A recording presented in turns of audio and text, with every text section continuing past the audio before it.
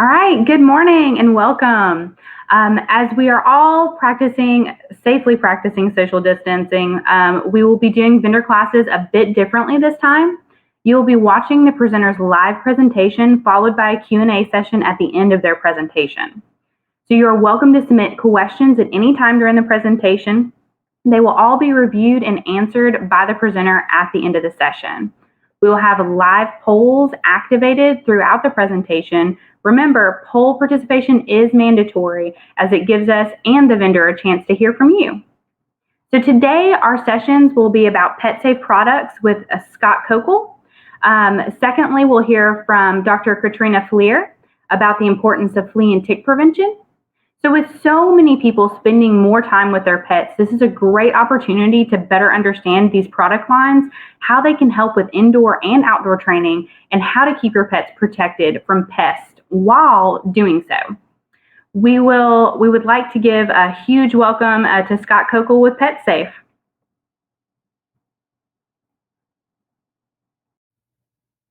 Can you hear me? Can you hear me?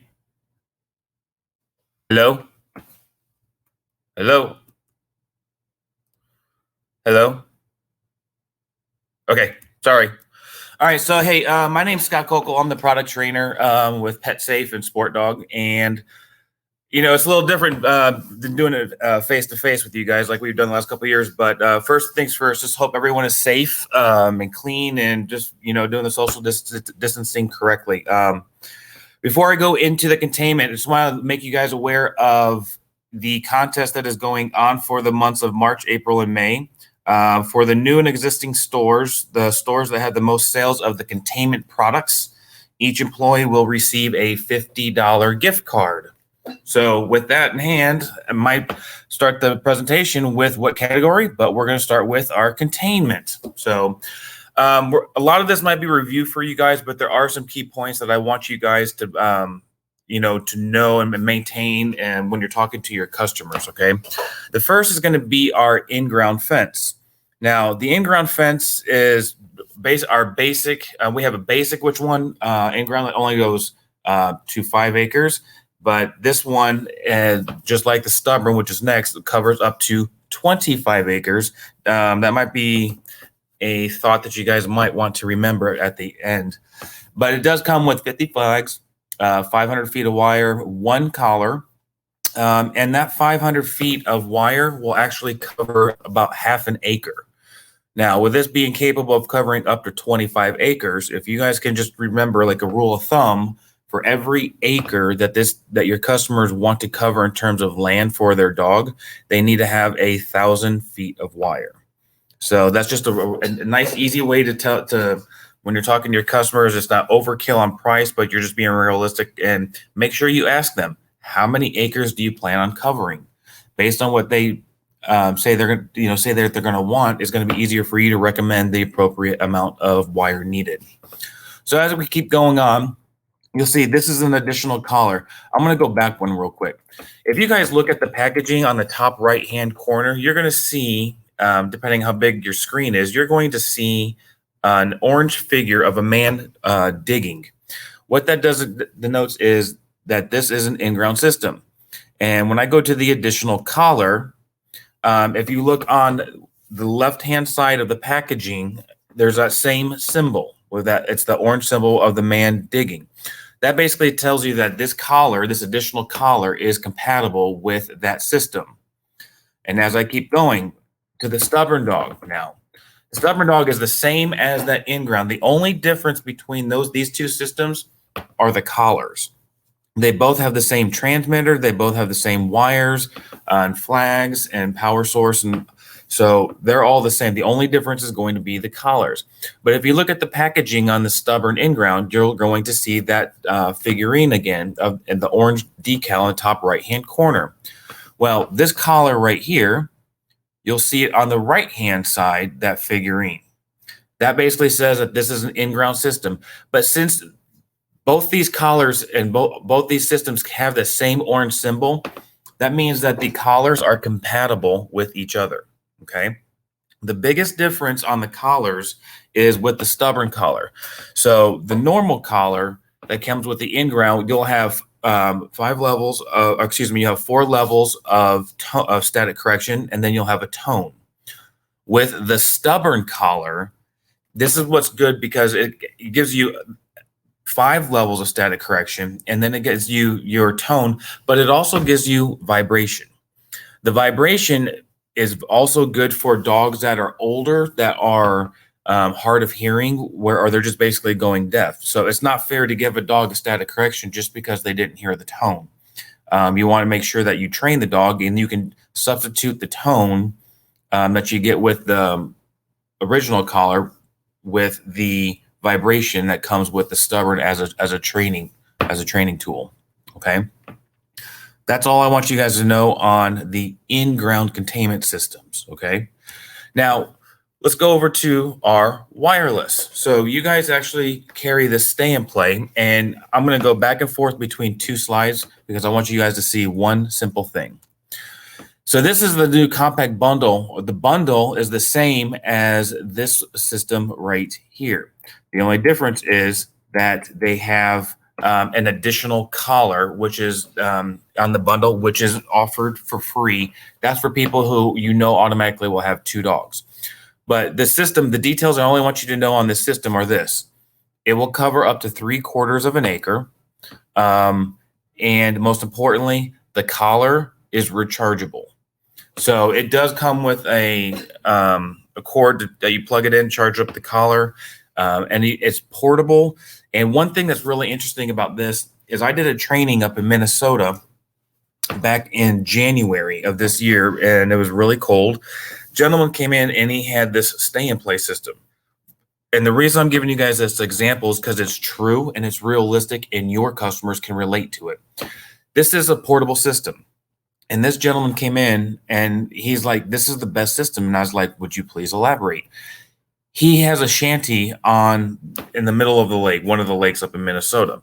And every weekend he goes out there. Well, he can now take his dogs with him because he takes in his shanty, he has a generator, plugs in the Stay and Play, and walks out on the ice and marks off the territory, puts booties on his dogs, and now he can take his dogs with him. And he has nothing to worry about the dogs running away because the dogs are trained. So you could take this, with the fact that this is portable, you could take it to your Aunt Gertrude's, Uncle Elroy's, it doesn't matter where, but it's portable. As long as you have the flags, it's easier and visually easier for the dog to sit there and know the new terrain, but they're going to hear that tone that comes with it. So that's all I want you guys to know on the Stay and Play. But if you look at the packaging on the bundle, you'll see that the additional collar is to the left-hand side, and it's on the packaging. It's not going to come off. You're going to have to basically really rip it off. So we did that just for security purposes. Okay. Next, let's move on to our bark. You guys have 3 different bark collars that we're going to talk about here briefly. The PetSafe Basic Bark is the entry level, and this has 6 levels of static correction. It has what's called our progressive technology. Well, what is progressive technology? If you can remember this and talk to your customers, you are going to establish a lot of credibility and trust with your customers that you know the products that you're speaking on. Okay. Let's say I'm a dog and I start barking, and I have the collar on. It starts at the lowest level, and then it's going to keep getting progressively stronger. So if I keep barking 1, 2, 3, 4, if I stopped at level 4 and I don't bark for 30 seconds, the collar will recycle back down to level 1. Hence the phrase progressive technology. It gets progressively stronger. Okay. So in addition to the 6 levels of static correction, it does require a battery, but it is waterproof. Okay. Next is going to be our rechargeable bark collar. Okay. This is different because from the basic bark where, and the fact that it's, well, one, it says it's rechargeable. It does have 15 levels of static stimulation, and it has what's called our temperament technology. So basically the temperament technology is this. If I'm the dog, the collar is going to learn my attitude. And what I mean by that is if I start barking the very first time, and it's like 1, 2, and I keep barking, and the static levels keep getting higher up to level 11. Okay. If I stop at level 11 after 30 seconds, what this will do is it will lock it in to level 11. The next time that I bark, I'm going to get a static correction at level 11. If I sit there and were to do maybe one bark every 30 seconds over the course of 3 or 4 hours, a total of 5 times, then it's going to drop down to a level 10. Same thing. If I go a couple hours, just one bark every 30 seconds or so, then it's going to drop to a level 9. But if I bark through it, the collar's going to recognize that, and it's going to sit there and adjust to my attitude or my temperament. So if I were to get all the way down to level 7 and then I start barking, I bark through at level 7, it's going to adjust up to level 8, 9, 10, all the way up to level 15 so I can stop barking. Okay. Next is going to be our spray bark collar. Okay. This is one difference that this has over the other two is it is only water resistant. The basic bark and the rechargeable bark are rechargeable. This one does, excuse me, it is rechargeable, but it's only water resistant. And the reason it's water resistant is if you look on the bottom right of the slide, those cartridges have to sit there and fit into the collar. So it was a little bit pricey to sit there and try to make a seal to cover the opening for those cartridges to enter in. It does come with a unscented and a scented cartridge. These cartridges, all they are condensed air. So if you have the condensed air that cleans your keyboards, same principle. One cartridge is unscented, the other one is citronella. The reason that we have citronella, and what I would strongly recommend you guys offer to your as a selling point to your customers, is to ask customers this question: have you ever smelled a skunk after they spray? Everyone's going to sit there and say yes, and they're going to give you that ooh, that stinks, that little facial expression, and that's exactly what you want. The reason you want this is the next thing you say is the way that you smell that skunk is the way that a dog smells citronella. So that's one thing I want you guys to understand is when you are sitting there talking to your customers, give them that realistic example because it's easier for them to relate. And if they can relate to something, you're building the confidence, which is going to make it easier for you to sell. Now, the one thing about these and all of the trainers, which are coming up next, is in these bark collars, is I want you to put the product in the customer's hand. By doing that, you're establishing ownership to the customer. And don't be afraid. Don't ask for it back. Do not, because make them, hand it back to you, but don't be rude about it. You can say, oh yeah, hey, take a look at this. And if you have that one little awkward pause, then you take it back. But you'd be surprised at how many additional sales you can get by establishing ownership on that product by putting it in the customer's hands. Okay. One last thing to let you know about these cartridges that come with the spray bark, they guarantee 35 sprays. So it won't go any more than 35, but it won't stop until it gets to 35. There's a little memory card that's on those cartridges that will basically keep count of how many sprays have come out with each bark. Now we're going to move on to your trainers quickly on this one. This is your smart trainer. This one actually hooks up to your phone, and this is a one-dog system. So let's remember that this is a one-dog system. If you can remember I'm hoping that everybody knows what a Bluetooth speaker is. Well, you can only have one phone connected to a Bluetooth speaker playing music at one time. So correlate that over to the Smart Dog Trainer. You can only have one phone connected to the collar at a time, so that means it can only be a one-dog system and a one-person system. It is waterproof, it is rechargeable, and it has 15 levels of static correction, tone, and vibration. Now, we are going to sit there and promote 75 yards. I have actually been on a football field with my son. We were 100 yards away, and he could still hear the tone. But I'm going to openly promote 75 yards to you guys. Good selling points with this. This does very well with millennials. And if you travel, I travel for a living. So on my phone, I have my flight, hotel, and car rental. And it has my maps. I live through my phone. If I didn't have my phone with me, I honestly feel like I'd be naked. So how it works with this, when people travel, they're going to sit there and take their smartphone with it because it's going to have their itinerary, their flights, their directions, everything. So it's a lot easier for them to remember to have their phone than it is to have the remote trainer or the remote that actually goes for their dog trainer. So when people sit there and come in your store and be like, hey, are you more apt to remember your phone or the dog trainer for your collar? They're going to sit there and say, my phone. Well, now you have both because your phone actually acts as the remote for you. Now you have your 300 yard and your 600 yard. I'm going right back and forth between these two. Both of these are waterproof, rechargeable. They have the tone, vibration, and they have the 15 levels of static correction. The only difference between these two is the yardage. You have your 300 yard and you have your 600 yard. What's unique about these and how they're different from the Smart Trainer is these remotes are both capable of handling 2 dogs at the same time. So the additional collar is sold separately, but you are capable. Someone comes in your store and they have 2 dogs. You guys can sit there and special order the additional collar for them, and we'll get them taken care of. All right. So other than that, the Smart Trainer, which is this one. Oops, let me go back up.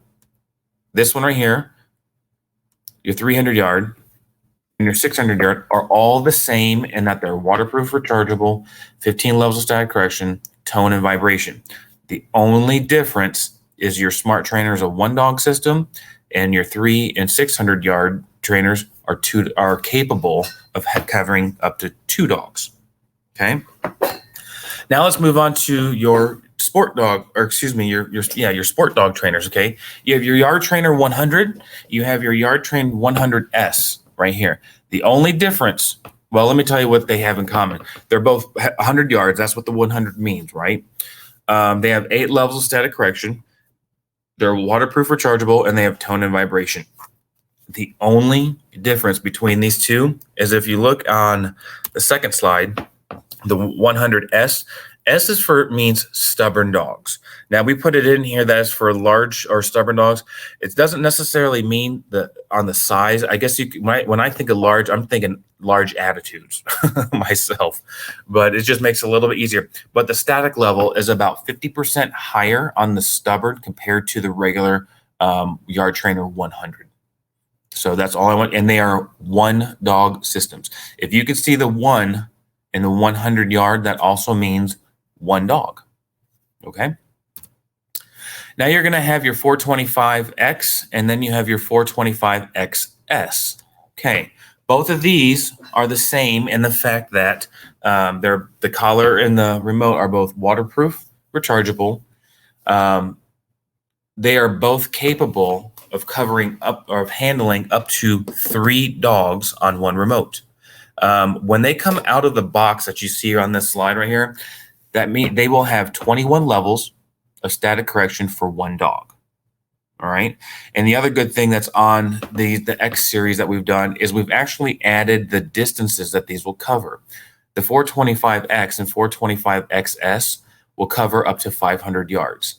And on the new X series, you'll see on the packaging at the very bottom of the front, on the very front of the front page of the, not the front page, but the front faceplate of the packaging, you'll see where it says 500 yards.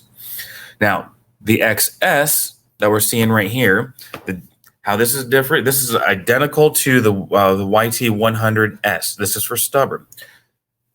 The static levels on the XS are 50% higher. Other than that, they're the same, they're identical. And the technology on this one comes from the collar, not the remote itself. So these guys are both waterproof, rechargeable. They'll have the 21 levels of static correction for 1 dog.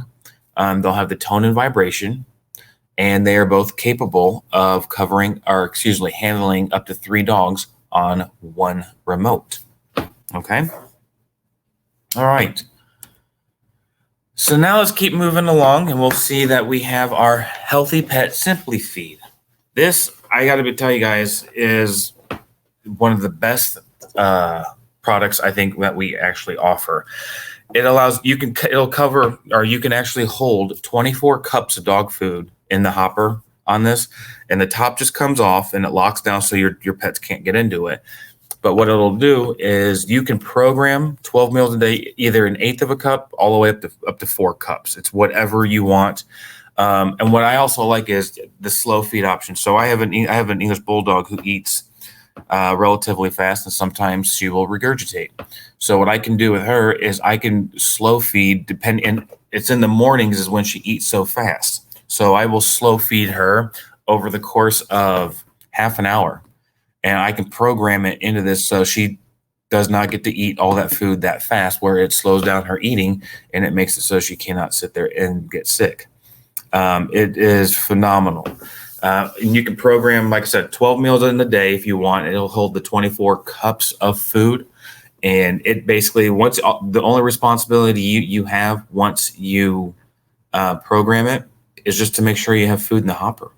Other than that, you'll have nothing to worry about. All right. Moving on, now we have our digital 2-meal feeder. This one, I actually like. This is if you have like a smaller dog. If you have like a big dog, they're going to eat more than a cup and a half of food. Each side, there's 2 sides to this, and you program each one whatever length of time that you want it to wait before it opens up. But there's a little plastic cups on the inside that can hold up to a 1.5 cups of food. To program it, you can have them be anywhere from 1 hour to 99 hours apart. So if you can look at the top of the product itself, there's in the middle of it, there's a little door. You just open up that little lever of the door, and then there's going to be 2 arrows, 2 plus, 2 minus on each side. And on the left one, if I want to have it go 7 hours, I just hit plus up to 7. And on the right one, if I wanted to have it go 24 hours, I can just hit it 24 times. The 24 shows up on the screen, and you're done. It's that easy. So these are, like I said, these are really good for smaller cats, smaller dogs or cats that don't need to eat as much in the day. And it makes it a lot easier for you when you're, if you're out and about, but you know your pets are going to be fed. So that's going to be our feeders. Next, we're going to talk about is the half-gallon, gallon, and the 2-gallon. These are all the same. They all have the same design. They all have the same color. But these are new for us, and they've done very, very well because they include 2 different technologies of a fountain. The first one is, as you look at it, there's that one that has the free-flowing stream that comes down. Okay, so now you can actually generate the noise, and you can actually, and it's just like waterfall on a rainy night that you can hear or coming down the stream, but you can adjust the strength of that stream. So at the top where the water's coming out of the stream, there's a lid that says Pet Safe. All you do is you pick up that lid, and there's a lever in there that will allow for you to adjust to a stronger stream, even to no stream at all. My wife likes the stream. I don't like the stream. But let's sit there and say you do not have a stream coming, there is still movement of that water. So what it does when I say it combines 2 technologies is the technologies of our fountains that have the stream, and then we have some that do not have a stream where they just have a current. So if I were to sit there and have it turned off, it may look like there's no movement, but on the bottom in the well, it's actually circulating around. So you're never going to have any stagnant water just sitting there for your dogs. And they do take filters, so which are a very, very good residual revenue for the store or an add-on sale. So when you're sitting there talking to your customers, what I like you guys to know is on the packaging is the pictures of the filters, and it's a visual representation of what the customers need to buy. So it's a lot easier for them to know what they need to purchase before they leave that store the first day or the next for every time they come back into the store. So that's a really good add-on sale for them that you can add. On the other side of it, it says 1 for 1. What that means, and I really want you guys to look at this, and I want you to go show your customers this because I think it's very, very important. What that 1 for 1 means is for every ounce or for every pound that your pet weighs, they need to drink that many ounces of water. For example, my English Bulldog, she weighs 55 pounds. For her to be completely hydrated, she needs to drink 55 ounces of water per day. So, and now with the different sizes between the half, the 1 gallon, and the 2 gallon, it basically, the bigger the dog, like this husky right here, you're going to sit there, they're 80 pounds or so, you know that they're going to need to drink 80 ounces of water. So you're going to need to get the bigger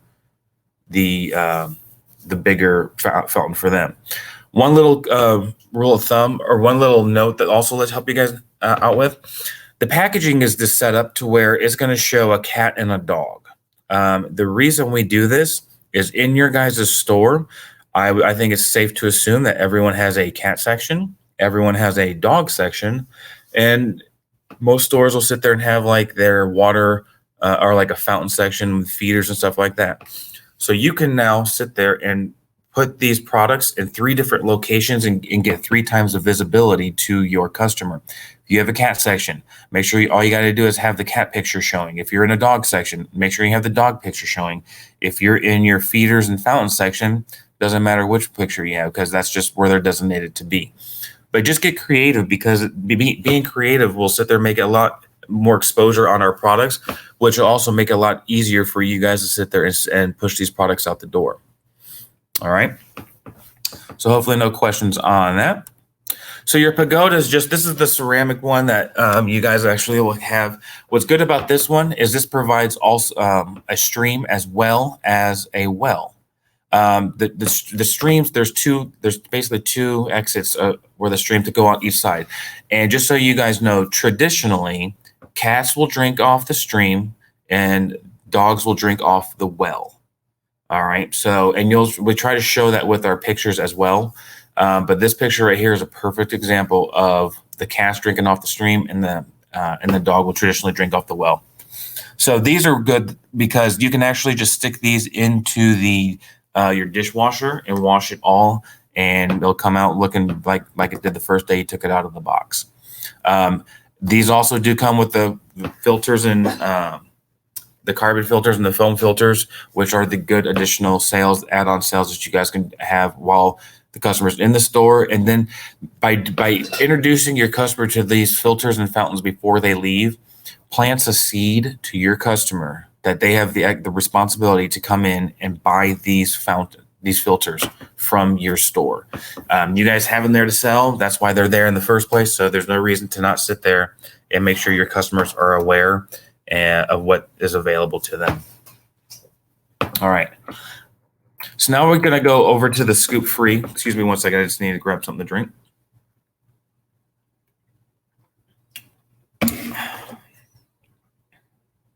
All right. Scoop Free. This is an amazing product. So what it is, it's an automated litter box system. What it does is there's 2 sensors in there. So the setup actually takes less than 5 minutes to do. I actually just set one up last evening at one of my friend's house. He just purchased one, and I showed him how to do it, and it took me less than 5 minutes to do, which they were awestruck by. But how it works is the cat will go in there, they'll do their business. There's 2 sensors in there that when the cat goes in there, it's triggers for 20 minutes. So when the cat leaves and those 2 sensors link up again, it's a 20-minute timer. After 20 minutes of the cat not being in there, it allows for the solid waste the smell to get absorbed, and as well as the urine. It will then push the rake out, and it will push the solid waste underneath the purple, or now the taupe colored cover, and that way you don't have to sit there and see it as well. So a couple things I want you guys to know about the Scoop Free. You guys should have an expectation on yourself as a store to sell one of these every 3 months. And there's a reason. When you guys sit there, and if you can establish and do it every 3 months, I want to explain the math to you. Our number 1 product that we sell globally in terms of units sold are the trays. Okay. So if you sell, and let's sit there, I'm not sure what you guys have them priced at. Let's say they're around $20 to $22. So let's just sit there and say 20. If you sell one of these every 3 months, that means you're selling 4 a year. Well, indoor cats nowadays, they live to be about 20 years old. Okay. So if you do the math and you're selling 4 of these a year, right? That means you're going to be selling it like this. So every customer, and these trays, if they have one customer, or excuse me, if your customers have just one cat, the trays will just sit there and last for 1 month. So think of it this way. You have one customer coming in to buy a tray, and then you have 12 months in a year, and you're doing it 4 times a year, and you're doing it for 20 years. In year 20, month 12, just on trays alone, you'd be selling over $290,000. And that's just on the trays itself. So it's an aggressive math equation, but it's a very aggressive goal. But just so you guys can see the residual revenue that comes from these trays. So here's a question for you guys. When you guys have your customers in the store and you're trying to sit there and trying to explain what the crystals are and how they work, make sure you sit there and tell the customers this. They don't have to see it, smell it, or clean it. And the customer's going to be like, yes, I am. And you're going to be like, no, you're not. And then I want you to follow it up with this question. And I want you to ask every customer this question. And the reason is the one-word response I'm going to give you is going to get your customers to start thinking about how these crystals actually work. Okay.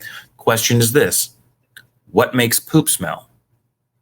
And I know it's awkward, but we all do it. So, but the thing is, what makes poop smell? And the answer is moisture.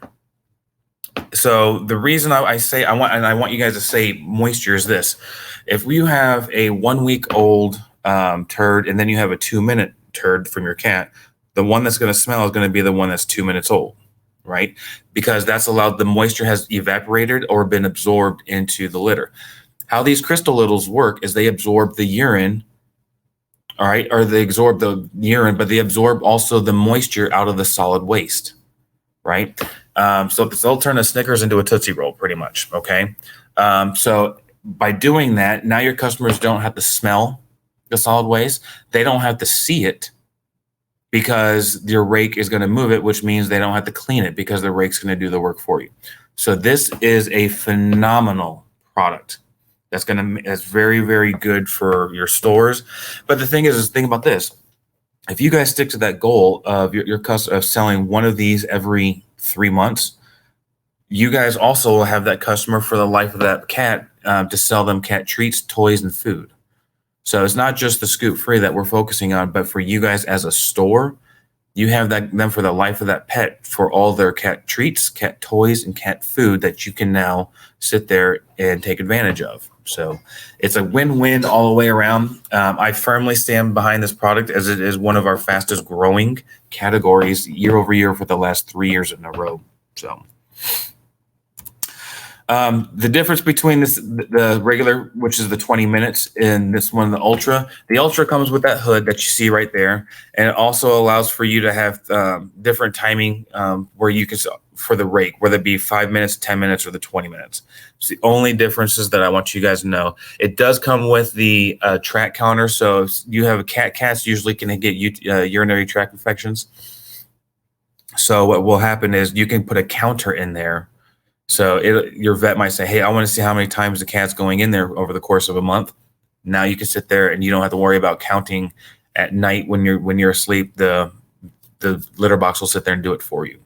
So that's all I want you to know on that. All right, so now let's sit there. This disposable litter box works in 2 different fashions and 2 different types of customers that you can try to sell this to, okay? First one is you got someone who's like, man, I don't know if I want to invest in that Scoop Free because it's between $140, $150.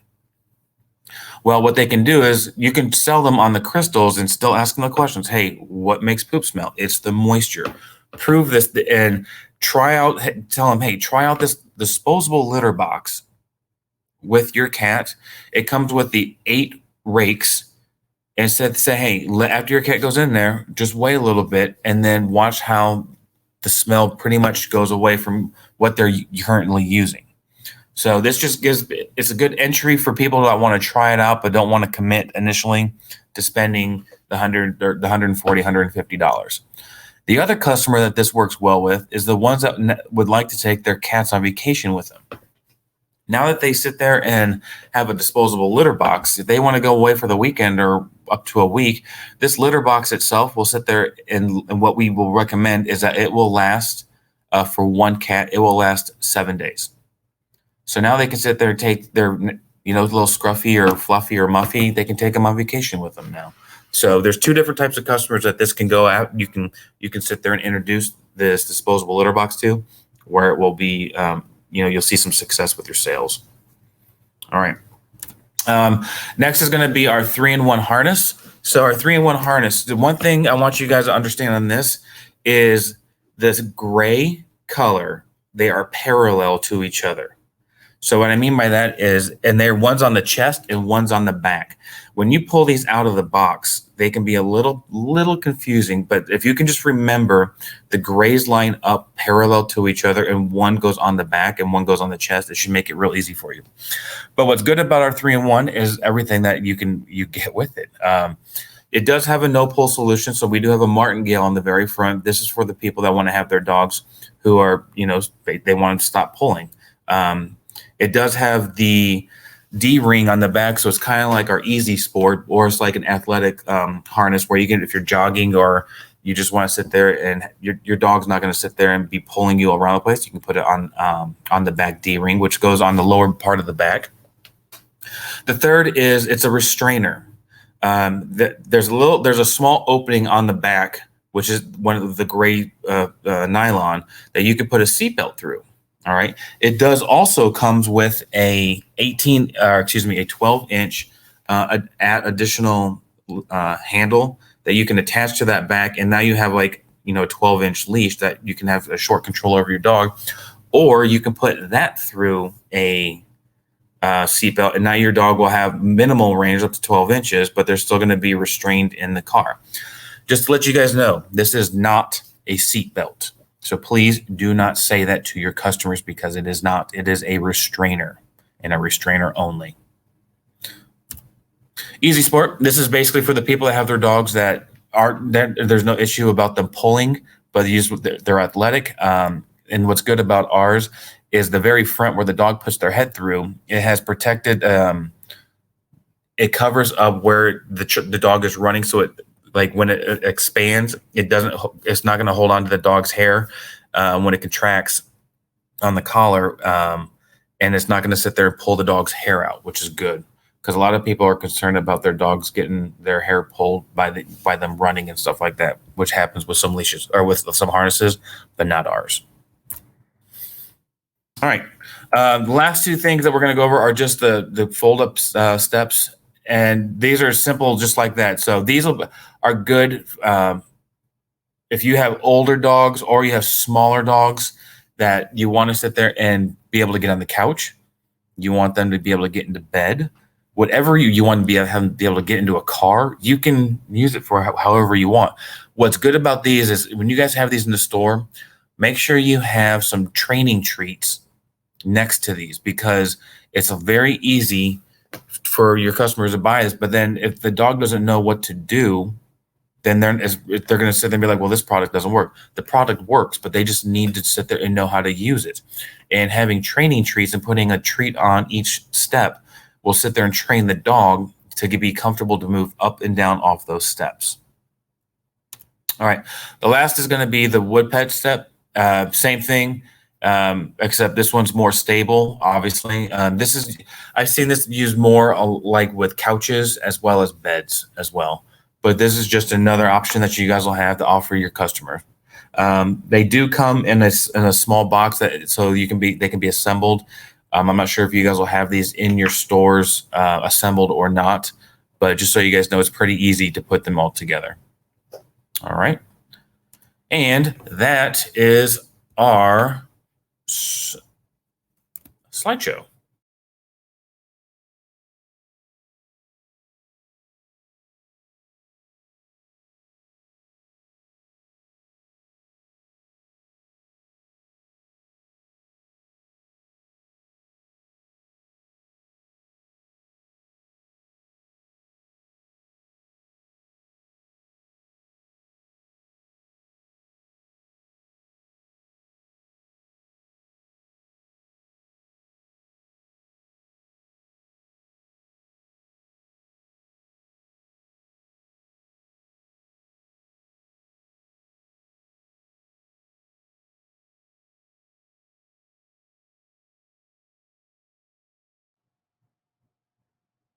1 second.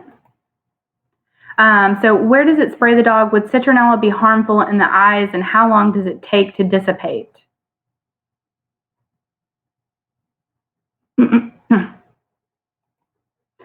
All right, guys, I think we had some audio issues. So I'm just going to go back just a little bit. I apologize for that. So basically, thank you again for the presentation. It was wonderful. We got a lot of good information. So right now we're going to go ahead and launch the Q&A session. You guys have been so active and have put lots of good questions through. But as a side note, we do have several polls activated. So make sure if you have not taken part in the polls to participate in those, and then we'll review those at the very end of the presentation or at the very end of Q&A. So our first question that came through Q&A was, where does it spray the dog? Would citronella be harmful in the eyes, and how long does it take to dissipate? So Scott, would you like to answer that question for us?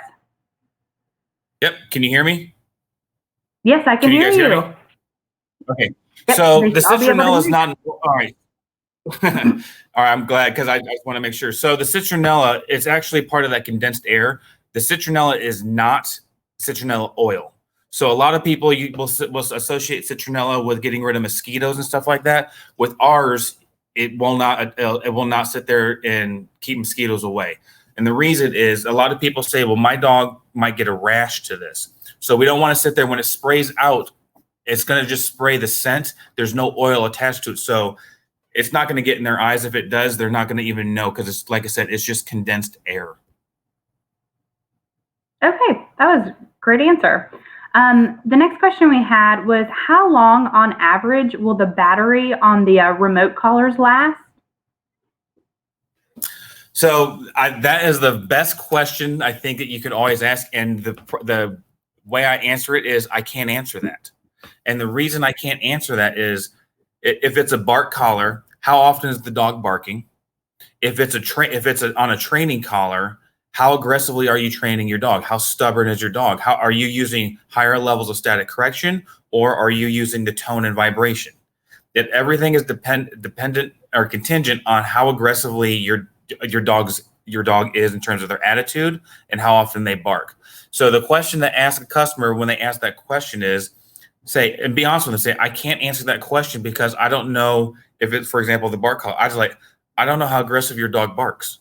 I don't know how often your dog barks. I don't know your dog's tolerance for a static that they can handle. So based on those, it's a trial and error initially. Okay, so basically, depending, kind of like with any battery, it just kind of depends on the amount of use that goes into it on the battery life. Absolutely, absolutely. Great. So when teaching a customer about using, I'm assuming this is their remote collars that they're inquiring about. When teaching a customer about using this product, do you correct a dog to get them to come back, or do you correct them when they don't come back? How does the static correction help teach obedience without being negative? All right. So, man, you guys this is why I love doing Hollywood Speed. You guys are amazing with the questions. So we give you 3 different options. We give you static, we give you tone, and we give you vibration. You, who is the dog owner, train the dog any way you want. We just give you the options. So when people use static, they get nervous with it because they're like, I don't want to hurt my dog. Well, you start at the lowest level. There might be, so like on our PetSafe 300, 600 and Smart Trainer, there's 15 levels. You will never have to use level 15 to train your dog. All you do is when you substitute getting using the static where you get a leash taunt. I have to sit there and teach my dog to sit, stay, heel right next to me before I can expect him to sit there and go out 600 yards and do the same. So for me to do that, I have to use a leash to train my dog. All I'm doing is I'm substituting getting the leash taunt, right? And then the release, hey, good boy, good sit, good sit. I'm just putting the collar on, and I'm giving them that little static correction. I'm not starting that level 15. That you don't traumatize the dog. You want to train the dog. But what I'm doing is I'm starting at level 1. And if they aren't responding back to that, then I'm going to go to level 2, then 3, and then 4, right? Or I can sit there and use the tone, and I can use the vibration. however I want. It's my dog. I can train him any way that I want. So when using the static, a lot of the times that people, it's human error and it's not dog error. It's because people don't know how to train a dog. So when you're using static, just remember, you always start at the lowest level and work your way up. That way, you're not hurting your dog. It's the people that associate our products with cow fencing and electric fencing with in agriculture. That is electrical fencing. With ours, you can't. It's impossible to burn a dog because there's no amps that come from our collars. All right. Okay, that was a great question. And I think in my experience, I think someone has explained that like the static correction is very similar to like if you're pulling clothes out of a dryer. Of course it has different levels, but it's a static shock, not an electric shock. Yep, that's it. Great. So another question that we had is, do the motors on the fountain wear out? They said that they have a 2-gallon fountain and have the setting to full flow. They've cleaned the motor and filter and such twice, but are still having kind of a trickled flow. Do you have any thoughts on that? So yeah, they will. So I mean, they're just like anything. Nothing is endless. You know what I mean? I mean, any motor and anything that you have is going to ultimately wear out. What I'd recommend you do is contact my customer care, set up the warranty, because everything that you guys have in your stores carries at least a 1-year warranty. Okay. And you can sit there and say, hey, I just bought this. Don't worry about it. I'm not worried. We're a customer warranty rather than being so strict on the time. But they will also teach you some simple tricks to make it clean it a little bit more thoroughly without using vinegar and stuff like that. There's little tricks that you can use that'll help. But yes, in time they will. But if you sit there and communicate with our customer care, if it happens within the designated time, they'll send you a replacement for free. But if it's out of that time and you've had it for maybe 3-4 years, they are available just to buy the motors themselves to replace.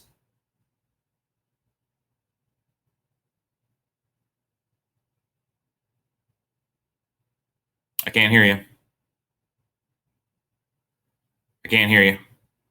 I apologize. Sorry about that. On the that was a great answer. Thank you for letting us know that those are available to replace the motors if they do wear out over a period of time, and the warranty was great to know as well. Another question that we had is on the remote collars, the remote trainers. Is the collar a one size fits all, or are there different size collars? One size fits all for what you guys offer. So, and it goes from 6 inches up to 26 inches. And what we recommend, and the reason we have so much is because we don't know we don't want to sit there and have for the customer to have to worry about switching collars and switching switching everything around. So when you get a smaller dog, all you got to do is when you have it fit, you just cut off the ends that you're not going to need. If you have a bigger dog, well, obviously you're not going to cut off the extraneous leash or collar that you're not going to be using. So yeah, it is a one size fits all in terms of, but we have enough of the collar on there that you can shorten it down to get a good fit. And then whatever you don't use for your dog, you'll just cut off. Perfect. That's awesome. That's a little bit easier than having to switch and have different sizes, just kind of trim it to size. It's a pain in the butt. It's a pain in the butt. So some customers ask what to do if their cat's stool clogs or stops up the rake on the cleaning litter boxes. So softer stools are a no-go, it seems, as well. So what are your thoughts on that? Well, I realistically, I would sit there, and this is us talking. It's the food. They actually probably just switched them to I had my own pet store, so I mean, I've had a lot of people come into my store and say, hey, A, B, C, D, E is wrong. What's the answer, right? It's going to start with their food, or they have a urinary tract infection. That's why we have it wait 20 minutes for that moisture to be absorbed out of the solid waste with the crystals. Now, is it going to work every time? No, because cats get sick just like humans get sick. What I'd recommend in that situation is just go get some PAM and spray down the rake itself, and that'll take care of it. And if they wanted to, they could call our customer care, and we're going to get them taken care of anyways.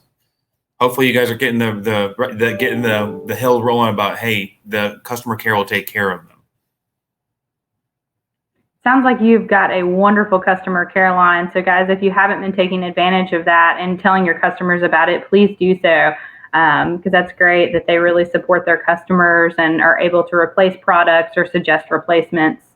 Another question that we had is replacing the filters. Replacing the filters, and it is difficult because of the adjustable stream handle. You have to take it apart and put it back together. So it was more of a statement. But is there going to be any models that are easier than others, or any? Well, it should realistically, it should not be that difficult. And when it was designed to actually be easier. Now, I'm not trying to beat a drum, but my customer care will walk them through how to sit there and do it effectively and make it that much easier. Rather than, like, I'm stubborn Scott, okay? So rather than me call, which I know I should, I'm going to try to figure out myself, and I'm the guy that's going to break it. Or I'm the guy that's going to get frustrated with it, when if all I did was just pick up a phone and 30 seconds, they could sit there and teach me how to do it, and I'll be a hero afterwards. So my thought is, if someone says, hey, it's harder than what it should be, I would say call my customer care and express that concern and let them walk you through, because maybe you're missing a step, or maybe you just got the one stubborn product and they can replace that entire product to make it easier for you. They're going to sit there and make sure you're taken care of. That's awesome. And, I also think that it is really important to, definitely take advantage of that customer care, because typically, in most scenarios, if there is a reoccurring issue, that's something that you guys would then be aware of and could make some adjustments down the line. So unless we reach out and, let your customer care know that someone is having some issues that may or may not be easy to fix or adjust, there's no way for you guys to really know, since your product is so widespread. So yeah, definitely, I agree with you on that customer care. The thing is, go ahead. Sorry, go ahead. No, you're fine. Well, the thing is, we don't know unless we're told. You know what I mean? We may think we have the best thing since a bar of gold, but if to the consumer, if they say, no, that looks like silver, and we're like, no, and they're like, yeah, it does, and that means we have to go back, because our eyes don't see it the way a consumer does. So we have to listen to what the consumer tells us, so that way we can make the necessary adjustments to make it a worthwhile product for them. And that feedback that we get that comes back to the customer care gets consolidated, and it works its way up to the category teams. Perfect. So on the stubborn dog, would the stubborn dog collars be better for long-haired dogs? Or does that make a difference? It doesn't make a difference at all. It does come with short contact points and long contact points. So it doesn't matter. Just you want to have it just be a high and tight fit where you only fit one finger in between and you're good to go. Awesome.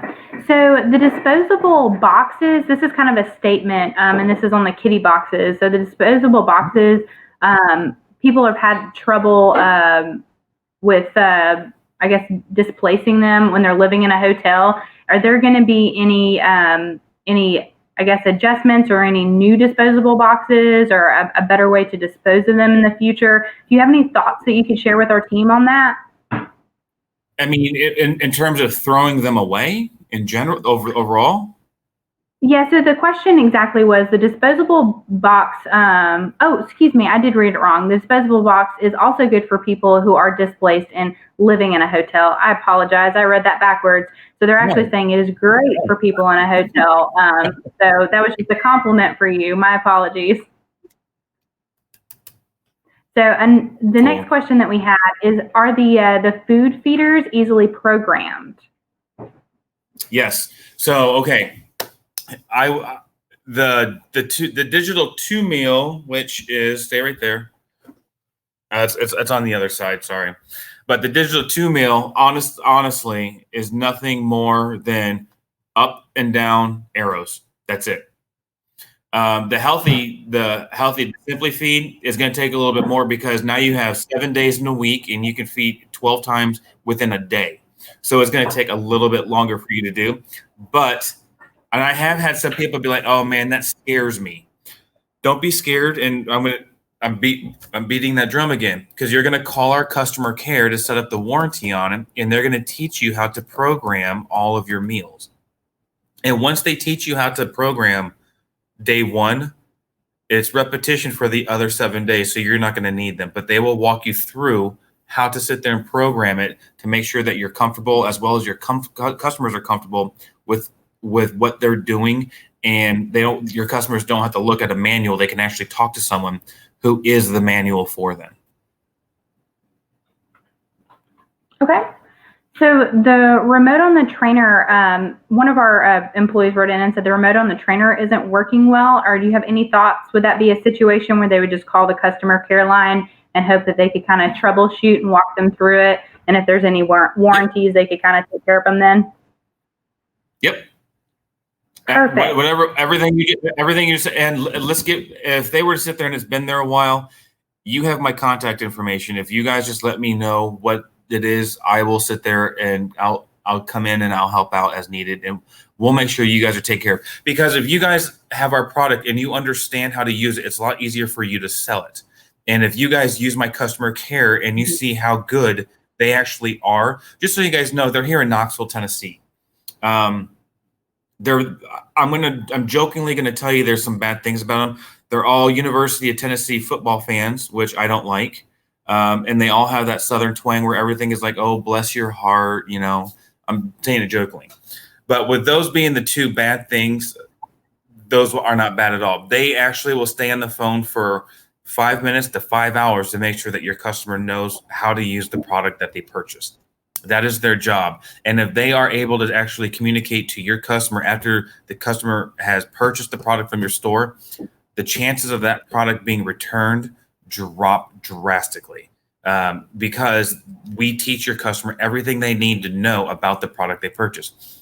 So they're really, really good. So what I would recommend is always start with the customer care, but you have my contact information. You can always contact me or David.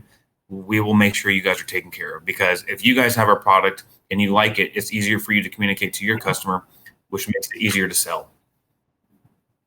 Perfect. So I've got a few more questions. We are running a little bit over on time, so we'll kind of go through those, and then we'll quickly go through the poll questions so you can see the answers from our team.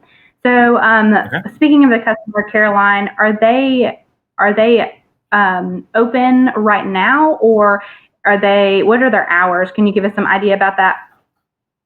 General business hours, Monday through Friday. Saturday, same thing, and then Sunday's going to be a skeleton crew. Awesome. So the last two questions that we had is, how does your sports dog collars compare to the regular PetSafe collars? They're the same, just different packaging, different brands, different styles. That's all it is. Perfect. And then our last question, it's kind of a little bit of a statement, and then just asking for a little bit of feedback from you. So customers do complain about the smell of the litter box, and then they said that anything you could recommend to help contain the smell. They personally use Arm & Hammer powder. Is there something that works well with your litter boxes, or the like reusable boxes? Our Scoop Free, or are you talking about our Scoop Free, or just? I think I'm a little surprised. on the Scoop Free for sure, because that one's a little bit different than a regular litter. And then, like I said, just as a basic, if you had any suggestions, they'd love to hear them. There's a scented Arm & Hammer baking powder that works better rather than the unscented. I would recommend that, and I do know, I'm not sure if Hollywood has it, but I have seen those in stores, and I would honestly just use that. But legitimately, I'm surprised with our Scoop Free that it doesn't. They're saying that it smells, because those crystals absorb the moisture, which eliminates the scent. So, but I'll see. That's something I'm going to take and I'll go to my category team on. That's awesome. It's good to know. So we have these are the last two questions, and then we're going to hit those polls. So is there a GPS collar? There is. It's our Sport Dog Tech series, and they Perfect. go from 7 miles to 10 miles. That's wonderful. I feel like I need one of those for my Boston Terrier. She's an escape artist lately. So the last question is, as far as the warranty goes, it says on a sales receipt it says on the sales receipt that I need to set up a warranty. What is your take on that? So, So, in all for honesty, example, it's a go go ahead. ahead. It's a customer warranty. Okay, gotcha. It's a customer warranty. Perfect.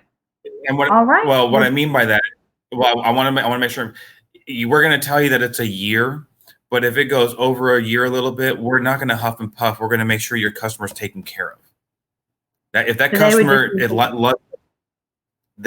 all it is communication. If they can communicate to us, we are going to make sure your customer is taken care of every time. So they would just need to reach out to that customer care team and discuss the warranty Correct. or any replacements that need to be made. You've got an awesome customer care team. That is fantastic. So with that, we're going to go ahead and review these few polls, and then we're going to take a quick 5 to 10 minute break as we get our next presenter, Dr. Fleer, with our flea and tick set up. So the first poll, and John's going to pop them up on the screen so you can see the results in the background, but I'll kind of talk through them. So we kind of did these a little bit of a quiz style. The first question was, how many acres can be covered in the in-ground containment system?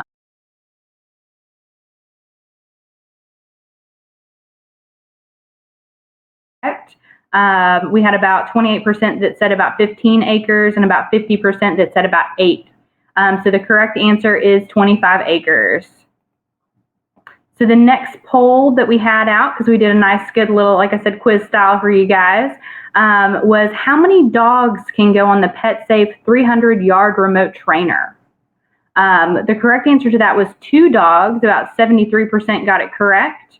About 5% said 3, and 20% said 1. So the correct answer is 2 dogs can go in the PetSafe 300-yard remote trainer. And then another question that we had was, how many dogs can go on the Sports Dog 425X remote trainer? So the correct answer was 3 dogs. About 65% of the audience got that correct. About 4 dogs was about 5%, and about 32% of the audience said only 1 dog. So the correct answer is 3 dogs can go on the Sports Dog 425X remote trainer. This was a really fun poll for me, I thought. The question was, what makes poop smell? And we did get we got quite a few mixed answers on it, and I see quite a few of you guys entering in your poll answers, so make sure if you haven't, we're going through them now. So the correct answer was moisture is what actually makes the poop smell, and about 60% got it correct. About 12% said fiber, and 28% said protein. So moisture is what makes poop smell. And then our last poll questions, and these were fantastic poll questions that were provided by David and Scott with PetSafe. So the last poll question is, what is an add-on item you can sell with PetSafe water fountains? And these are always really fun to kind of look at. So filters, cleaning kits. Filters are probably the #1 thing that we definitely should be suggesting with every fountain, because they are going to need a filter. I do like that someone suggested the PetSafe automatic feeder. That's a great suggestion. Cleaning brushes. So you guys are killing it. These were wonderful answers, great poll questions from PetSafe, and a wonderful presentation. So with that being said, thank you so much, Scott. We really appreciate your presentation. And at this time, we're going to go ahead and take about a 10-minute break in between our sessions, and then we'll start off with flea and tick. Thank you again so much for joining us.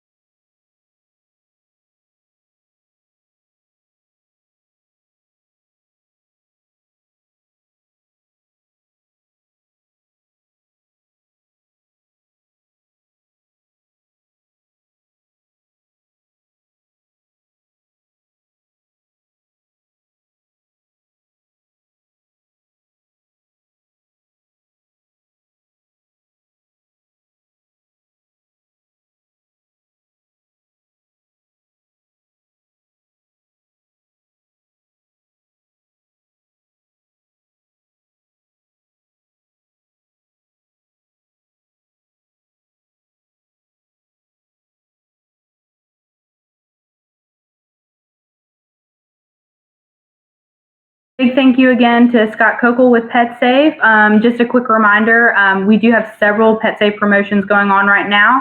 Right now, the PetSafe remote trainers are 30% off, and then the walking accessories and PetSafe bark control are 20% off throughout April. So make sure to use that knowledge and take advantage of those promotions and make sure our customers are aware of them. We are going to start our flea and tick session with Dr. Katrina Falier.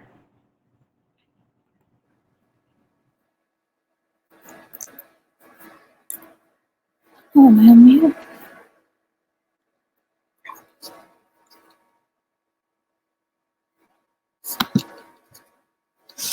I don't understand.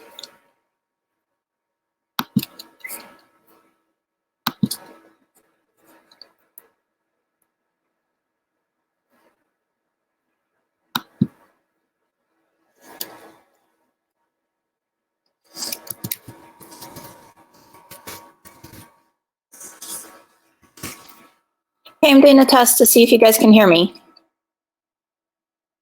Kayla, can you hear me?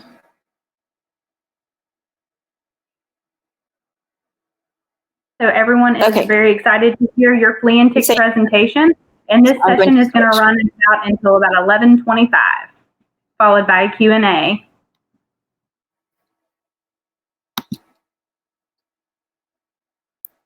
All right, so I am assuming you introduced me. I couldn't hear you, Kayla. So if anybody has any questions about who I am or what my credentials are, I can talk about that later. But right now, I'm just going to start this talk. We're going to talk about fleas and ticks today, and a little bit about worms too, because worms are fun. Parasites are all fun. They're like the best thing ever. They're so interesting and so fascinating. So let's go down this path right now. So we're going to start with fleas and ticks. And we're just going to start with talking about Mr. Flea. This slide's a little bit dense, but it's also fun. We're just talking about the angry little flea who is there's to me they're so cute, but I'm a veterinarian and I love them in my own way, but I also hate them in another way. I don't like them on my own dogs, certainly, and they can get onto pets really quickly, and they start biting immediately, and they really can be tenacious at sucking blood from all animals. So I can't stress enough how important it is to pay attention to these critters. And I know nobody wants them in their house. And the reason there's a cat in the photo to the kind of to the right of the screen is because cats are very good at grooming. And so often owners don't see fleas on their pets. And the reason is they're licking them off. And fleas carry things. They carry tapeworms. And so we need to stress to our owners that when they actually lick and even dogs will groom as well, not as much as cats, but we need to stress to our owners that come in that even though they haven't seen fleas does not mean that they're not on their pet. Everybody needs to be on a flea preventive, and everybody needs to be on regular flea prevention with absolute compliance. And the more we can talk about that, the better. And there are other things that can happen as well that this slide is talking about. Dermatitis just means skin infection. And when they get too many fleas, and some pets are super sensitive to the flea saliva, then they can actually get a skin infection from it. And that's not fun. That's called flea dermatitis. I'm guessing most of you have seen it. And if you haven't, you will. We're getting into the spring season and it's coming. And then the worst case scenario is the anemia, which it is, a decrease in red blood cells in the pet system. And that can happen when they get too high of a flea burden. So flea preventive is just so important.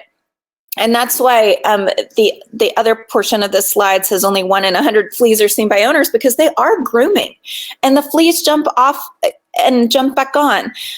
We don't see every flea on every pet, and we're not always looking either.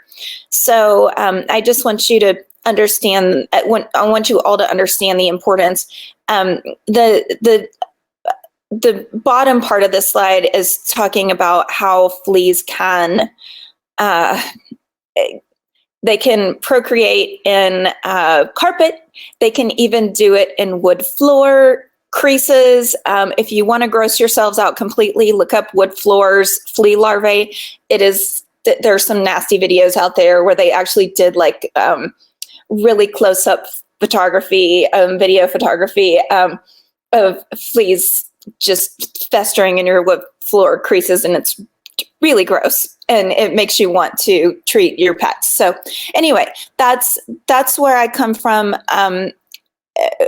just an introductory perspective on fleas. But let's talk about the flea life cycle a little bit. So first we have the eggs. And as the last slide provided for you, the adults do start laying eggs pretty quickly upon getting on the pet. So, and not just on your pet, it's in your carpet, it's in your wood floors, it's in your bed, it's everywhere. It's on your rugs. It's not good. I've had them in my house. It's nothing to be embarrassed about, because we've all had it at some point. But we do have to sort of take care of it, and it's a stepwise process. So then we get to the larval stage. They hatch out pretty quickly, and they become these gross little larvae, which is what you're going to see on the videos if you actually take my hesitant advice and Google that or YouTube that. And those larvae develop into pupae, and that's the third stage before they become adults. So there is something that you can advise owners on to get from the larval to pupal stage and then to the adult stage. They can vacuum. And I don't know if you've heard that advice or not. If you have, sorry to repeat it, but repetition is always good. So constant vacuuming, especially in carpeted areas, is really going to help those stimulate the larval stage, getting to the pupal stage, getting to the adult stage, where we can treat it better with some of these preventives that we're going to talk about later. So we want to get them out of the carpet and into a place where we can kick these guys' butts. So I hope that all makes sense. If you have questions about any of that, let me know later. But that's the basic life cycle. So egg to larvae to pupa to adult. And then we're going to talk about ticks real quick. Ticks are my favorite. I love them, but most people don't. They are arachnids, so they're very closely related to spiders. They are not spiders, but they're closely related. And they like certain areas of the country, but they are growing more common in other areas of the country. Our climate is changing a bit and in certain areas, and humidity is changing a bit in certain areas, and so they're becoming more prevalent in certain places. So I think most of you guys are in areas where they like to live. So moist and humid, they love it. They're going up those blades of grass because that's where they live. They like to live in oak forests mostly, but they will go other places if that's the only place they have to go. They're very, very good at adapting to new environments. Tick bite disease is variable. So we have lots of different ones. You can see them on the screen. We have all the Ehrlichias, which we test for. We have babesiosis, which is a protozoal parasite, totally different animal, totally different little critter.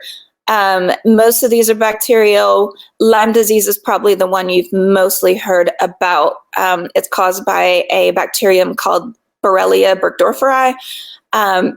it is also transmittable to humans, not by any pet, however. It is just transmissible by ticks to humans and to dogs. But if your dog's bringing ticks in the house, one could potentially get groomed off the dog and get onto you.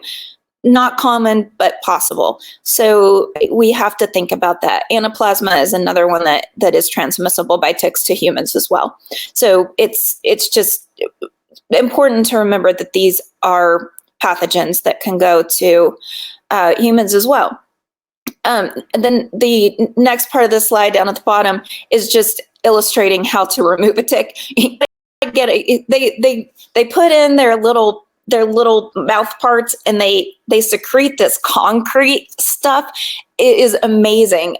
So you basically have to take out a little skin plug when you're doing it, but it's worth it to get them out of there. So getting ticks off the animal as soon as possible is super important, and getting them super close to the mouth parts and pulling straight up, not twisting, is very important as well. If anybody ever asks you, now you know. But yeah, they're such fascinating creatures. So let's talk about the tick lifestyle. They're kind of similar, except that the ticks, once their eggs are out, again, they're in mostly oak forests, but when they come out into the larval stage, they're in a nest and they're all over the place. And I used to drag cloths across fields to catch them, and would catch sometimes like 300 at a time. And they're just so interesting. So you can see actually that they have 6 legs when they're larvae. They're tiny. I have a freckle on my arm that I can show any of you at any time that looks exactly like a larval tick, because I used to think I had one all the time. They are very, very small. So they're hard to detect.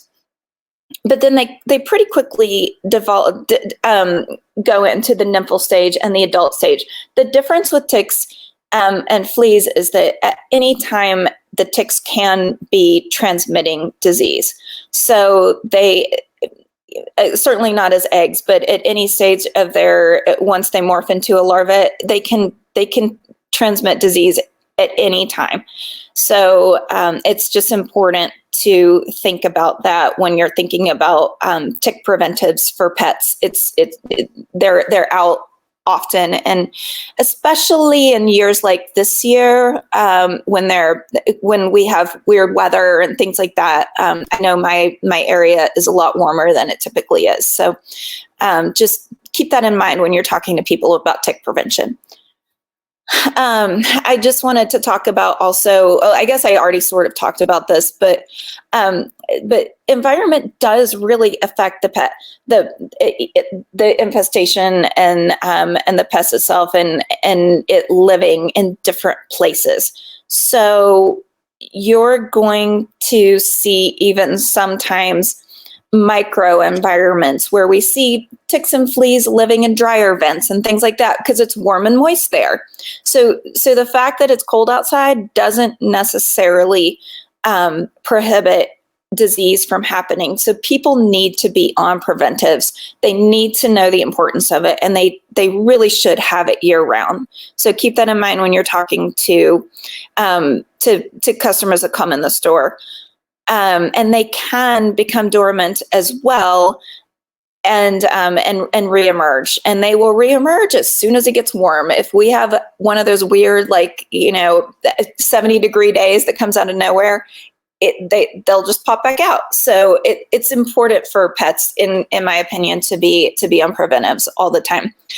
This graph is just kind of showing the peak, but you guys probably all know that summer is highest, but doesn't mean they're not there all year round.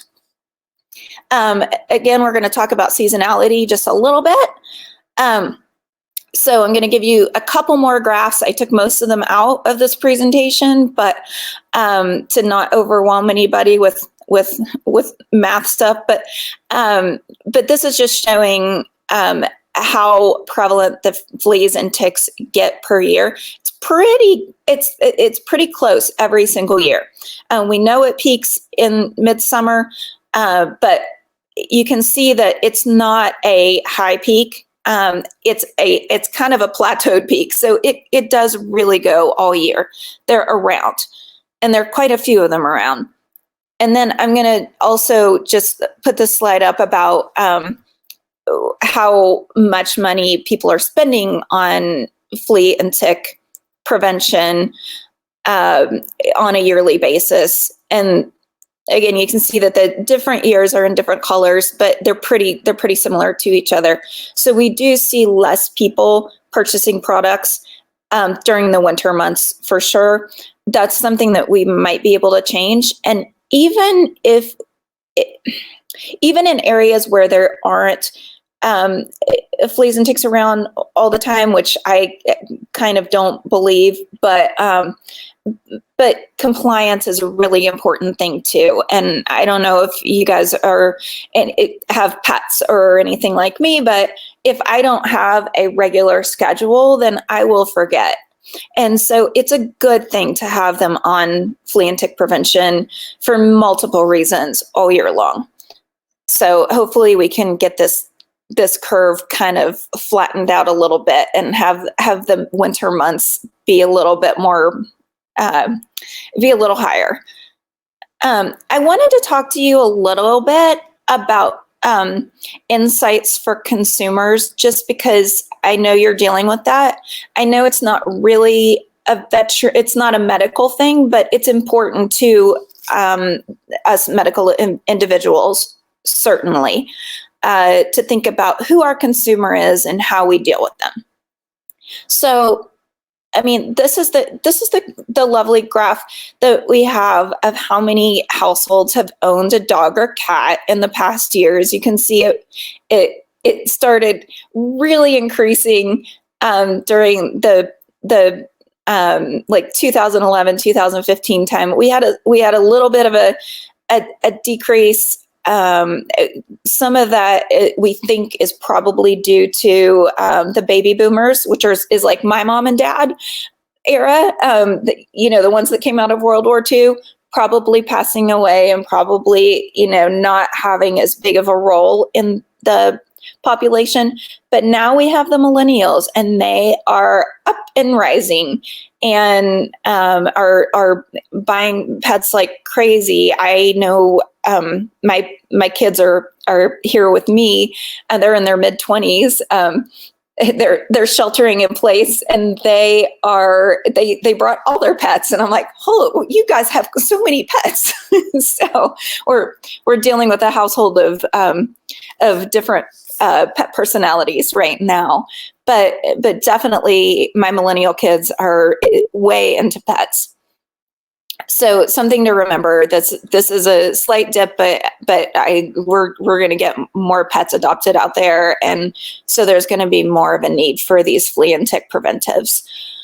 The good news is people are spending more money on pets. So even though we have a dip in pet numbers in the States, we are having the millennials who are like, yeah, I want to take care of my pet, which is, it's really, really awesome. So, and you guys need to take advantage of that. You're in a unique position, I think, to have these preventives and these antiparasitics at your fingertips, and the information to give to clients and to your customers to help them prevent parasites in their pets, and to have them become repeat customers. I think it's a really great position that you guys have.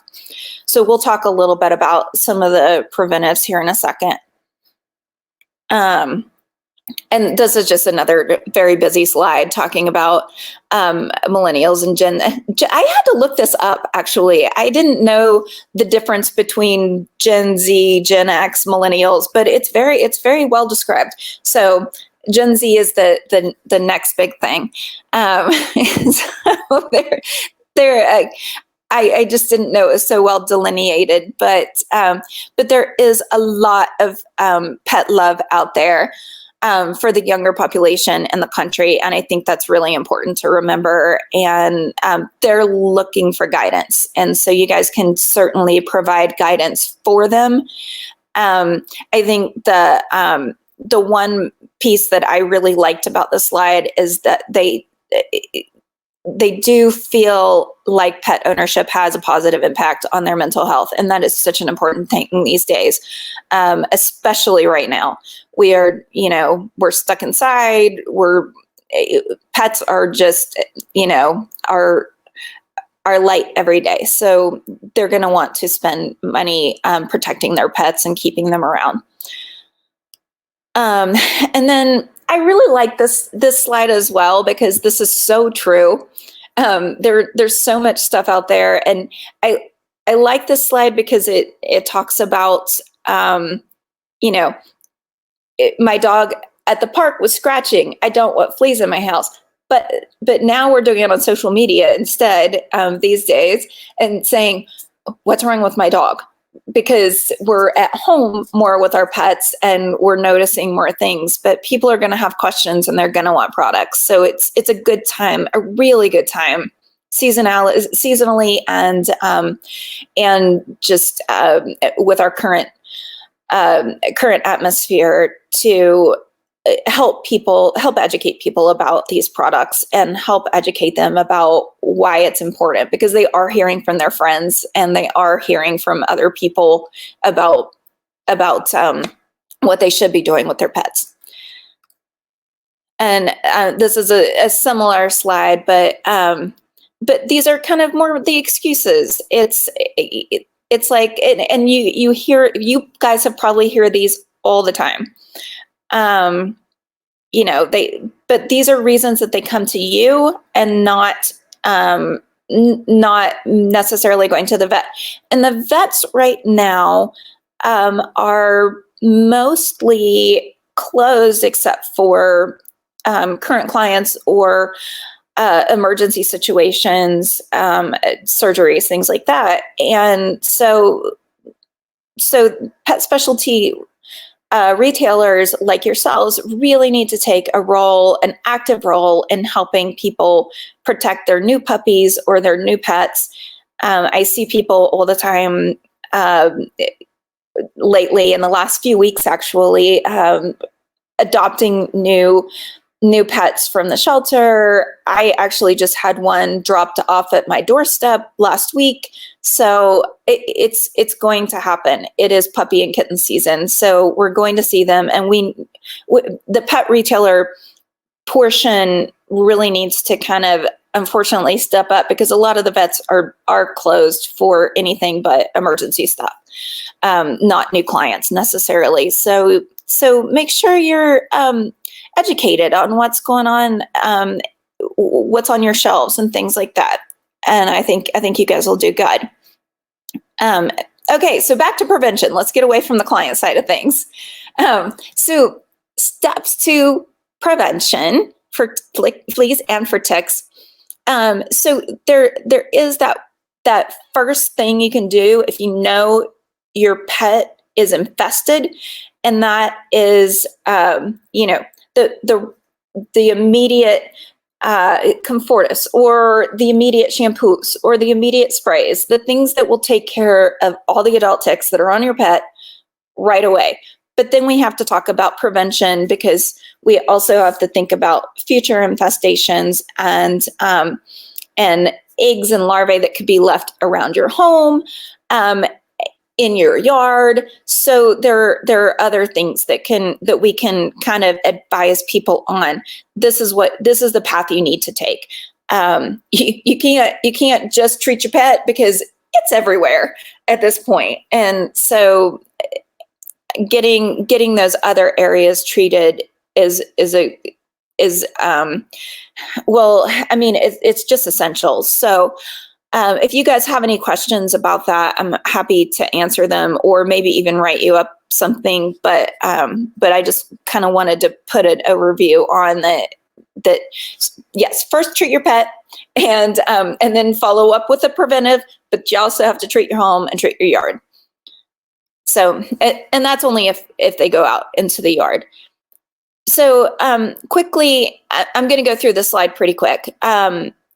So there are several different types of products. Any of you who've worked in the store for a regular amount of time know this. There are the topicals. Those are probably the most popular, I would say, among pet owners that I've worked with. They like the topicals. You stick it on the back of the neck, right at the skin level, and it works pretty quickly. And it's a monthly, typically a monthly treatment. There are orals out there. Most people don't like to pill their pets, but some people say their pets have no problems. My pets actually have no problems getting the oral treatment, so I do that for mine. I have 3, and I don't have any problem doing that. It works better for me, and they for some reason hate the topicals. So it really comes down to what works for the particular consumer, who likes what and what is working for what pet. And I'm going to say that again later, but that is absolutely just your mantra. Whatever works for your pet and whatever works for you is great. There is no really good or bad way to prevent parasites in your pets. And then collars is the other thing. I know you guys carry Seresto collars. They're great. I don't use them on my pets, but I do love them for some of my clients. They work awesome, and it's a good product if that's what the owner wants. So I have no problem with those at all. If you have questions about any of that, hit me up. And this is just even more. We're talking about shampoos and powders and sprays and household yard. I can send you guys this slide probably if you kind of want something, or we can write something up that makes more sense to you. But it's this is the powders are what we used to use when I was a kid, and the sprays and the dips, and then we would sit in the living room and pick fleas off of my basset hound and stick them in a bowl of water. Luckily, we don't have to do that all the time anymore. So I really advocate for the topicals or the oral medications, and also for the collars. I don't know how I'm doing on time. I think I'm doing okay. And then there are always these blah, blah, blahs on, I don't like this thing. I love this thing. I don't, this is why I like it. This is why I don't like it. So this is why I like it from different clients. And I kind of like it because I've heard all of these before, every single one of these. And, again, it's just, you're going to hear all of these. The shampoos are more affordable than the topicals, but the topicals actually work better than just the shampoo. You can't do just the shampoo anymore. You really need to have a monthly something that you're giving your pet. So just make that clear to owners. If they want to do shampoo to begin with, great, they're doing something, but they need to have education about coming back and making sure that their pet is on something that is monthly, or there are some products out there that last a little bit longer as well. And the oral pills and tablets, again, I love them for my pets. I love the collars for some of my clients. So whatever works for them, great. But yeah, just doing shampoo, but they should, but I have shampoo in my bathroom as well, that will take care of things, because I get animals dropped off on my doorstep. We're going to talk just a little bit about ingredients. I'm not going to do too much on this because it's a lot. But there are adulticides. There are growth regulators, which just kind of they don't kill so adulticide means that it kills the adult ticks. The growth regulator, it comes from actually from the agricultural industry, and we've adapted it to our dogs and cats and made it safe for them. but what it does is not let either the eggs or larvae or pupae proceed to the adult phase. And it depends on the medication, it depends on the preventive, but it doesn't let them ever get to adult stage where they can transmit things to the pet, which is cool. And then there are combo products which do both. So hopefully that made sense to you. This is a lot of information on this slide, but hopefully that was a little bit more succinct. There are lots of different products out there. I'm happy to talk about any of them, but I just wanted to put the slide up because these are some of our main adulticides and some of our main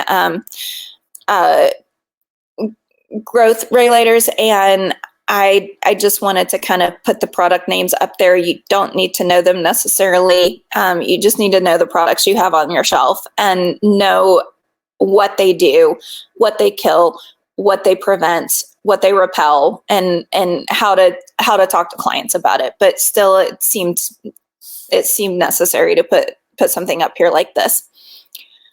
And then I am going to finish the tick and flea portion. I think I still have a little bit of time, and I'm gonna shift this to worms, just because they're parasites too, and I wanted to share my excitement about worms with you as well. So I'll go through this quick, but they're super interesting creatures, and we need to keep them out of our pets, basically. So the most common internal parasites in dogs and cats. You might have seen some of these in your work even. I don't know if people like bring in poop and ask you what it is, but they do to me all the time.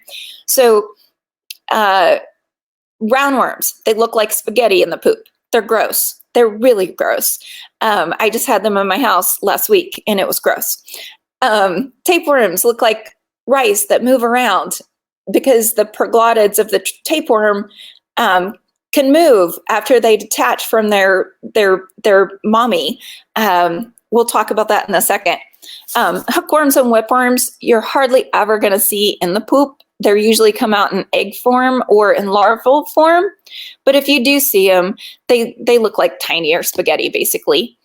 I think I've only seen whipworm once, and it was small, but still, they exist in the pet and they're important to prevent.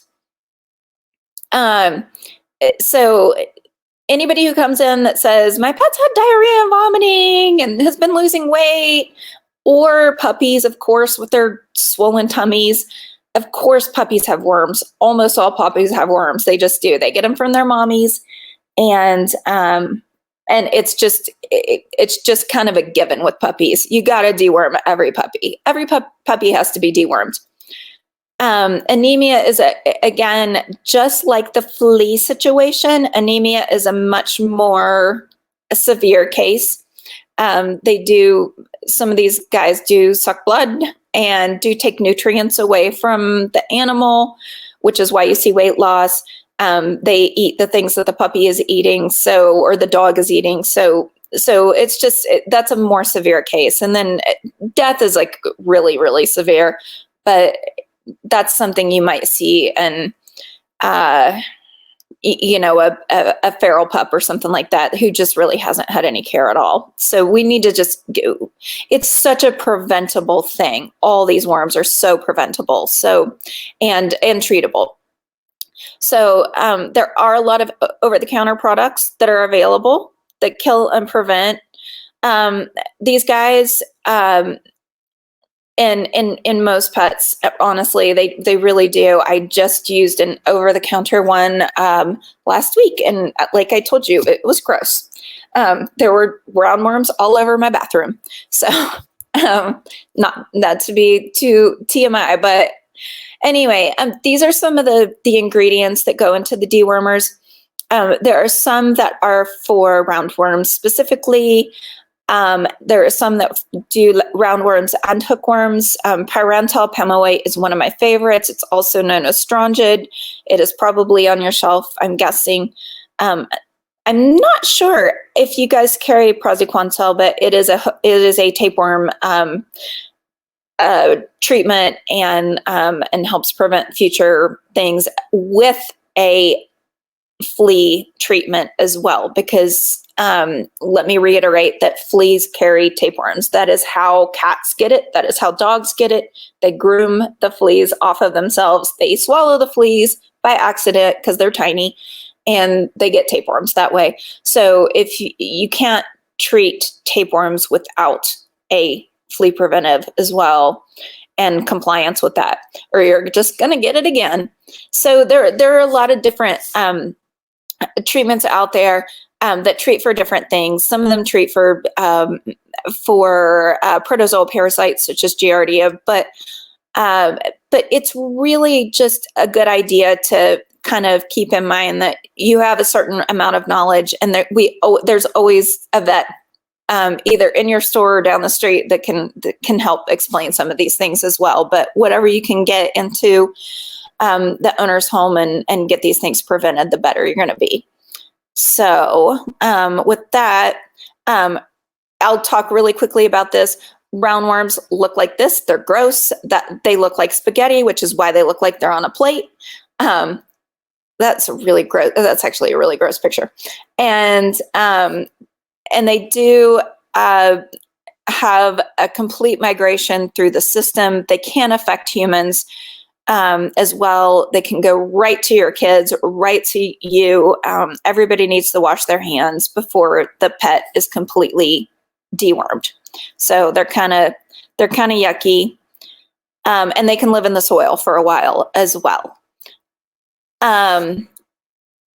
So potbellies is the absolute. Roundworms are what every puppy is going to probably have. But if it's not treated, it can get worse. So treatment is super exciting because we have it available, and we should absolutely be advising for that. Nursing mothers. The reason I mention that is that is probably why most puppies have it.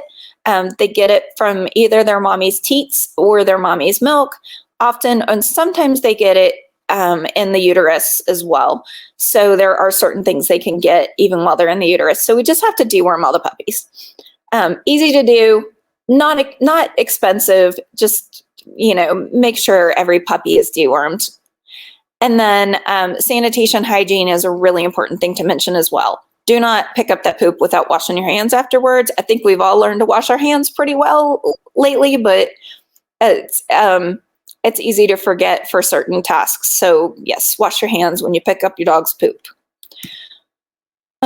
Sorry, that didn't work very well. So hookworms, very similar to roundworms. They cause mostly the same things. They also can live in the soil. The difference with them is they can actually penetrate the skin where roundworms cannot. So they can kind of drill through your skin. They're way less common than roundworms, but it is important to remember that lawn safety is something to mention.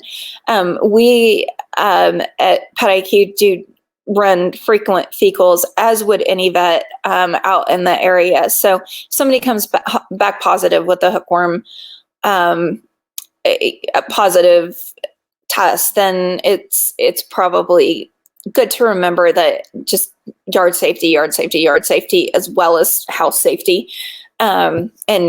And they can talk to their, I don't want you guys to have to feel responsible for telling people what to do, but I want you to have some information as well, if that makes sense. They can also always go to their full service vet to talk more about how to treat their yard and things like that. But this can be a fatal disease. It's rare, but it does happen. Usually it's fairly easily regulated, but it's out there. We do see blood loss with these guys more than with the roundworms. Weight loss again, and the regular things that we see with worms. So again, you're going to see you're going to see diarrhea or inappetence. So just not wanting to eat. So again, Pyrantel Pamoate, which you probably have on your shelf. I haven't been to a Hollywood feed, so I need to find out all the things that you have. But I'm imagining you have something to treat to treat hookworms.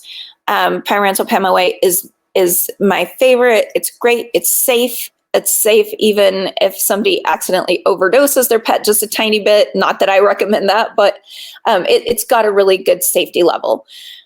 And as this says as well, nursing mothers should be kept on monthly preventive. It's hard to regulate that, especially from your store perspective, but it's good to remember. Okay, we're going to move to tapeworms really quick. They're one of my favorites. They're really awesome. I don't know if you can see my pointer, but the right hand lower picture is their scolex, or their head, basically. So they have a head, and then they have all these like proglottids, which are their segments. We call them proglottids, but they're segments. And all the segments are kind of their own being without a head. So they don't have any they don't have any brain, but they have the boy and the girl parts, so they can make their own stuff inside them, each one of them, and then they just get released one by one, boop boop, which is why you see them in the poop like squirming around. And if you've ever seen that, they look like rice. And they're still basically alive. They don't know where they're going or why, because they don't have brains anymore. But they can still reproduce, and so then they put a packet of eggs out. So getting rid of these guys though is super easy. So praziquantel is a super easy way to get rid of them. And I don't know. I just think they're really, really interesting little critters, but I don't want them in my dog. So, we should really push the, any kind of tapeworm preventives as well. So, sorry, I get excited about parasites. Let's see. Is there anything else I need to say about tapeworms? Oh, again, let me just reiterate that fleas are where tapeworms come from. They are the ones who carry them around and give them to your pet. So flea prevention, and some praziquantel. Tapeworm symptoms, the same. I mean, you're just going to see discomfort. You're going to see some weight loss. You might see the rice come out in the environment or in the poop. And it's essentially as gross as the roundworms. So spaghetti and rice is what we see with worms. We can again easily treat this. So either full service vet, or you probably have something on your shelf that will deal with this as well. I'm not sure about that though. I'm gonna give that one to Kayla when we have our Q&A. Whipworms I'll talk about really quickly because they're a little rarer, but they are kind of cool as well. They do look like an Indiana Jones kind of whip. You can see up in the upper right-hand corner. They just do the same thing. They basically attach into the intestine and they suck out the nutrients in the blood. They're not good for your dog to have, but most of these products will cover whipworm as well. They're similar enough to the other worms. The same things will kill them. Their eggs look kind of cool though. They look like little footballs. I always like seeing them in poop samples that come in. So anyway, let me see what else I got. Same sort of symptoms again. You're going to see the lethargy. You're going to see the diarrhea. You might see the weight loss if they've been there long enough. And in rare and severe cases, the anemia. So there are lots of treatments and prevention for them. I know you guys carry fenbendazole on your shelf in the form of Safeguard, I believe, which will treat for whipworms completely. So, and then just again, property management and having people wash their hands and remove stuff. I am done. I know I talked fast and a lot. Do we have any questions? Perfect. Actually, thank you so much for your presentation, Dr. Flair. We are now going to begin our Q&A session. We did have quite a few questions that came through, and then we do have one poll active that we'll review at the end of Q&A. So if you haven't filled out your poll, go ahead and answer that now. And then afterwards, we'll go ahead and break for lunch. So going into Q&A, the first question that we had come through was, with oral meds, does it open your pet to illness and disease from those, since the pet has to be bitten for them to work, like flea dermatitis, tick fever, Lyme disease, for example?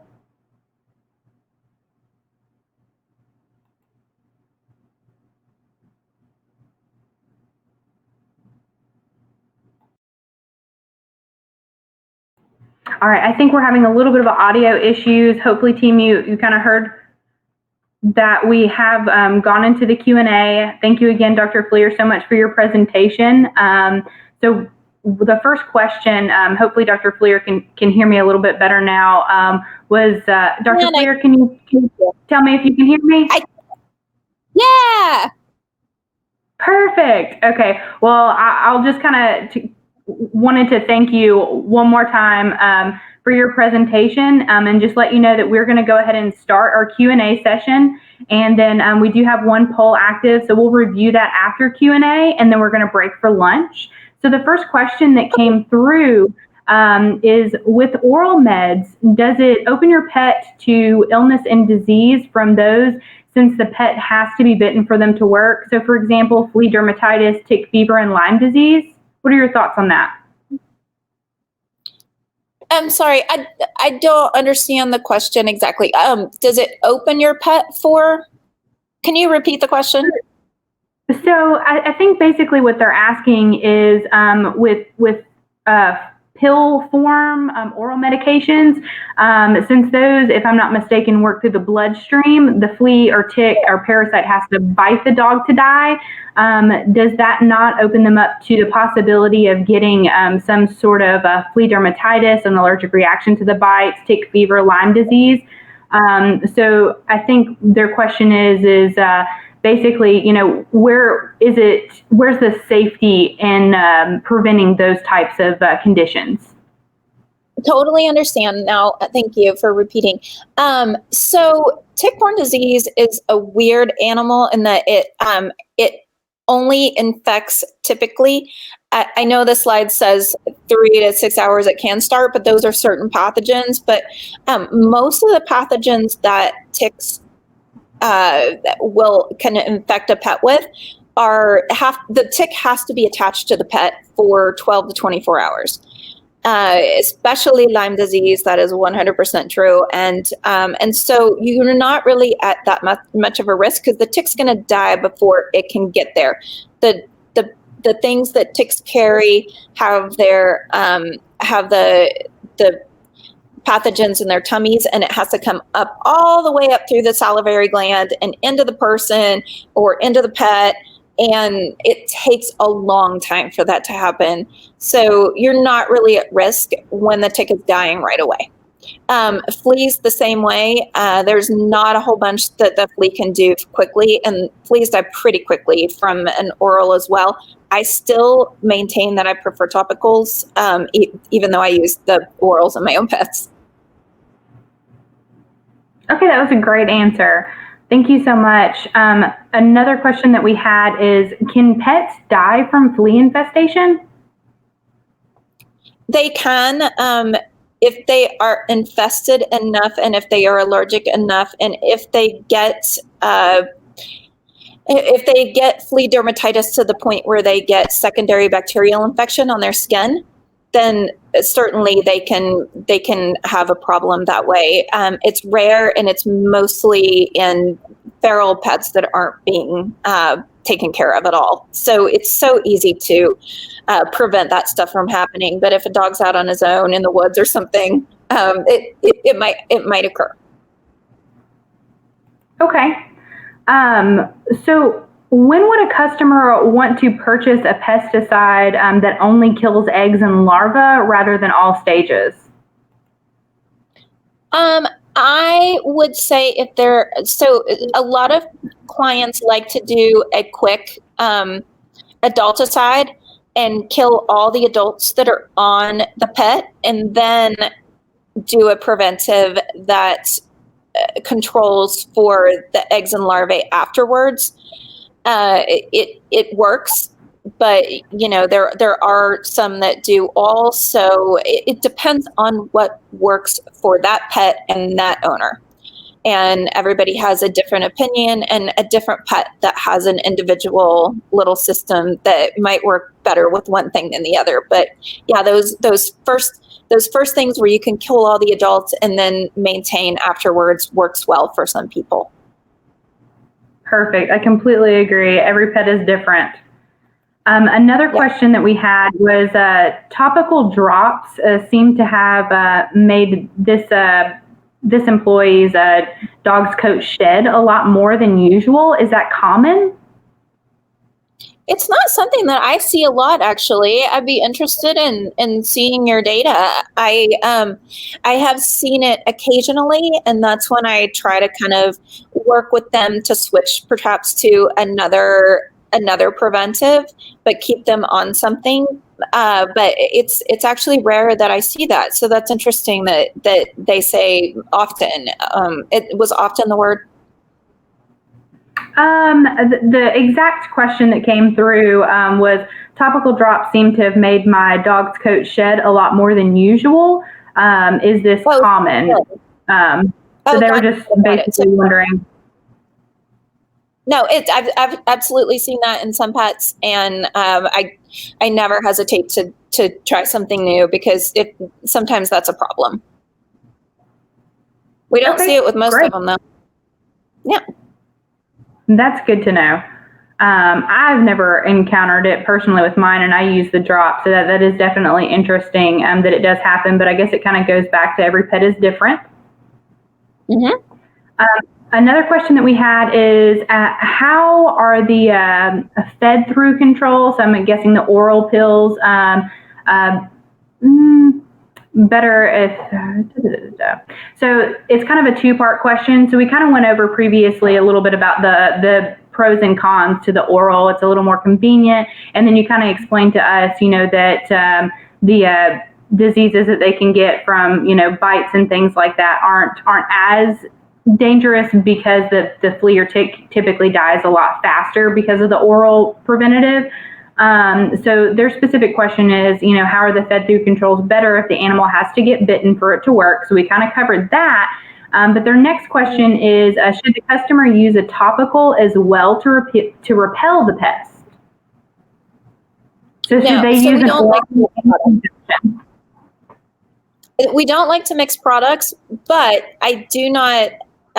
There also so sometimes you can use an oral that is an adulticide. So an oral medication like Comfortis or something like that just kills the adults. Wait for a bit of time and then start on the topical.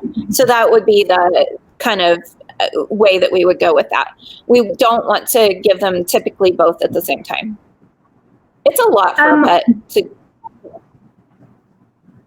Just out of curiosity, so what exactly would that wait time be between giving them an oral and then adding a topical? And can you also explain so with the orals, those work more through the bloodstream. A lot of the topicals, they work more through the oil glands. Is that correct? Yes. So yeah, I would wait. Honestly, I would wait a couple of weeks. I would have to look it up to see what the manufacturers actually say. I don't know off the top of my head what the 100% wait time is, but I can certainly look that up for you. Perfect. Thank you so much. And I think we have a few more questions that we're going to kind of run through because we are a little bit over on time. So one of their questions was, why do you specifically not use a flea collar? So they were just wondering, if you just weren't fond of them or what your thoughts on them were.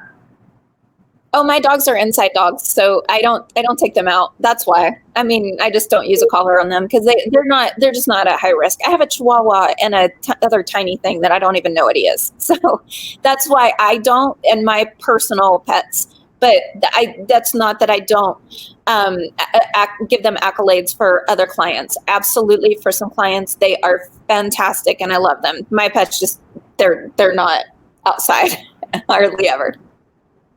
That's completely understandable.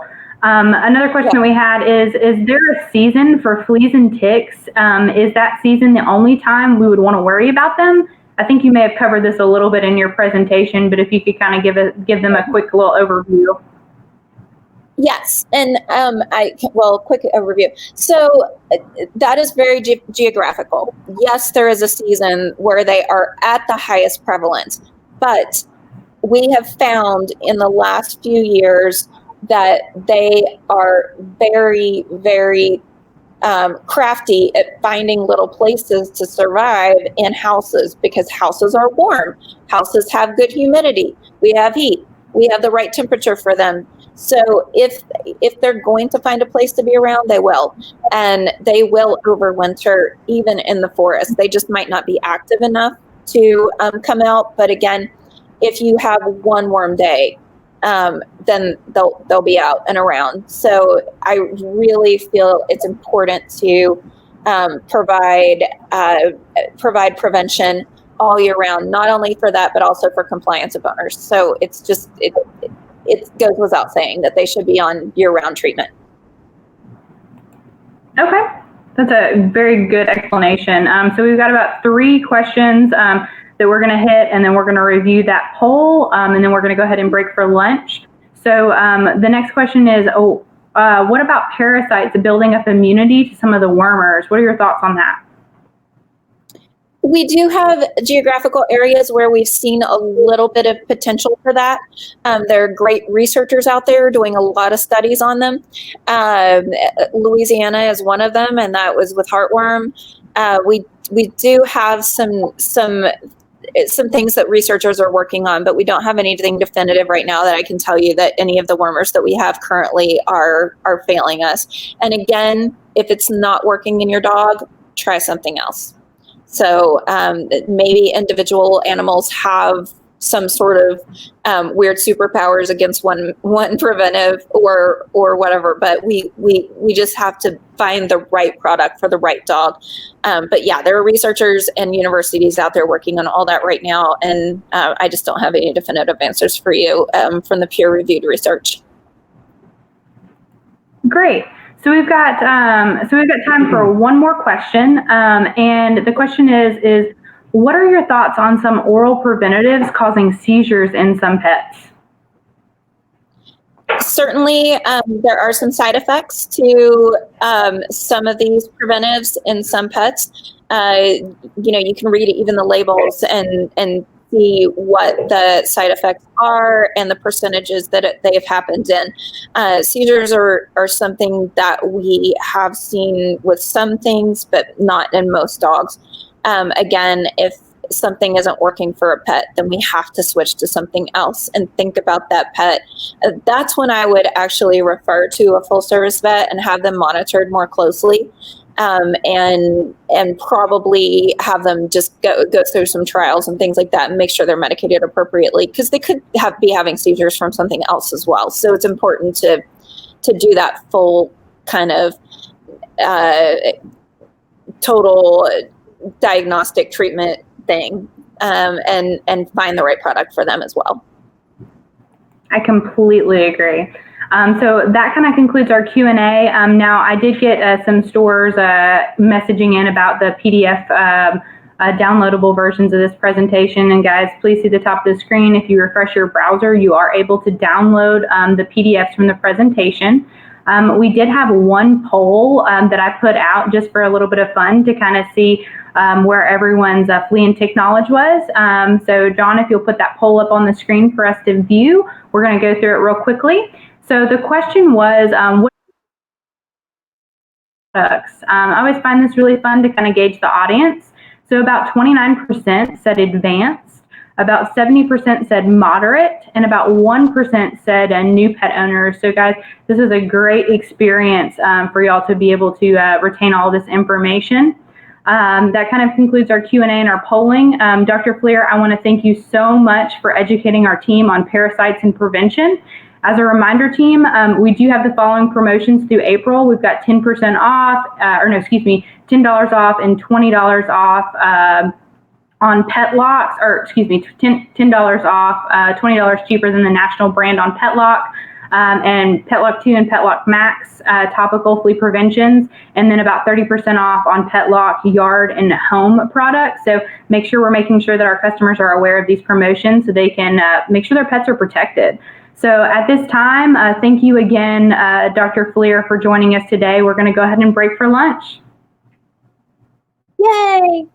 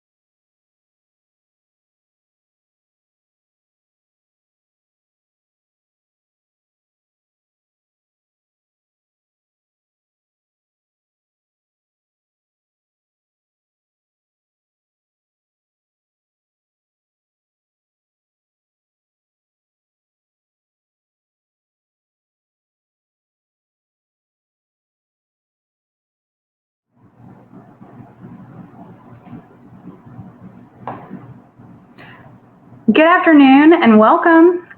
We're all practicing social distancing. We'll be doing vendor classes a bit differently this time. You'll be watching the presenter's live presentation followed by a Q&A session at the end of their presentation. You are welcome to submit questions at any time during the presentation. They will all be reviewed and answered by the presenter at the end of the session. We will have polls activated through the presentation. Remember, poll participation is mandatory as it gives us and the vendors a chance to hear from you. So today, our first session will be about pet safe products with Scott Kokel. Secondly, we will hear from Dr. Katrina Fleer about the importance of flea and tick prevention. With so many people spending more time with their pets, this is a great opportunity to better understand these product lines, how they can help with indoor and outdoor training, and how to keep your pets protected from pests while doing so. We would like to give a huge welcome to Scott Kokel with PetSafe. You guys hear me? Please? Can you guys hear me? Okay, good. All right, so I'm going to just start off. First off, I just want to say I hope everyone's safe. I prefer to do this in person with everyone like we have the last couple of years, but under the circumstances, I just think obviously, we can still get our business done, but we just got to be safe about how we do it. So anyways, just want to say thanks to everyone for allowing me to be here. Next to start off is just want to remind you guys that you guys have a contest for the months of March, April, and May. And it basically is for the new and existing stores. And those are the stores that have the most sales of containment products at the new and existing. Each employee will receive a $50 gift card. So I would like to have $50. I'm not allowed to have it. But I'd love to offer it to someone who sell a store that sells a lot of our products. So well, let's get going. And speaking of containment, we're going to start off with our in-ground containment system. Both in-ground systems that you have are very similar in features. There's only one difference between them, and that's going to be the collar, which I'll explain. But this in-ground containment system covers up to 25 acres. Ding, ding, ding. Might want to remember that. And is capable, but it does only come with 500 feet of wire. So the one thing to let you know about the 500 feet of wire is 500 feet of wire is basically only going to cover about half an acre.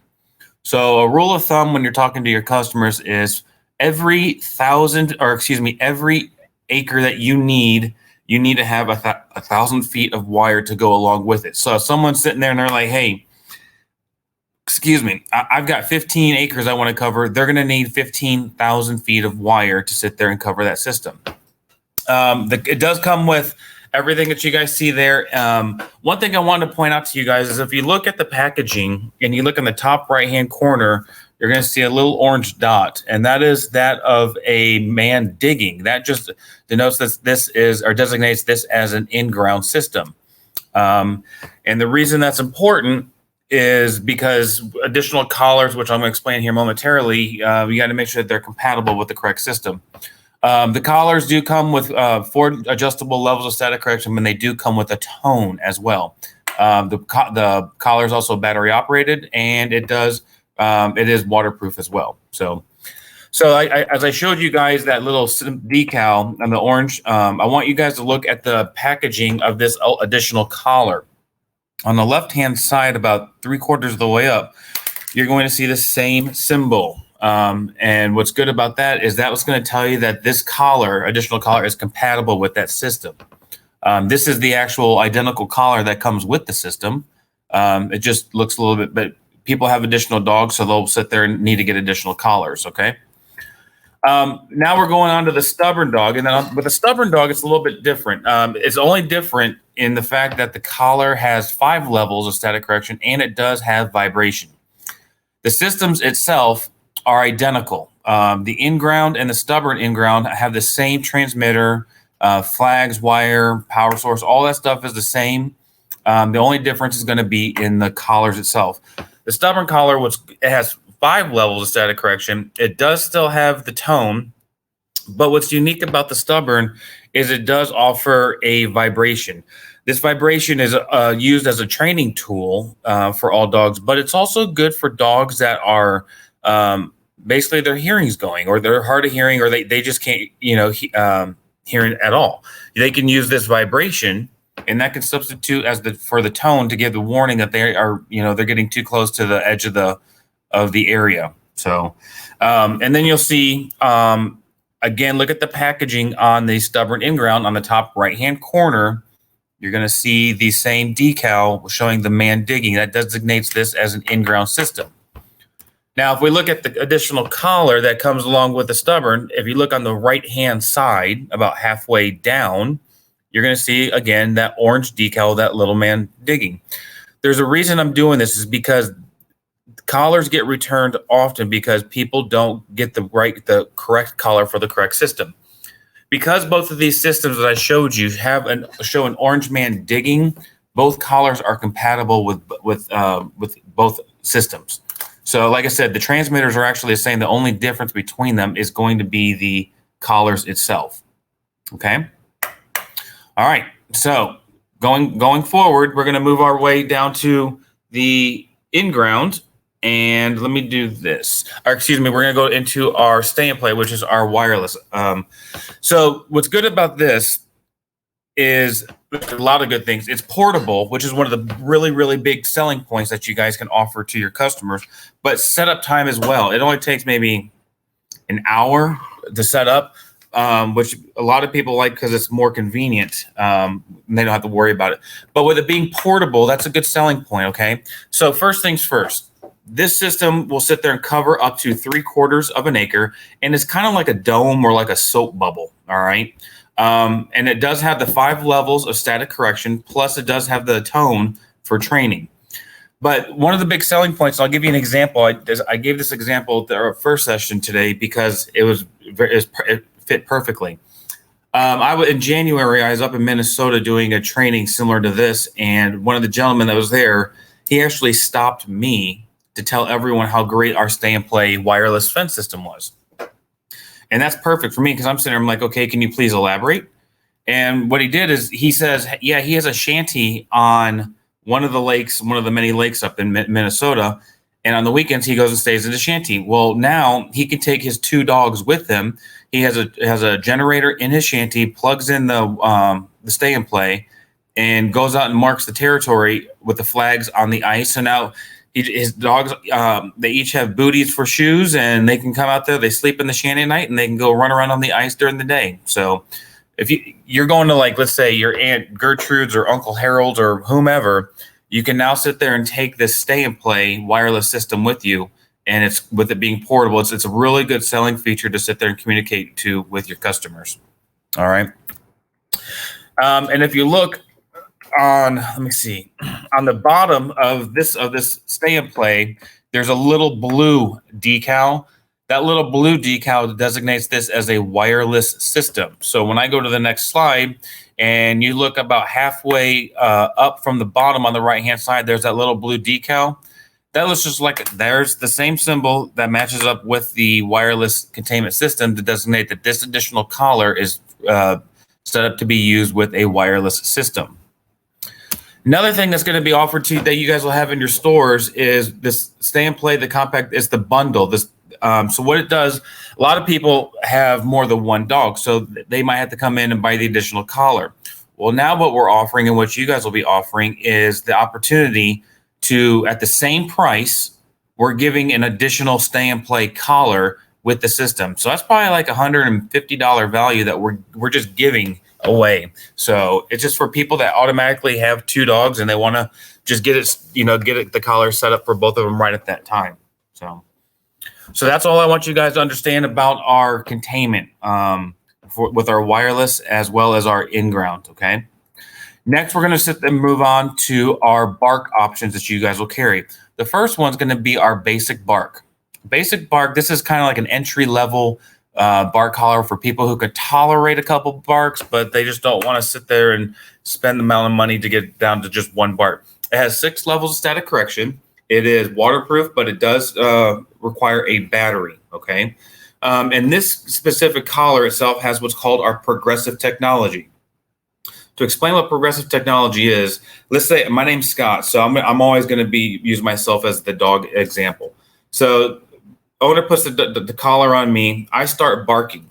Well, the collar is going to, distinguish it as a bark, and it's going to start giving me a static correction. I keep barking, so it's going to get stronger. It's going to start at level 1, then 2, then 3, then 4.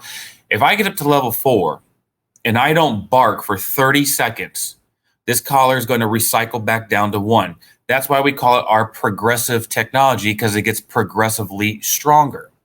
All right. The next collar that we're going to talk about is our PetSafe rechargeable. Okay. This one is, as you see in the title or in the name of the product, it is rechargeable. It has 15 levels of static correction. But this one has what's called our temperament technology. This one actually will learn the attitude of me, being the dog. It's going to learn the attitude of me. So what do I mean by that? So the first time I put the collar on, I start barking, and it's going to start at the lowest level 1. It's going to work its way up, 3, 4, 5, 6. Let's get up to level 11. Well, if I don't bark for 30 seconds at level 11, it's going to lock it in at that number.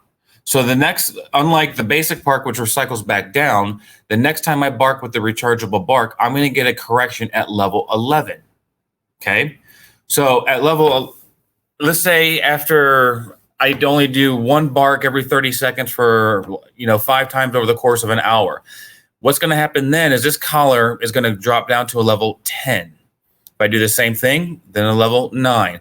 But if I bark through that level that it's at, it's going to go right back up, excuse me. So basically what I'm saying is it's going to learn the attitude of your dog. All right. So that's our phrase, our temperament technology. Next bark option collar that you guys have is going to be our spray bark. Unlike the other two that are waterproof, this is only water resistant. Okay. It is rechargeable, and if you look on the bottom right-hand side of the slide, it comes with these cartridges, okay? This works the same way. Those cartridges are nothing more than condensed air. And what I mean by that is if you know what the condensed air that you spray on your keyboards to keep those clean is the same principle, okay? In these packages, in the packaging that comes with the spray bark collar, you'll have an unscented and you'll have a scented cartridge. The scented is a citronella. And I recommend you guys use this example with every customer to make them understand why we have citronella as an option. And I'm going to ask you guys this, and I'm hoping that everyone's going to say yes. Have you ever smelled a skunk? And I'm hoping that everyone's going to sit there and say yes and kind of give me that, ooh, yuck face, because that's exactly what I want your customers to say. I want you to ask your customers that question. And the reason is they're going to say yes 99.99% of the time. And you're going to say, exactly, you have. The way that you smell a skunk is the way that a dog smells citronella. All right. This is not the oil, so it will not sit there and establish a rash or someone asked a question, will this get in the dog's eyes and hurt their eyes? It will not, because there's no oil to it. All right. So each one of these cartridges is going to come with 35 sprays. There's a memory card I'm going to call it a memory card that's on the cartridge itself. Don't worry about that, but just know that each cartridge is going to spray 35 times before it will stop spraying, and you need to sit there and put a new cartridge in. So that's going to be it for our bark collars. Excuse me while I get something to drink. Now we're going to move on to the trainers, whether it be PetSafe and or Sport Dog. First, we're going to talk about are going to be the PetSafe trainers. The first being the Smart Dog trainer. So this trainer actually hooks up to your phone. If you have an Android or you have an iPhone, you just download the app, which is free, and it basically turns your phone into a remote. It is waterproof, rechargeable. The collar is not your phone. The collar is waterproof, rechargeable, has tone, vibration, and has 15 levels of static correction. We do promote that we'll go up to 75 yards. Off the record, I could tell you guys I was at a football field with my son, and at 100 yards, he could still hear the tone. But officially, I'm only going to promote to you guys 75 yards. All right. Now, with this hooking up to your phone is hooked up via Bluetooth. And if you guys, I'm hoping everyone here knows what a Bluetooth speaker is. And the reason I want you guys to know that is you are only allowed to have one phone playing music into a Bluetooth speaker. To compare that to this collar, you can only have one collar or one phone connected to this collar at a time, meaning this is a one dog system. All right, so remember the Bluetooth. If you can only have one phone playing music into a speaker, you can only have one phone connected to this collar. Next, we're going to talk about is the 300 and the 600 yard, and I'm just going back and forth between the two slides just so you guys can see they're the same. These are the same in the fact that they are just like the Smart Trainer. They're waterproof, rechargeable. They have 15 levels of static correction. They have tone, and they have vibration. The only difference between these two is the distances. You see that we have the PetSafe 300 yard trainer, and then you have the PetSafe 600 yard trainer.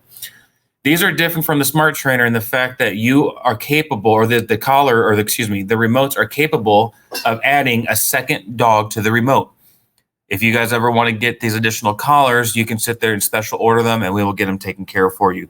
It's not something I necessarily recommend having in a store, but if you have a customer that has a second dog, we can sit there and we will just order it, and we will get it to your customer within a couple of days. So the 300 and the 600. You can put two dogs on. So remember that as well, okay? So now let's go ahead and move over to our Sport Dog line of trainers, okay? You're going to have your Yard Trainer 100, your 100S, which is the one right next to it that you see this slide right here. But these two are the same in the fact that they both go 100 yards. If you guys can see the number 1 in the 100, that means that this is a one dog system, okay? They both have 8 levels of static correction. They both have tone, and they both have vibration. They are both waterproof and rechargeable. All right. The biggest difference that I want you to know between the Yard Trainer 100 and the Yard Trainer 100S is that letter S. That letter S stands for stubborn. We're going to sit there and tell you that it's for large or stubborn dogs. I use the word large as large attitude rather than large in weight. You could have a 15-pound dog that has a much more of an attitude than a 60-pound dog. So I might give my 15-pound dog the stubborn, where my 60-pound dog is going to get the regular 100. So that's the only difference. And the S and the static levels are about 50% higher on the stubborn than they are with the regular 100. All right. And if you look at the pictures are all the same. The technology comes into the collar with the stronger levels of static correction. Okay. Next, let's go ahead and move on to our X series. So we have the Field Trainer 425X, and we have the Field Trainer 425XS. S is going to be for stubborn. These are both very similar in the fact that they have a range up to 500 yards. When the trainer comes out of the box, it will have 21 levels of static correction set up for one dog. This trainer right here is capable of having up to 3 dogs on one remote. There are 3 buttons that are on the remote itself, and you can assign a collar to each remote if you would like. All right. Now we'll talk about the 425XS. There's that S again. The S is for stubborn or large dogs, large attitudes, as I say, or stubborn dogs. The static levels on this are going to be about 50% higher than that of the regular 425X. And if you look at the packaging, they're very similar. The boxes are the same, but the only thing you'll see is just a different looking dog, and you'll see the letter 425XS. One other thing to let you guys know that we did add with the X series is on the very front bottom of the packaging, where it has it'll show you and tell you what the range is on the front of the packaging. So that's another good selling point to put it in the customer's hand, is put it in the customer's hand and tell them what the range is without having to actually look. Because if you know where to look, you're already going to be the expert for your customer. All right. As we keep moving on, we're going to move into our feeders. And our feeders and our fountains. The first one is one that I actually absolutely love, is our Simply Feed. Simply Feed is just simple that it makes your life real simple to feed your dog. There's a hopper that you can actually have up to 24 cups of dog food in. You can feed your dog an eighth of a cup, up to 4 cups of food in one sitting. You can feed your dog up to 12 times in a day. There's a slow feed option. Like I have an English bulldog who likes to eat very, very fast, especially in the mornings. And I actually have this product. So what I do is there's a slow feed option that allows me to not feed her all at one time. It'll trickle out. It's like a conveyor belt. Excuse me. It's a conveyor belt, and in each little cup, it's an eighth of a cup. So it'll sit there, and over the course of like a half an hour, it'll feed her meal. And that way she doesn't regurgitate and doesn't have to get sick. What's really good about these is once you have it programmed, you don't have to worry about it. I mean, you set it, and you can go in there and actually do a manual feed if you would like. So whatever's easiest for you. But once you have your scheduling set, all you got to do is make sure you have food in the hopper to feed your dog, and you're good to go. And you'll see the picture. I've been saying dog, but legitimately you can use this with cats, whatever animal that you want in your house that takes a dry food, no wet food, but a dry food. You can sit there and use this with them. The next is going to be the digital 2-meal feeder. What's good about this is there's two openings. If you look at the cat on the left-hand side, that where the dry food is, that's a cup it's basically like a dish or a small cup that holds up to a cup and a half of food. I would recommend only dry food, although you could technically put wet food in there. I wouldn't recommend that. But what's unique about this is the fact that you have 2 meals that you can separate up to 99 hours. And if you look closely at the top of the product itself, there's a little rectangle box. That's a lid. You pull up that lid, and then there's a digital screen, and then to the left and right of it, there's 4 arrows, 2 pointing up, 2 pointing down. And you can designate, if I want to feed the dog or feed the cat in 8 hours, I just push it up 8 times on the left-hand side. And then if I want to feed my dog in 72, or the cat in 72 hours, I just push that arrow up to 72. And then what's going to happen is when the timer goes off, that whichever side is designed to, where the alarm basically goes off, where the timer ends, it's just going to flip up that side, and the pet will be able to eat. So this works really good with if you have smaller dogs or cats, or if they get a little bit older, they don't need to have all that food just excuse me. They don't need to have all that food just sitting around. You can just sit there and pop them in, do one in the morning, one in the evening, and you're done and you're good to go. So this works really well at times. Next, we're going to sit there and work our way into our fountains. Okay, so now with our drink well, this is a new line that we have. It's our drink well, half gallon, gallon, and 2 gallon. Okay, on all of these, they're all the same in the fact that they all come in the same color, the same design, same structure. They're just one smaller, or they get bigger. You have 2 different technologies in this. The first one is going to be one that has a free falling stream or drip, and you can customize it. So if you look at the picture that I'm showing you guys, let me go see if I can do this. We'll stay with one we got. So at the very top is the lid that has the name PetSafe on it. All you got to do is pick that lid up. There's a lever in there, and you can adjust the amount of water that comes falling out as a stream. My wife likes it because she likes the noise of the water falling. I do not, so I turn it off. So that's one of the technologies, right? The second one is, let's say that you do have it turned off. The water does not go stagnant. There is another motor in there that will rotate that the well of the water and basically in like a current system, I guess you could say. What's good about these is the packaging is something I really wish when you guys are in your stores, I would love for you to go look at the packaging, because one of the best things about these things that help you guys out is the set that comes with the replaceable the filters, whether it be the carbon or the foam ones. They are very good additional sales, and visually on the packaging, it shows the customer what they actually look like. That way they don't have to worry, I don't know which part number it was. That they can visually see what filter they're going to need. And it's a really good add-on sale for your customers while they're in the store. A lot of people will come up and say, hey, how often do I need to change the filter. You can't answer that question. Is how slobbery is their dog? When the stream starts lightening up, excuse me, then that's when you're gonna know you're gonna need to put a new filter on there. The only difference between the half gallon, gallon, and 2 gallon is just the amount of water that's in them.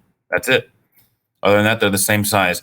And traditionally, what you guys will see on our packaging as well is you're going to see a picture of a cat and you will see a picture of a dog. And the reason we do this is because you have a cat section, you have a dog section in your store, most likely. And then you probably have a section that's just for like feeders and fountains.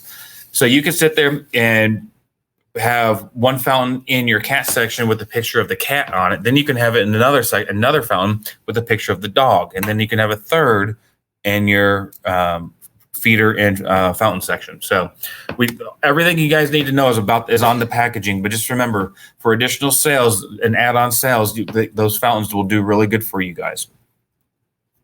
Next is just going to be the Red Pagoda. This one is just ceramic, and what I like about this one is it has the 2 streams that come off of it.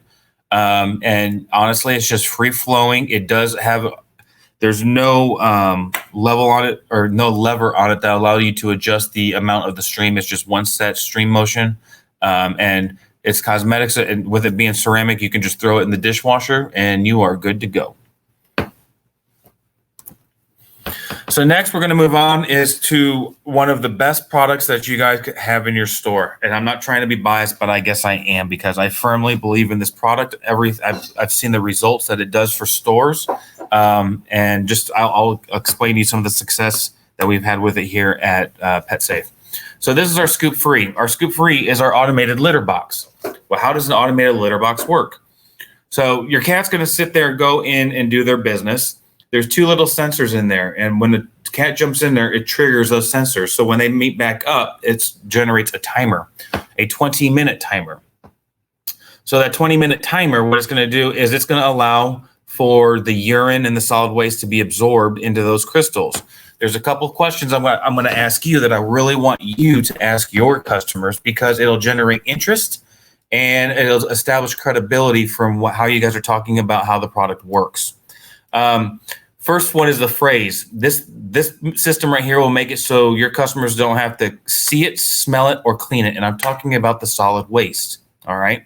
So remember, they don't have to see it, they don't have to smell it, and they don't have to clean it. There's a question I'm going to ask you guys, and everyone does it, so it's a fair question, but I want you to ask your customers. And the reason I want you to ask your customers is from the response, the one-word answer I'm going to give you. It's going to start generating some ideas to them about how these crystals work. The question is, what makes poop smell? A lot of people sit there and say, oh, it's their food, it's the proteins, it's this, that, or the other. Technically, those have a little bit to do with it, but the answer is moisture. And the reason it's moisture, let's sit there and say you have a 2-week-old cat turd, and then you have a 2-minute-old cat turd. The 2-minute-old cat turd is what's going to smell. The 2-week one will not smell. And the reason is those crystals have absorbed the moisture. And that's what the crystals do, and why we have it wait 20 minutes is that 20 minutes allow for those crystals to absorb all the moisture out of the solid waste. Basically, it's turning a Snickers into a Tootsie Roll. And what it's going to do is it's going to sweep it underneath the hood so you don't have to see it. Hence, we're going back to the phrase, you don't see it, clean it, or smell it. And these crystals are phenomenal. The trays that actually come with are PetSafe's #1 product sold globally in terms of units sold. So we sell more of those trays than we do any other products that we offer. And here's a little expectation or goal that you should put on yourself. At each of your stores, you guys should have an expectation to sell one of these Scoop Frees every 3rd month. So 4 a year is what you guys should sell. Now, what's interesting about that, just so you can kind of see the math and why I came up with this expectation. So let's sit there and say cats today live to be about 20, 21 years of age. Let's just say 20 for the example. And let's say the trays can be anywhere between $18 and $24. But let's just sit there and say that they're just $20 at your store. So if you're sitting there selling 4 of these a year, and cats live 20 years, think of the math. So in year 20, well, let me get you so you're going to be selling one tray at $20 times 12 months in a year times 4 a year times 20 years. So to do the math in year 20, month 12, in 1 month alone, you'll be bringing in over $290,000 in your sale of trays. Now, the good thing is for me at Pet Safe, I'm like, that's great. But for you guys, what's even better is if you're actually doing that amount, you're also selling your cat treats, toys, and food to your customer. Think of the revenue that you're generating just from them coming in and you selling one of these Scoop Frees every 3 months. It's astronomical what they can do. But so remember, ask customers, what makes poop smell? The answer is moisture. Yeah, I know there's other things that make it smell, but in the long run, if you remove the moisture out of the solid waste, it's not going to smell, or it's not going to smell nearly what it should when it just comes out of the cat. All right. So next you're going to see we have self-cleaning, the Ultra. The only thing about the Ultra that I want you guys just to be aware of is it does come with a hood.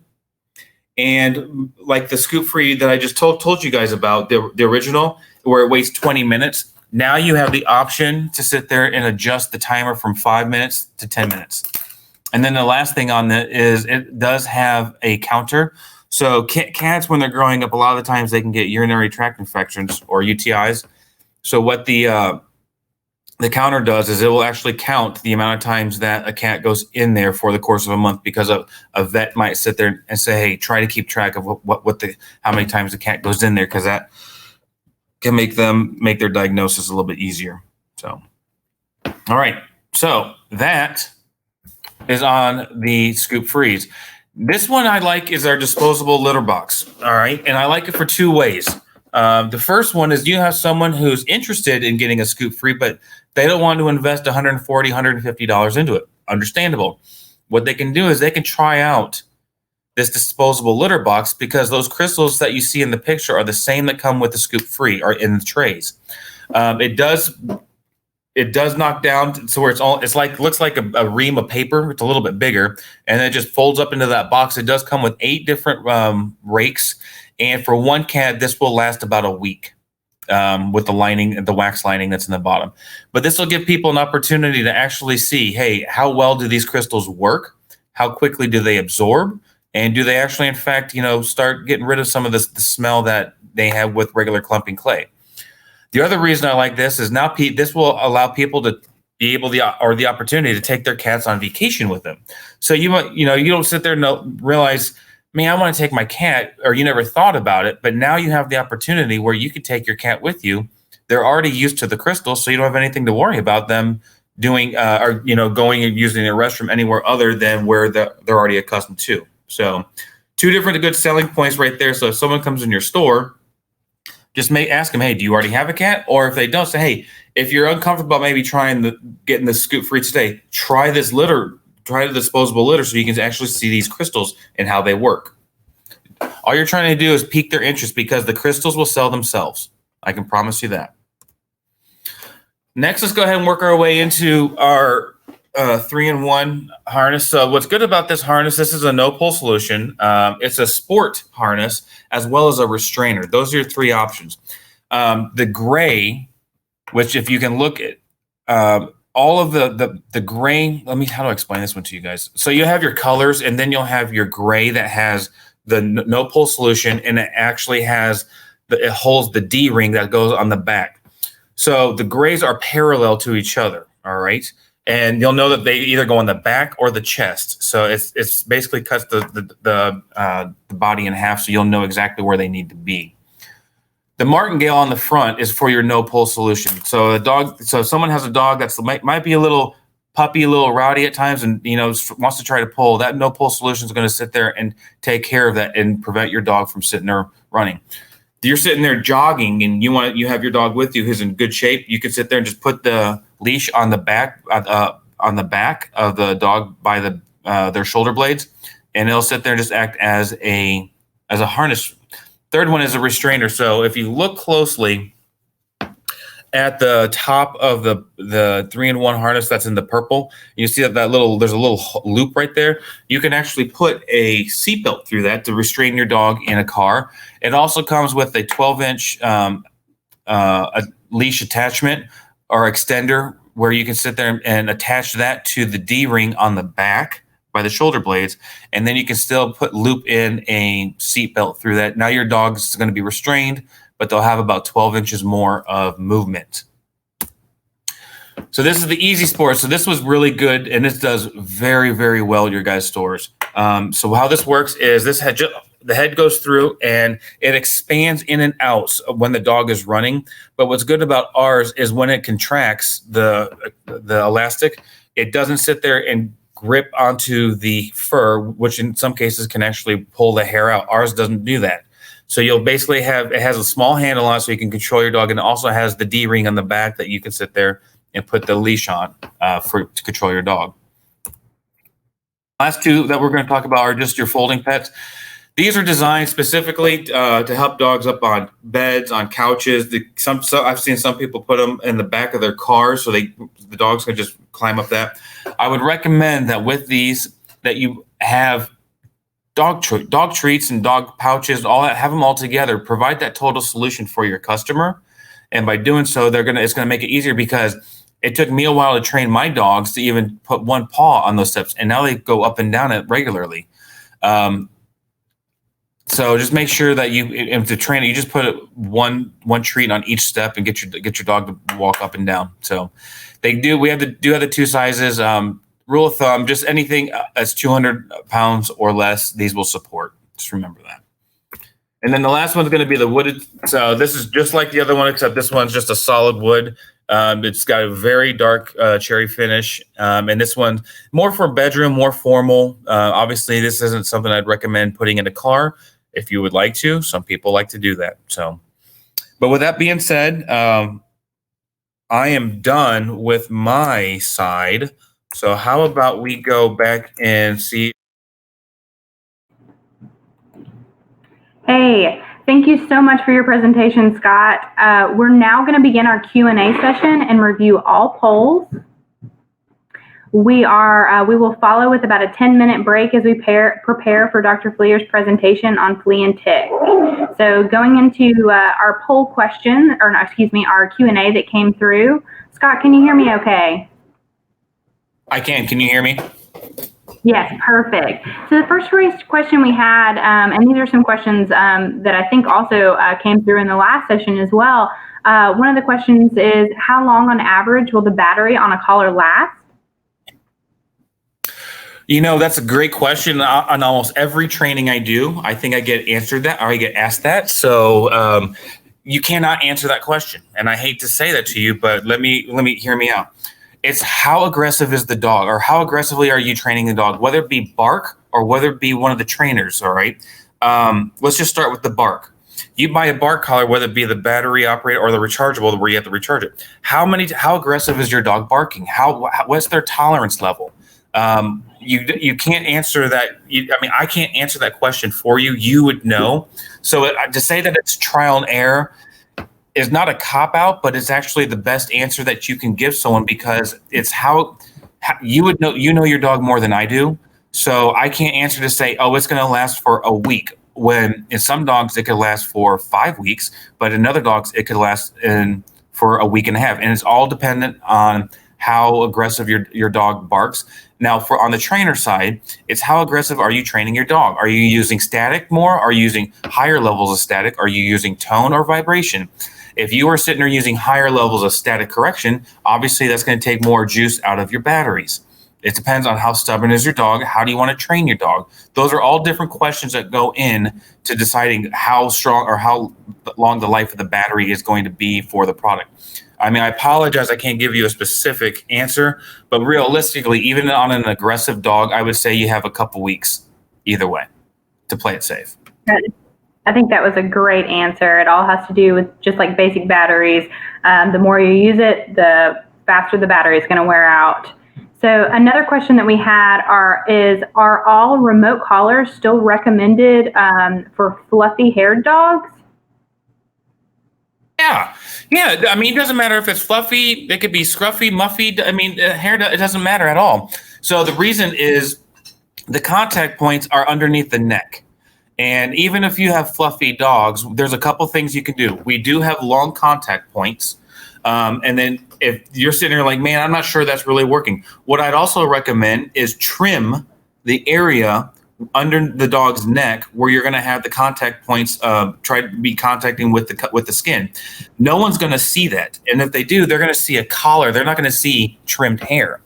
Another thing that you could do if you have a water dog and you're getting a little nervous is put petroleum jelly on it as well. But yeah, it doesn't matter if they're fluffy or not fluffy. All those different things will be able to work to help make sure. And now the biggest thing that people get concerned about is the collar tight enough? You guys got to realize that we have the word safe in our name. We are not trying to hurt a dog. We will not hurt a dog. All right. So you need to have it high and tight. You only want to have one finger. I promise you, you are not hurting the dog by having allowed just one of your fingers to pass through that collar. Okay, that makes good sense. The motor on the motor on the fountains can be really hard to clean. The statement was, "I can't pop it open. Is there an easy way to open it?" They have a mini drink well. Can you share your thoughts on that? I have chubby fingers and I have the same problem. So, like legitimately, we don't want it to be that easy. I hate saying it this way, but you don't want it just to snap on, snap off, because you don't want it to sit there and fall off while it's in there, and then you start getting some of the wrong product or some of the wrong sediment or fur to get in there. So it is going to be a little difficult to snap on, snap off. I will tell you this: the more you do it, the easier it gets. And I will tell you this: more importantly, you need to call our customer care. I know like last session, I really started promoting our customer care. If you guys learn anything from me today, is to call my customer care for everything. They'll help you sell the product. They'll help your customer understand what they purchased, how to use it, how to train the dog with it, all that stuff. But they can also offer you different ideas on how to maybe make it easier to open up that motor to clean it out. Okay. Now, how can you prevent your cat from kicking the litter in the self-clean litter box? Their comment was their cat doesn't like the hood.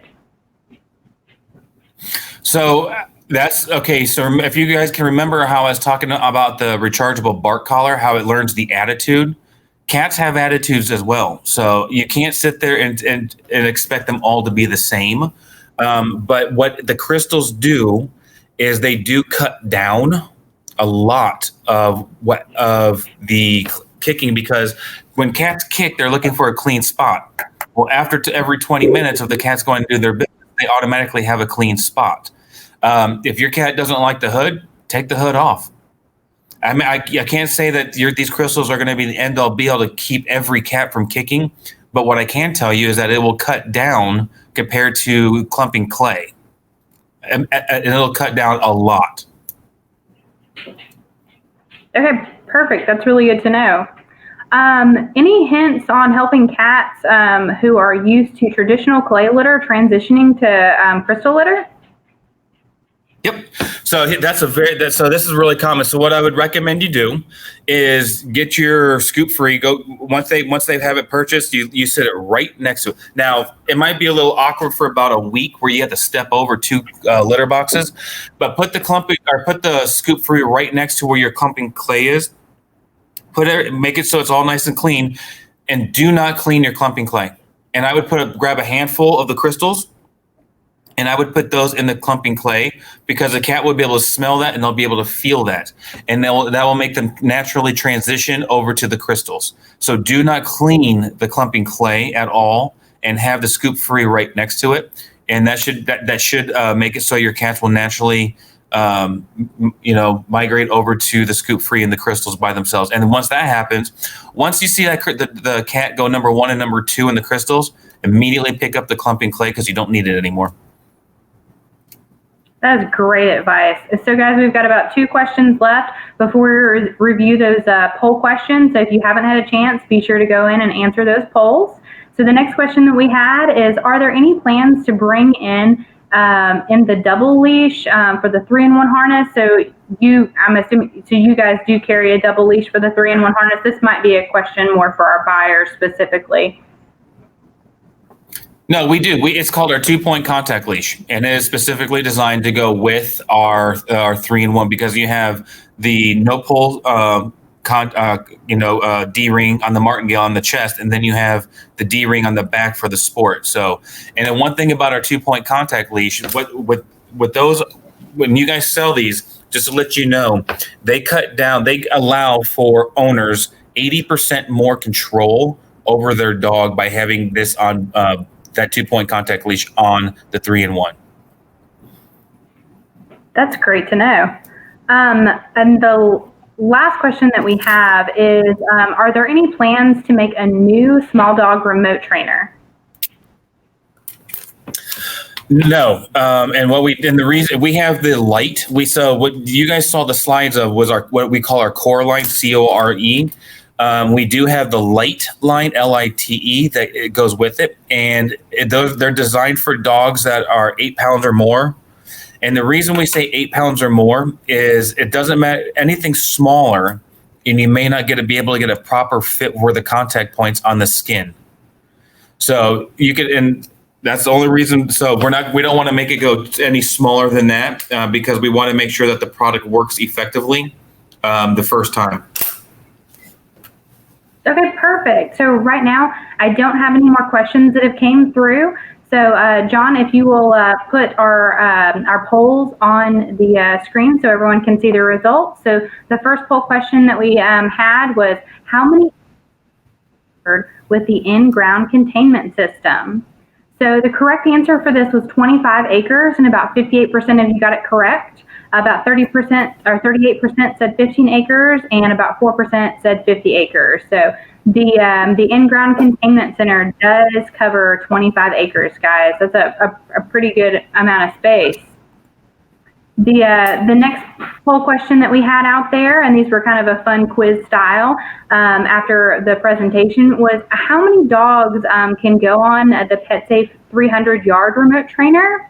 So 59% of you guys got this correct. It is 2 dogs. 2 dogs can go on the PetSafe 300-yard remote trainer. Did you have something you wanted to add, Scott? No, I'm happy that many people got it right. I'm happy. Yeah, that's awesome. So about 16% said 3 dogs, and about 25% said only 1 dog. So 2 dogs is the correct answer there. Great job, guys. And that's I see some people are still answering, so that went up to about 60% there for a second. Another question that we had, or a poll that we had, was how many dogs can go on the Sport Dog 425X remote trainer? So once again, about 49% got the answers correct. So the answers was 3 dogs can go on the Sport Dog 425X remote trainer. About 12% said 4 dogs, and about 39% said only 1 dog. So the correct answer here is 3 dogs on that Sport Dogs 425X. So great job, team. And that percentage moved up to about 52% answered correctly. So that's excellent, guys. The last 2 polls, the next one, which was really kind of a fun one, I thought very interesting to me, was what makes poop smell? Go ahead, Scott. Did you have anything you wanted to add? I love that. I love the fact that they all got it. 93% got it correct. That makes me very, very happy. Yes, that's awesome. Good retention, guys. So 93% got it correct. About 2% said fiber, and about 5% said protein. So moisture is the correct answer. That is what makes poop smell. So our last poll question that we had was a very interactive question because we wanted to hear from you guys.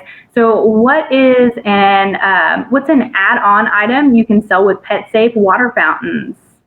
So the most common answer, which is a fantastic answer, was the filters or extra filters. Another one was cleaning kits, ceramic bowls that are matching colors, cleaning litter boxes. You guys have water additives for the teeth, urinary supplements, fountain cleaning kits. So these were all fantastic answers. One answer that we had in the earlier morning class was the timed food bowls or the automated food bowls. That's another good one. So fantastic answers, everybody. That kind of, let me double check, that kind of concludes all of our polls and our Q&A.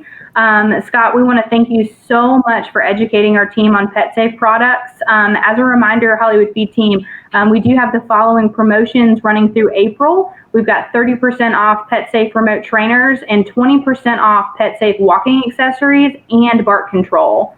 So at this time, we're going to go ahead and take a 10-minute break as we get ready for our next presenter. Thank you so much again, Scott Kuckel, for joining us today. Thank you, guys. I appreciate it.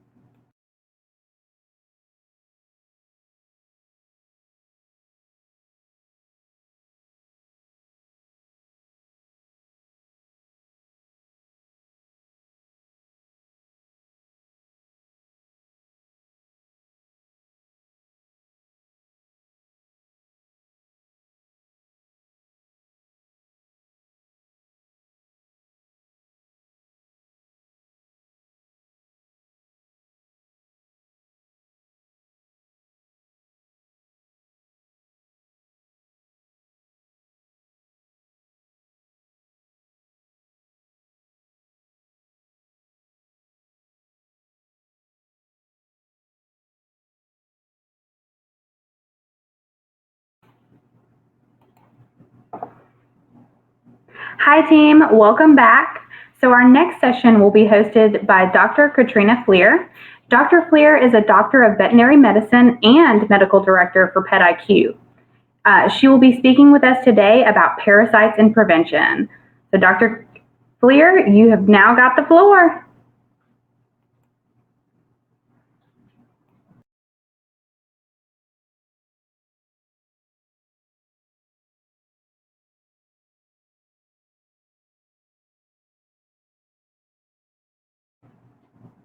Hey, Dr. Fleer, can you hear me okay?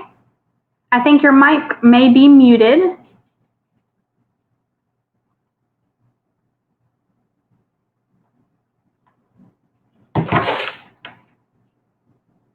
Dr. Fleer?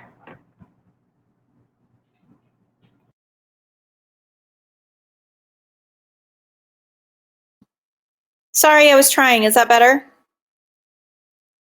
Perfect. We Did can I hear do you it? great. Yes, ma'am. You are Yay! on.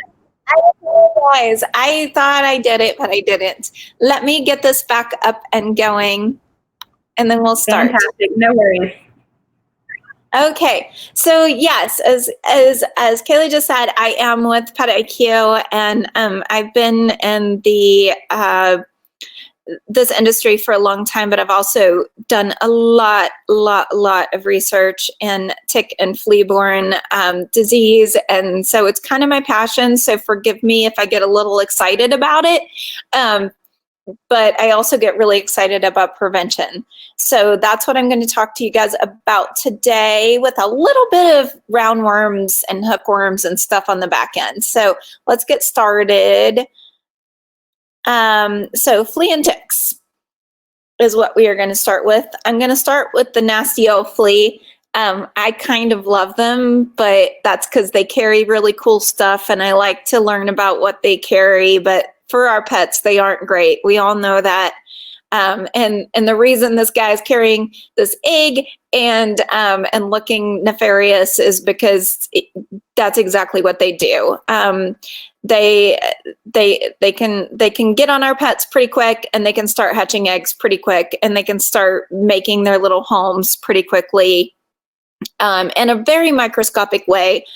That means that we can't really see those eggs on our pets. They kind of stick to the hair follicles, and we just can't see them. And they then go to our pets and do the same thing, but they also do that in our carpets and other places in our houses. The reason this cat is over here in the upper right-hand corner is because cats are really good groomers. And we have a lot of owners that come in that say, I don't see any active fleas on my animal. And you have to remind them that, well, that's because they groom constantly.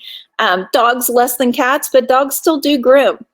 And part of the reason that they get, and we'll cover this later, but part of the reason they get tapeworms is because they are grooming fleas off them, and fleas carry tapeworms, and they swallow them.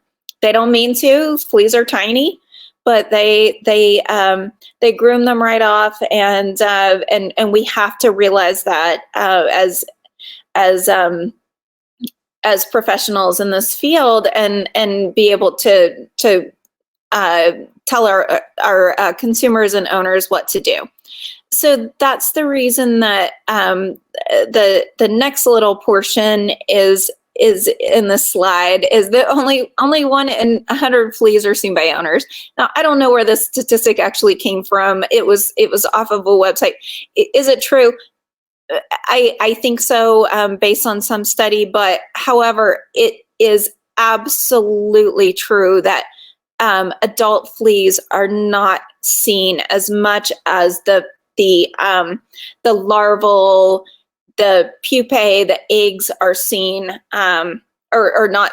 Well, you can't see them because they're microscopic. So as much as they are in the environment. So that's what we need to remember, that if you see one flea on your pet, there's a gazillion others in your environment. So we need to remember that for sure. And This other picture is a little bit epic to me because this is a carpet picture. And yes, absolutely, fleas will lay eggs in your carpet. They will live there forever, and the larvae will be gross and nasty where you can't see them. You will never know they're there until they get on your pet again, or till they get on you, or till they get on that little kiddo back there. They can also do this in your rugs. They can do this in your bedding. They can do this in even your hardwood floors, in the cracks. And I told the last group that I'm like, you might not want to Google this if you have a sensitive stomach, but Googling hardwood floors, flea larvae, or YouTubing it, you can see it. They have taken, really like macro lenses and gone into those areas, and it is gross. It really is gross. So, and it's also worth noting that they can grow just on hardwood as well. So anyway, we'll move on. So flea life cycle. So basically we got eggs. As soon as that flea gets on your pet, or into your carpet, fleas can start. I've had it in my house before, and I'm a veterinarian, so no embarrassment there at all. No owner should ever be embarrassed about having fleas in their house. We get pets in all the time that are, maybe rescues or something like that, and we don't know what's going on with them. So we just have to deal with it appropriately. They do hatch pretty quickly into larvae, and then again pretty quickly into pupae before they become an adult that is going to infest and bite your pet. What I like to tell owners as far as the evolution from larvae to pupae is that if you are having an infestation in your house, vacuum with that like carpet brush. It stimulates them to go to from the larval to pupal to adult flea stage quicker, so that we can, with some of our preventives, kill them quicker. So if they want to get them out of their carpet and into a place where they can get them gone, then vacuum. For some reason, that seems to have an effect on them. But otherwise, we'll talk more about preventives and quick kills for adult fleas as well. But that's the basic life cycle for the fleas, and they're really, really cool creatures, but you really don't want them on your pets, and neither do your consumers. So we need to figure out a way to get them off of there and prevented for the future. Now we're going to start on ticks really quick. Ticks are arachnids, which means they're very closely related to spiders, but they are not spiders. They're cute little arthropods. Again, they're my favorite. I love them. I really do. But I love them because they're interesting. I don't love them on my pets either. And I don't love them for the diseases they cause. They don't mean to, but they do transmit quite a few things. So you guys need to have a working knowledge of that. The adults do have 8 legs, just like spiders. They do live in particular environments. We're going to talk a little bit more about that. But moisture and humidity, temperature is also something that they really respond to. So they have to have the proper temperature, moisture, humidity to come out. They like to live in oak forests, but they live in the ground. And so they come up on the grass, just like this picture shows. And they do this questing thing, which is kind of cool, where their kind of front legs get sticky and they stick onto whatever animal's walking by. But they are very temperature, moisture dependent.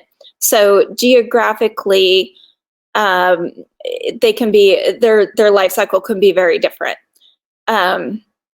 So we can talk about that as well. There are different diseases that they contribute to the disease encyclopedia, but some of them can be transmitted pretty quickly. So we're talking 3 to 6 hours.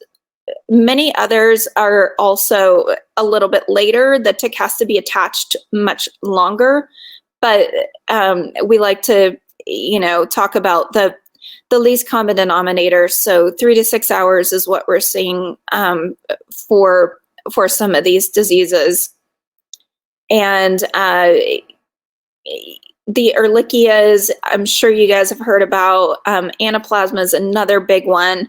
Rocky Mountain spotted fever is a really cool one as well. Babesiosis is a protozoal parasite, which is a totally different thing. It's not bacterial at all. But it's another bug that's in the ticks and can get on pets. And then of course Lyme disease, which you've I'm sure all heard about. That's also a zoonotic disease, which means it can go to humans as well. Not from the dog to the human, but it can go from a tick that comes into your house that for some reason drops off the dog to the human. Rare occurrence, but can happen. Anaplasma is the same way. It's also a zoonotic disease. So, and that effect. So it's important to realize that tick control is a major thing. And it really needs to be recognized. And if your dog has a tick and you have been hiking with your dog, you could have one too. So, you need to be cognizant of that as well. The last little bit of this at the very bottom right is just kind of talking about how to, it's actually exhibiting how to remove a tick from a pet or from yourself. The mouth parts of the tick really do concrete themselves in. They actually secrete a concrete into the skin that makes it kind of solid in there, so it can't be removed without a little bit of force. So you got to get in close to those mouth parts with a pair of tweezers or forceps and pull straight. Do not twist. Twisting is bad. Just straight out. It's going to pull out a little skin plug. It might bleed a tiny bit if it's in your dog, your cat, or yourself, but it is worth it. You need to get it out of there. And you can tell your consumers the same. But yeah, they've got a lot of good secretions that make their game really good. They're like, hey, we're gonna create like an environment where we get the most blood possible, and we can't leave. You can't shake us off. So that's what they do. So getting them out is a little bit of a pain in the butt, but it's definitely worth it. Absolutely. And if anybody has any questions about that, I'm happy to answer them. Let's talk about the tick lifestyle really quickly. It's very similar to the flea life cycle with a couple of differences. So again, the tick eggs are actually not typically laid. A lot of times they're in nests in the forest and hatch out there. I used to drag cloths across the ground for ticks, and sometimes we'll get 300 to 400 at a time of larval ticks because they're in a nest and there's so many. But it's really cool. But then, so the larvae are little 6-legged guys, and they soon grow up to be nymphs, which are suddenly become 8-legged guys. The larvae are super, super, super, super small. I was saying earlier, I have a little freckle that is exactly the size of a larval tick, and it is tiny because I used to think that it was a larval tick all the time. They're really, really small. So just remember to tell owners of pets that it is really difficult to detect these tiny, tiny guys, because especially in fur, how can you possibly find them all the time? So it's difficult, but but doing tick checks on your pet every single day is really very important. So they go from the egg to the larval stage, and then they hatch out again after they take a blood meal. They become nymphal, they become a nymph, and then they take another blood meal, and then they become an adult. And so at any stage, though, other than the egg stage, unfortunately, ticks can give disease to somebody. So not all diseases can be transmitted at every stage, but some diseases can. So it's just important to prevent for these diseases at all times, and to stay on a tick preventive at all times. So I know this is a dense slide, but hopefully I gave you the basics really quick. That's their life cycle, and they're dangerous always. So I said we were going to talk more about the environment of the pet. They do have a temperature range that they like. That's why they really like the kind of spring to late fall areas, peaking in kind of the middle of the summer. But they also really have become adaptive at staying in houses even. We've found that there are microclimates in even drier vents and under the houses where it's warmer, things like that. There have been cases found in those locations where they are not only surviving but thriving. So it's important to remember to tell clients, consumers to keep their pets on preventives at all times. It really, truly is. We don't know what these guys are doing all the time, and our climate is changing as well. So things are changing throughout. So we just have to remember that keeping them on these things year round is probably the best bet for their pet. So I'm going to continue a little bit on seasonality. I'm going to give you some graphs that might look boring, but are kind of interesting. I pared them down for you guys a little bit, but this is 3 years of data. You can tell it's pretty much the same, but this is the number, really just the number of ticks that we've seen in various years in various times. And you can tell clearly the peak is always in July. And that's just going to probably continue to be the case, but you can see that they also haven't gone down all the way, all the time. There's still plenty of fleas and ticks out there, even in the low times. So we still need to remember that preventives are good at all times of the year. And then this is where we've seen pet specialty stores see kind of cash inflow with flea and tick prevention seasonality. Seasonal. How do I say that? Seasonality. I don't know if I spelled that right, but anyway, the peak seems to be the same. Owners seem to be thinking that the same thing is true. That kind of mid-summer time is the time to spend money and the time to really look at prevention for their pets. But I really think we need to try as a group to try to flatten out that curve a little bit and make it so that people are also purchasing products in January and December, because they're not realizing that there's still a risk at those times. And I think it's only going to get worse as our, just as things change. Ticks and fleas are changing climates and changing geographically, and we just have to stay on top of it. So that is my opinion on that. I wanted to talk a little bit about consumers as well. It's not really my wheelhouse, but it kind of is as well. Veterinarians also care about what consumers think. So there are just a little bit that I want to talk to you guys about that. So there are a lot of people in the US that have dogs and cats. There just are. It went down for a little bit at the beginning of, you can see, within 2008, 2010, and then it went way up, and then we went slightly down a little bit. We think as an industry that part of why that happened is because maybe some of our baby boomers are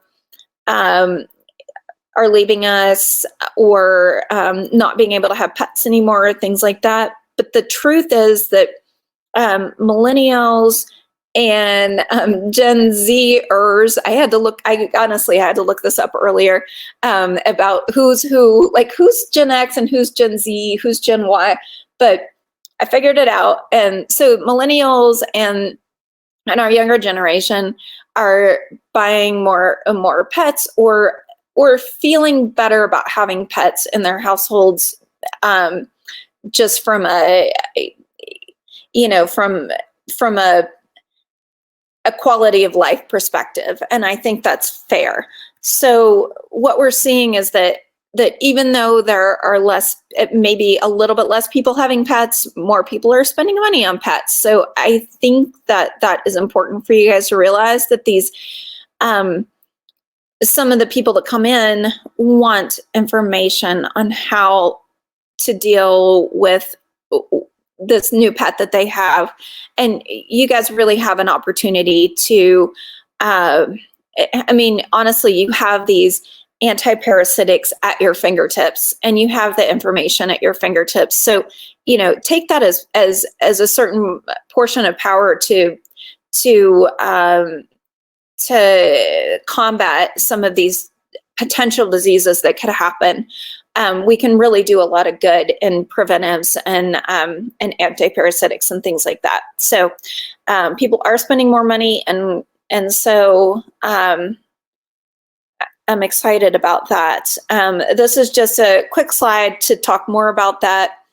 The one point that I like on the slide the most is that 85% of millennials and Gen Z people see pet ownership as a positive impact on their mental and physical health. So their quality of life is improving because of their pets. And if we can make that better for them, then wonderful.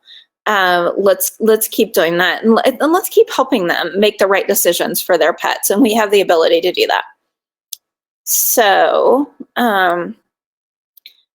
one more little consumer section. I like this slide a lot, because I've heard a lot of this stuff. It's not really apropos for the time, but because it's like the dog at the park was scratching. I don't want fleas in my home. But we're not taking our dogs to the dog park right now. But I think via social media, we're kind of doing the same thing. I know I have a lot of friends who are asking me dog questions right now and are like, my dog's doing this, what do I do? Or even to the bigger crowd, there are a lot of people wondering about their pets right now, because vets are closed for non-emergencies in some places and things like that. So it's a good time for the OTC market to shine, I think, for sure. So people need products, and I like it. But these are all questions that I've heard before. So and then similarly with this next slide, the reason people come into a store like Hollywood Feed are the following. I don't want to have to go to the vet. I can't see the pests. There are lots of different things that they're wondering about and thinking about, and things that that we can do with monthly prevention, whether it be through an OTC product or via a prescription product. And both of them are incredibly valuable within the field. So it's just one of those things. I like the embarrassing part. I don't want them spreading to me. It's embarrassing. It is embarrassing. All right. Well, let's get back to prevention really quick, and we'll get done with this. Just really quickly, fleas and ticks have there's kind of a a tier approach that you can do. They can be, so the adult fleas can be gotten off your pet pretty quickly.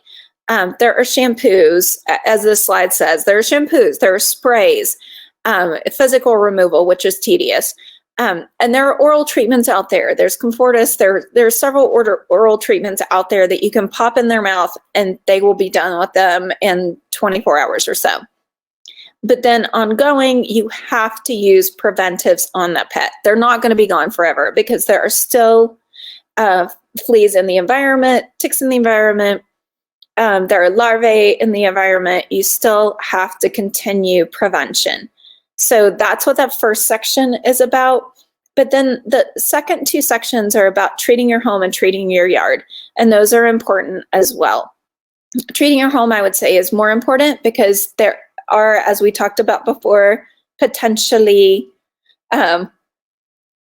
gross larvae and gross eggs in the carpet and things like that. So the house has to be dealt with also, along with a preventive. But getting fleas off your dog initially is great. So you kind of have to work with people on this tiered approach. So yes, adult fleas off the dog, then preventives, then let's talk about treating your house, and let's talk about treating your yard. If you need veterinary help, at that point, you're more than welcome to turf anybody to a full service vet in your community. And sometimes that's the case. But we just want to make sure that these people are taken care of and that the pets are taken care of. I'm going to move on to the next slide, which is kind of how things work. I'll go through this quickly. So there are topical oral treatments. There are some other things as well. Topicals are probably the most common thing I am requested from our clientele. I think that's because of the ease of giving it, and just it works for a lot of pets. Is it going to work for every pet? No. I personally give my own pets oral treatments, but that's because that's what works for them. It's not because I don't like the topicals. It just works for them. Oral treatments are often very difficult to give to some animals, and they work differently than the topicals. So it really depends on the consumer and the pet. So we have to remember that every pet is different, every consumer is different, and we have to make things work for them. So if you believe in something, doesn't mean it's going to work for that patient or that client, and we have to make it work for them. The collars are great. The Seresto collars are great. I love them for some clients. It's not something that my pets use, but it's mostly because my pets are inside all the time and they just don't need it. But certain clients, I'm like, oh, that's a perfect product for you. So it depends on what works for what pet. And so I hope that makes sense. And if you guys have any questions about that, feel free to ask them. But they are all different and they all do work differently on everybody. And again, there's more than just topicals, collars, and oral. There are also the shampoos, the powders, the sprays, and the household products, which is why I left this slide on. The shampoos and things like that are kind of just a one-time thing until you get them on an appropriate preventive. The powders are what we used to use when I was a kid, way back in the day. And I mean, I guess some people still use them. The sprays, I know some people still use them. And then the household yard stuff. If you guys need advice on that, I can certainly write something up for you. But getting them on a preventive is the best thing to do. Some of these lower options are kind of a first tier response, just to get the fleas off, and then we work on something else. So these are just some cool, like, little quotes that I have heard all of in my time. And I mean, it's just the positives of topicals versus pills versus collars versus shampoo. And I know they say shampoos, oh, it's more affordable, but you need to realize that there are things that, yes, it is affordable, but we also have to look at doing topicals or pills, oral medications on a regular basis. We can do this for now, but we need to do this as well. So I hope that makes sense to all of you. But these are a lot of the quotes we've heard in our clinics. And then we can talk just a tiny bit about ingredients. Types of flea and tick control. There are adulticides, and that means it kills adults only. Those are out there, and they work incredibly well for that first pass. But then you also have to realize that there still are probably eggs and larvae on that pet, so they need to be on something else as well. Insect growth regulator just means that it basically helps the eggs and larvae not grow up to be adult insects, and they just have to they just never grow up, and that's good for our pets. So then we don't get those adults that can breed again and lay more eggs. We've cut off the life cycle. So that's a really, really, really good thing. And then we have some that have both available. And really what we're looking for in this case is what works for the pet again, and what works for the owner again, based on affordability, based on a lot of different things. So I'm going to move on. This slide is really complicated and talking just about some of our adulticides and some of our insect growth regulators. These are some of the ingredients that are in there. If you want to know more, look up the ingredients of things that are on your shelves. I encourage you to do that, just so you know kind of how things work. I was asked to talk a little bit about, so one of the products you have on your shelf has, actually a couple have imidacloprid in them. And I was asked to kind of talk about how that works.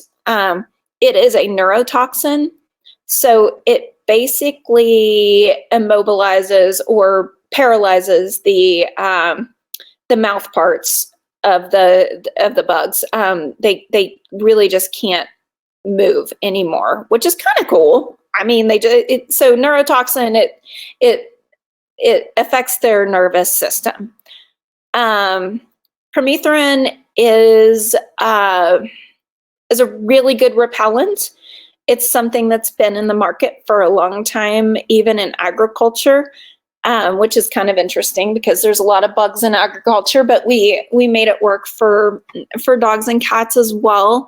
And it kind of, the way that we talked about it earlier was that it kind of makes the fleas and ticks, or the fleas and ticks have hot feet. So it's like they can't sit on the dog anymore. So they have to jump off. And we've seen that with multiple different products, but permethrin's a really good one for that. And then for the pyriproxyfen, it is one of the insect growth regulators.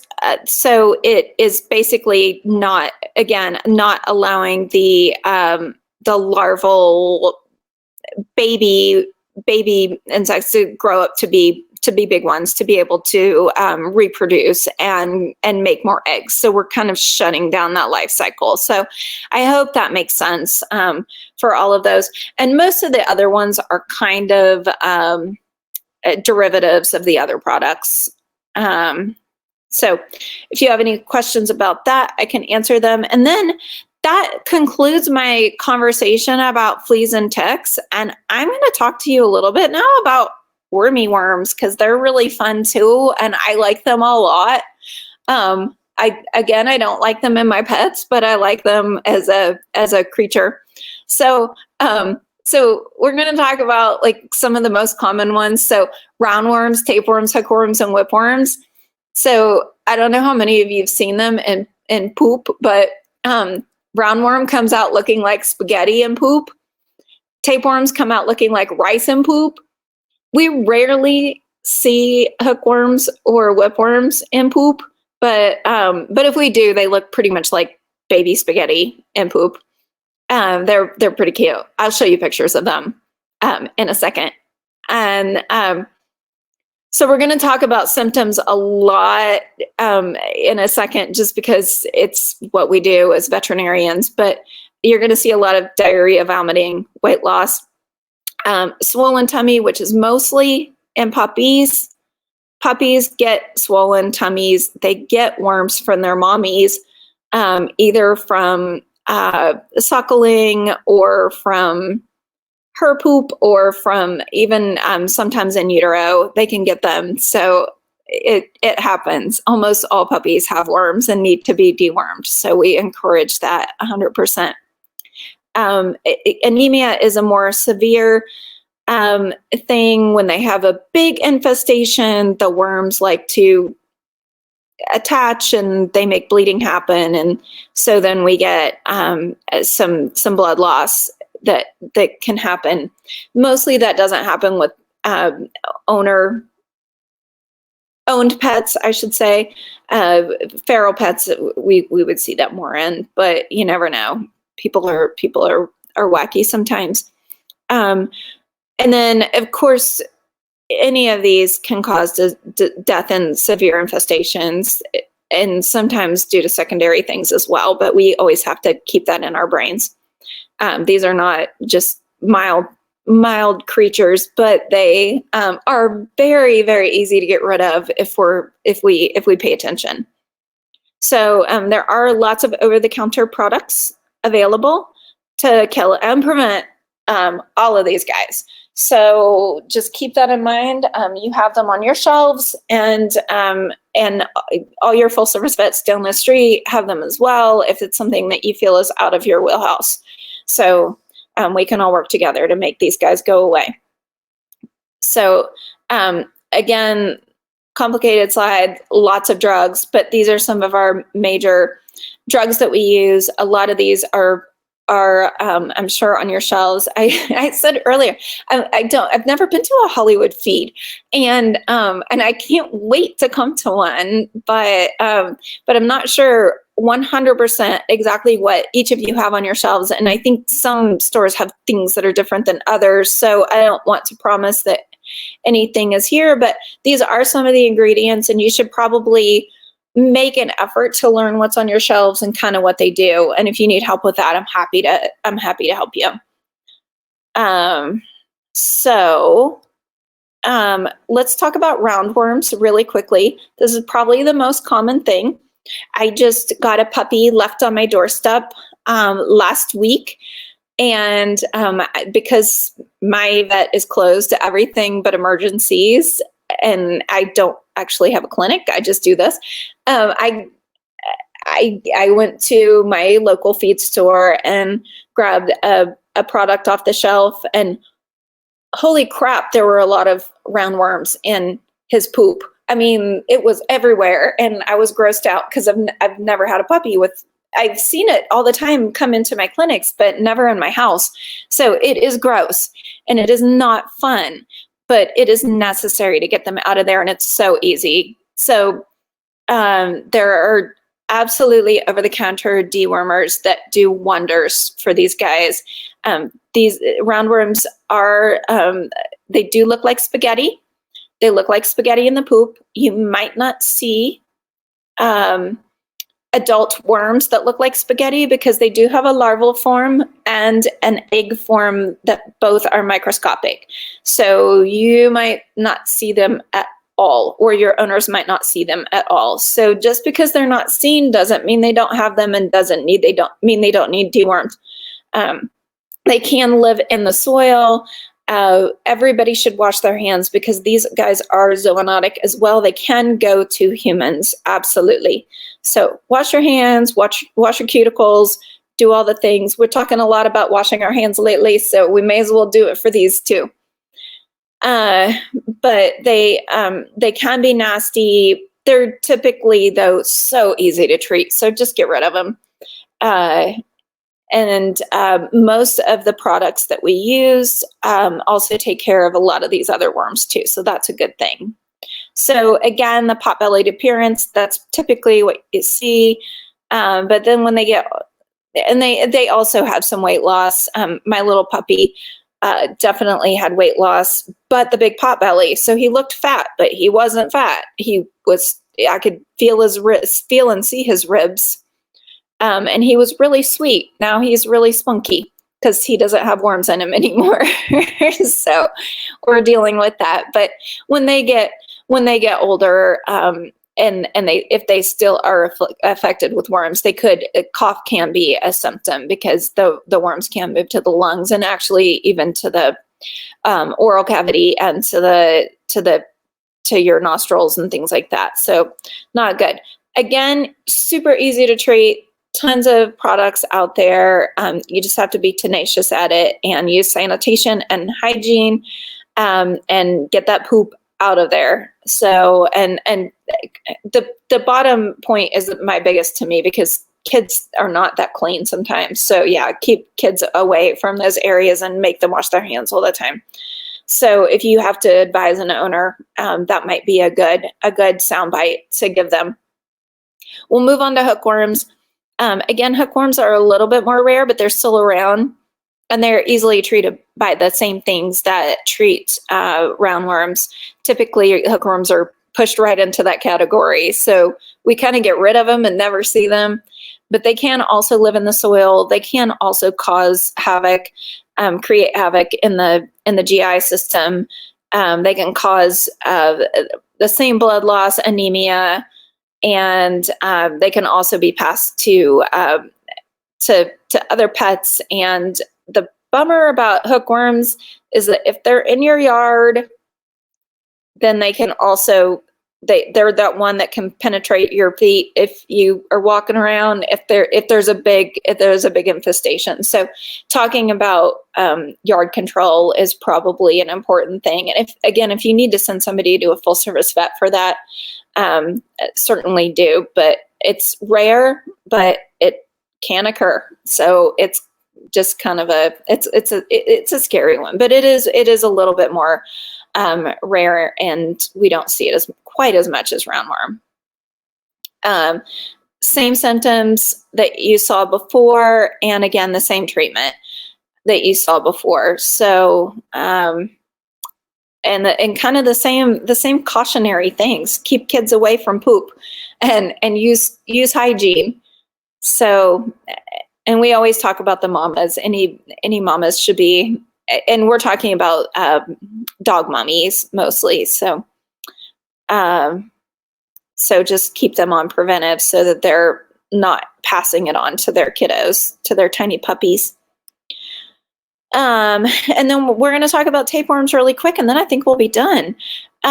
So tapeworms are really freaking cool. They're one of my favorites. They're the picture that's in the bottom right of your screen that looks like a weird hair thing. That's their head. And then the rest of that's a little bit to the left of it is their body.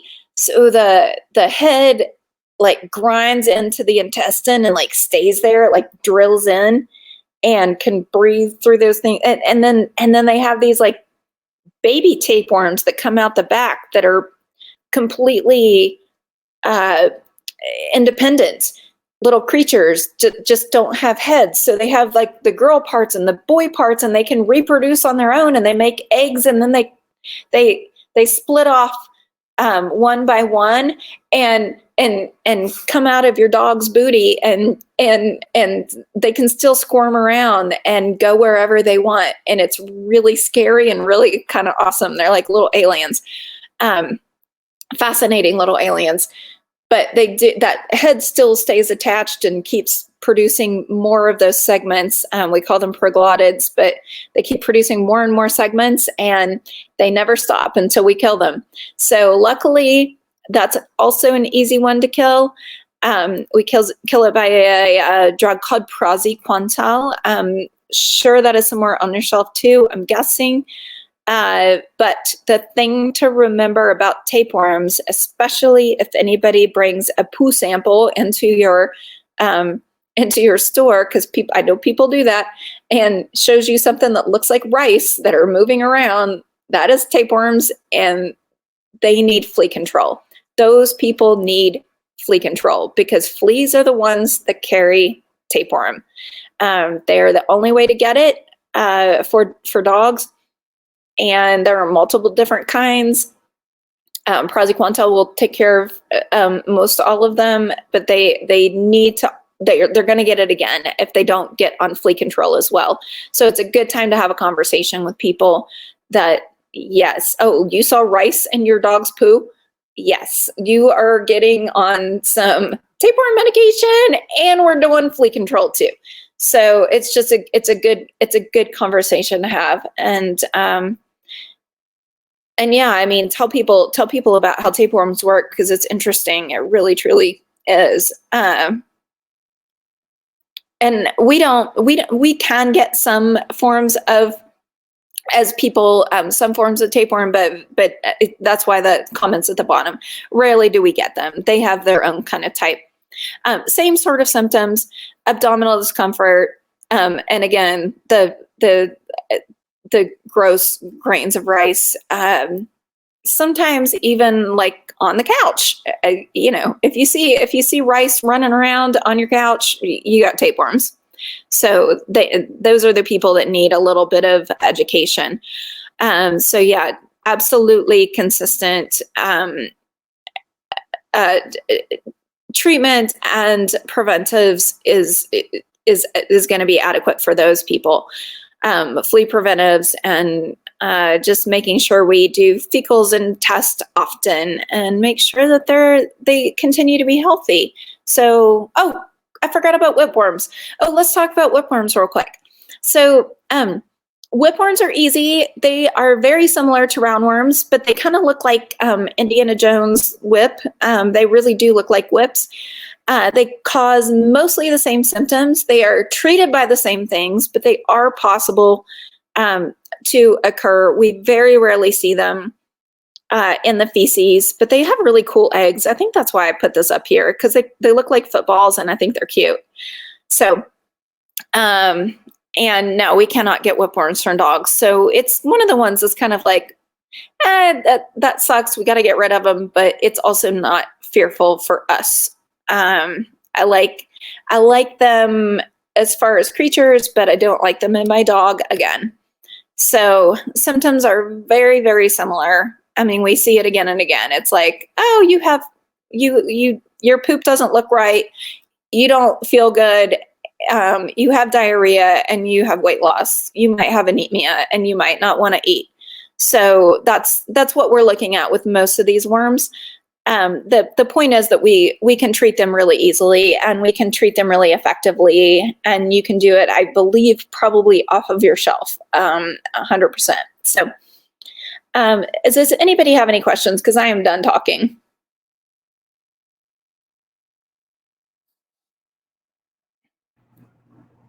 All right. Thank you so much for your presentation, Dr. Fleer. We're going to begin our Q&A session and review all of our polls at the end of the session. We only had one poll, so if you guys haven't answered it yet, go ahead and answer that poll. So, Dr. Fleer, can you hear me okay? I can hear you great. Can you hear me? Perfect. Yes, ma'am. So the first question that we had is, what should you do if a tick's head stays in the skin after you've removed the body? It's a good question.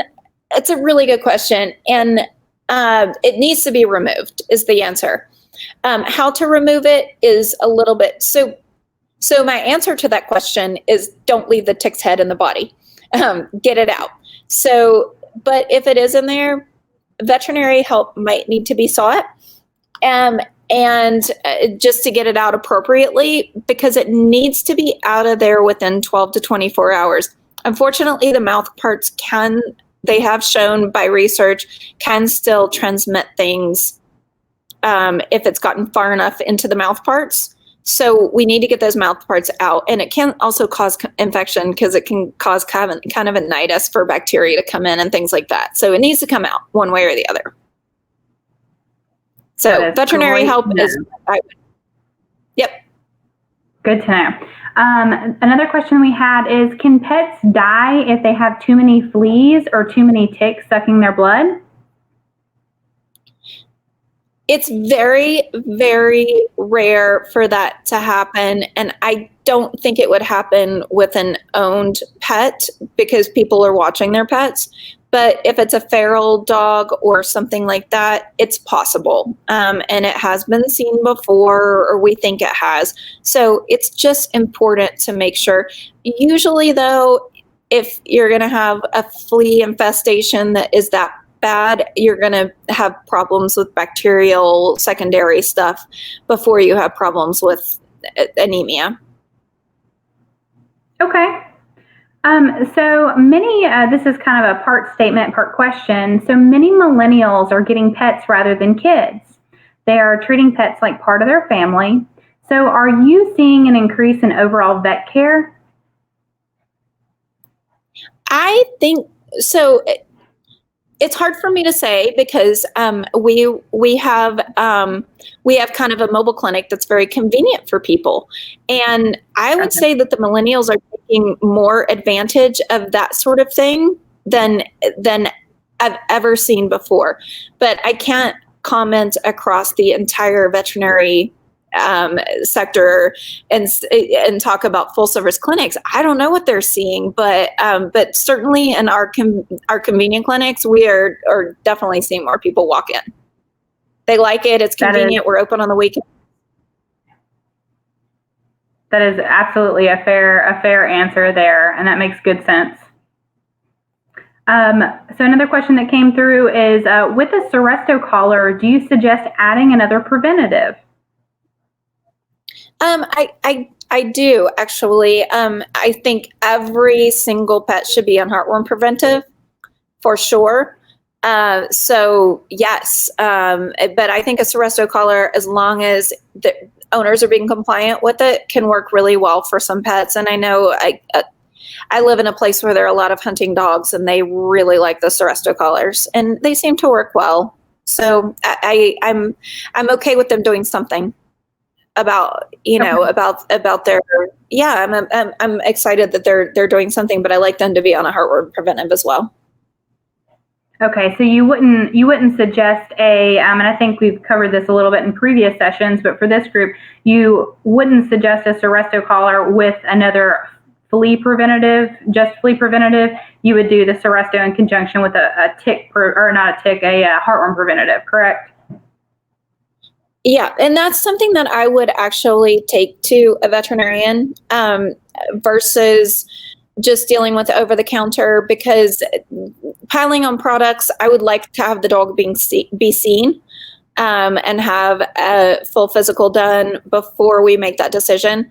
To be honest, I would feel much more comfortable with that. And I mean, it's completely possible that might be that might be okay. But yes, a heartworm preventive would absolutely stack on top of that. Okay, perfect. That's really good feedback. Another question that we had is, I've heard that the collars can cause seizures. Is this true? Have you seen this as a vet? I have not seen seizures with the Seresto collar personally. I've seen seizures with some of the other products, but personally, I've not seen seizures with the Seresto collar. I have heard about accounts, and I think if you look up the label instructions or the label that has some of the information on there, you might see their studies that they've done, and might see the percentage that has potentially had seizures, but personally, I've not seen one with the Seresto collar to date. Okay. So I can Well, check is on good that to hear. if you want. So, is there a good recommended flea and tick preventative for dogs with super sensitive skin? So they're specifically asking, like, for a dog like a greyhound. Oh, well, I mean, greyhounds are sight hounds. So taking away anything ivermec is usually, or ivermectin related is usually implied in those cases. Some of them do fine with it, but it's usually contraindicated. But there are orals out there that would probably be okay. That would be another conversation, though, for a full service vet. I would encourage somebody to go in and have, blood work done and something like that if they had a dog that was that sensitive. So, kind of to piggyback off that question, since you did mention ivermectin, another question that came through is, what are your thoughts on ivermectin for herding dog breeds? And they specified that they have a border collie mixed dog. Yeah, and you know what? I have it's funny, one of my best friends is a sheep veterinarian and has a bunch of border collies, and she uses it. She is a veterinarian. She uses ivermectin products all the time and has no problem. But I can't say that for all of my clients that I have with border collie mixes. So it's really up to you. And again, when you have a sensitive breed, it is a time to at least consult somebody in the veterinary field who's seen your dog and can advise you better on what's right for your pet. If you have a non-sensitive mutt dog like I do, it's probably a little bit easier, but that makes sense. That makes perfect sense. Yeah, they're how all long? Yeah, no, sorry. No. Go ahead. Finish your statement. No. I'm just saying it really truly depends on the individual dog. We talked about this before, and it's up to the owner. It's up to the owner and the dog about what product is right for them. I completely agree. Every dog is different, like every person is different. So if there's ever any question, it's always better to be safe than sorry and reach out to your veterinarian. 100% agree with you. Another question that we had is, how long do the oral treatments last? Do fleas and ticks have to bite the animal for it to be effective? It depends on the oral treatment, how long it lasts. There are some out there that last a little bit longer than others, and each individual manufacturer, I think you'll find, has its own kind of support guarantee that they have their own breadth of security. So some are like, oh, you can give it, if it's 1 week late, it's fine. So you really need to check with the label, because they are all different. There are some out there that last a little bit longer. And also, most of them do. In my brain right now, we don't carry all of them, so I can't speak to the entire breadth of the veterinary field. But most of them do need to have the parasite bite the pet to get killed, I believe, in my brain. There might be one I'm missing in my brain. Can you think of any? Not off the top of my head.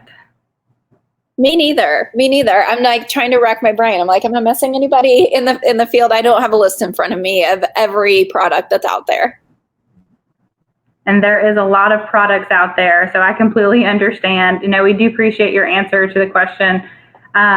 So another question that came in, there was basically it was kind of a statement part question as well. So the statement was, is the employee has worked as a vet tech in the past and had patients who took oral preventatives that did cause seizures. So she said, so basically now they have a pre-existing condition since they have had seizures, and the oral preventative. She's saying that the oral preventatives, apparently triggered it in this situation in her past experience. Will the collars do the same thing as well? I could get if that's a difficult answer to give, because I feel like there's probably a lot more questions that would have to go with that for you to be able to give an accurate explanation. That's an answer that I cannot give because I have not seen this pet, and I don't know what the oral preventive they were on, first of all, and I don't know. Sorry, I had like a little hiccup. I don't know what oral preventive they were on, or the dog was on previously, and without knowing the pet, there's no way I can answer that question. The answer is maybe. I don't know. If her dog her or his dog are predisposed to seizures, then it could be a million things that could trigger it, honestly. So it's a bummer, and I'm sorry for them. And I hope they use caution and trying anything new, and do it under monitoring of a full service vet. Yeah, I completely agree with you. And then, it kind of, once again, goes back to every pet is different. One pet may have a reaction to one thing, but not the other, or may have a reaction to all things. So I completely agree, especially with pets with pre-existing conditions, we definitely need to be reaching out to our vets for medical advice in those situations. For sure. And something oral and something topical are completely different animals. So it's completely different things.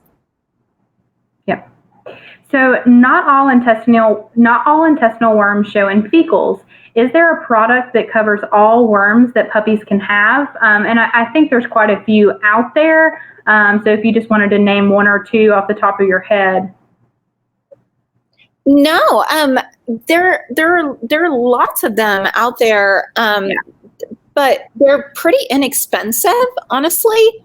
The dewormers are really super affordable. So honestly, parental is one of my favorites. But if you want to treat, it depends on. So what I would let me back up.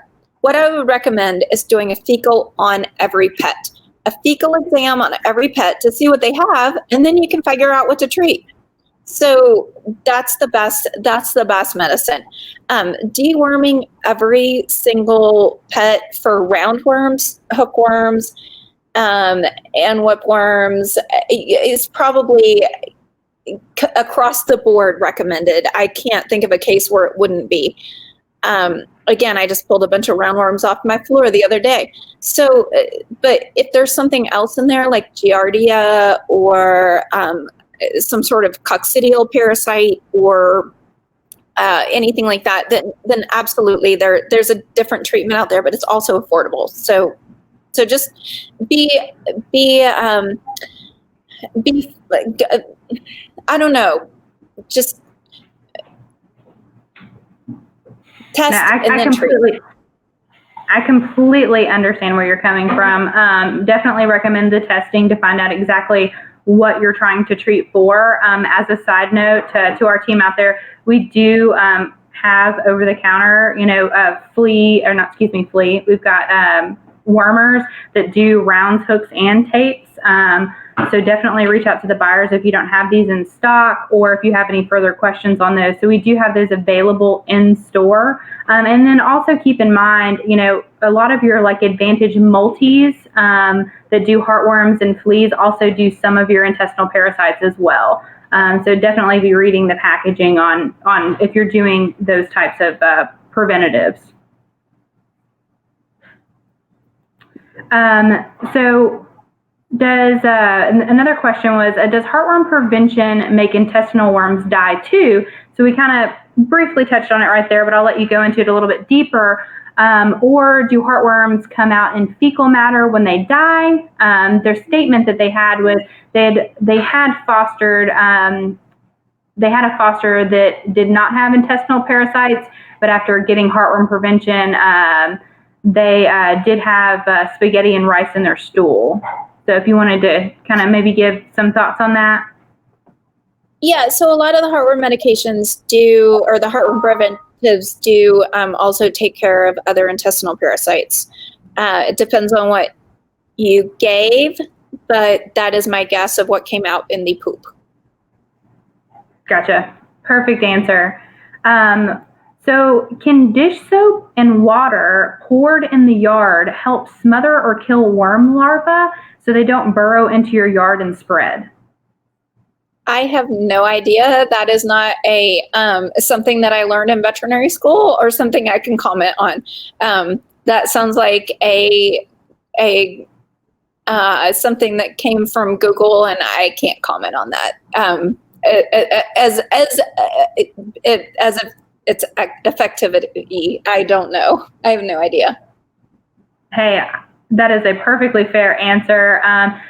So team, I'll do some research on it. Our training team will. We'll speak with some of the buyers to see if we've got any products currently that will kill worm larvae in the yard, and then we'll follow up with you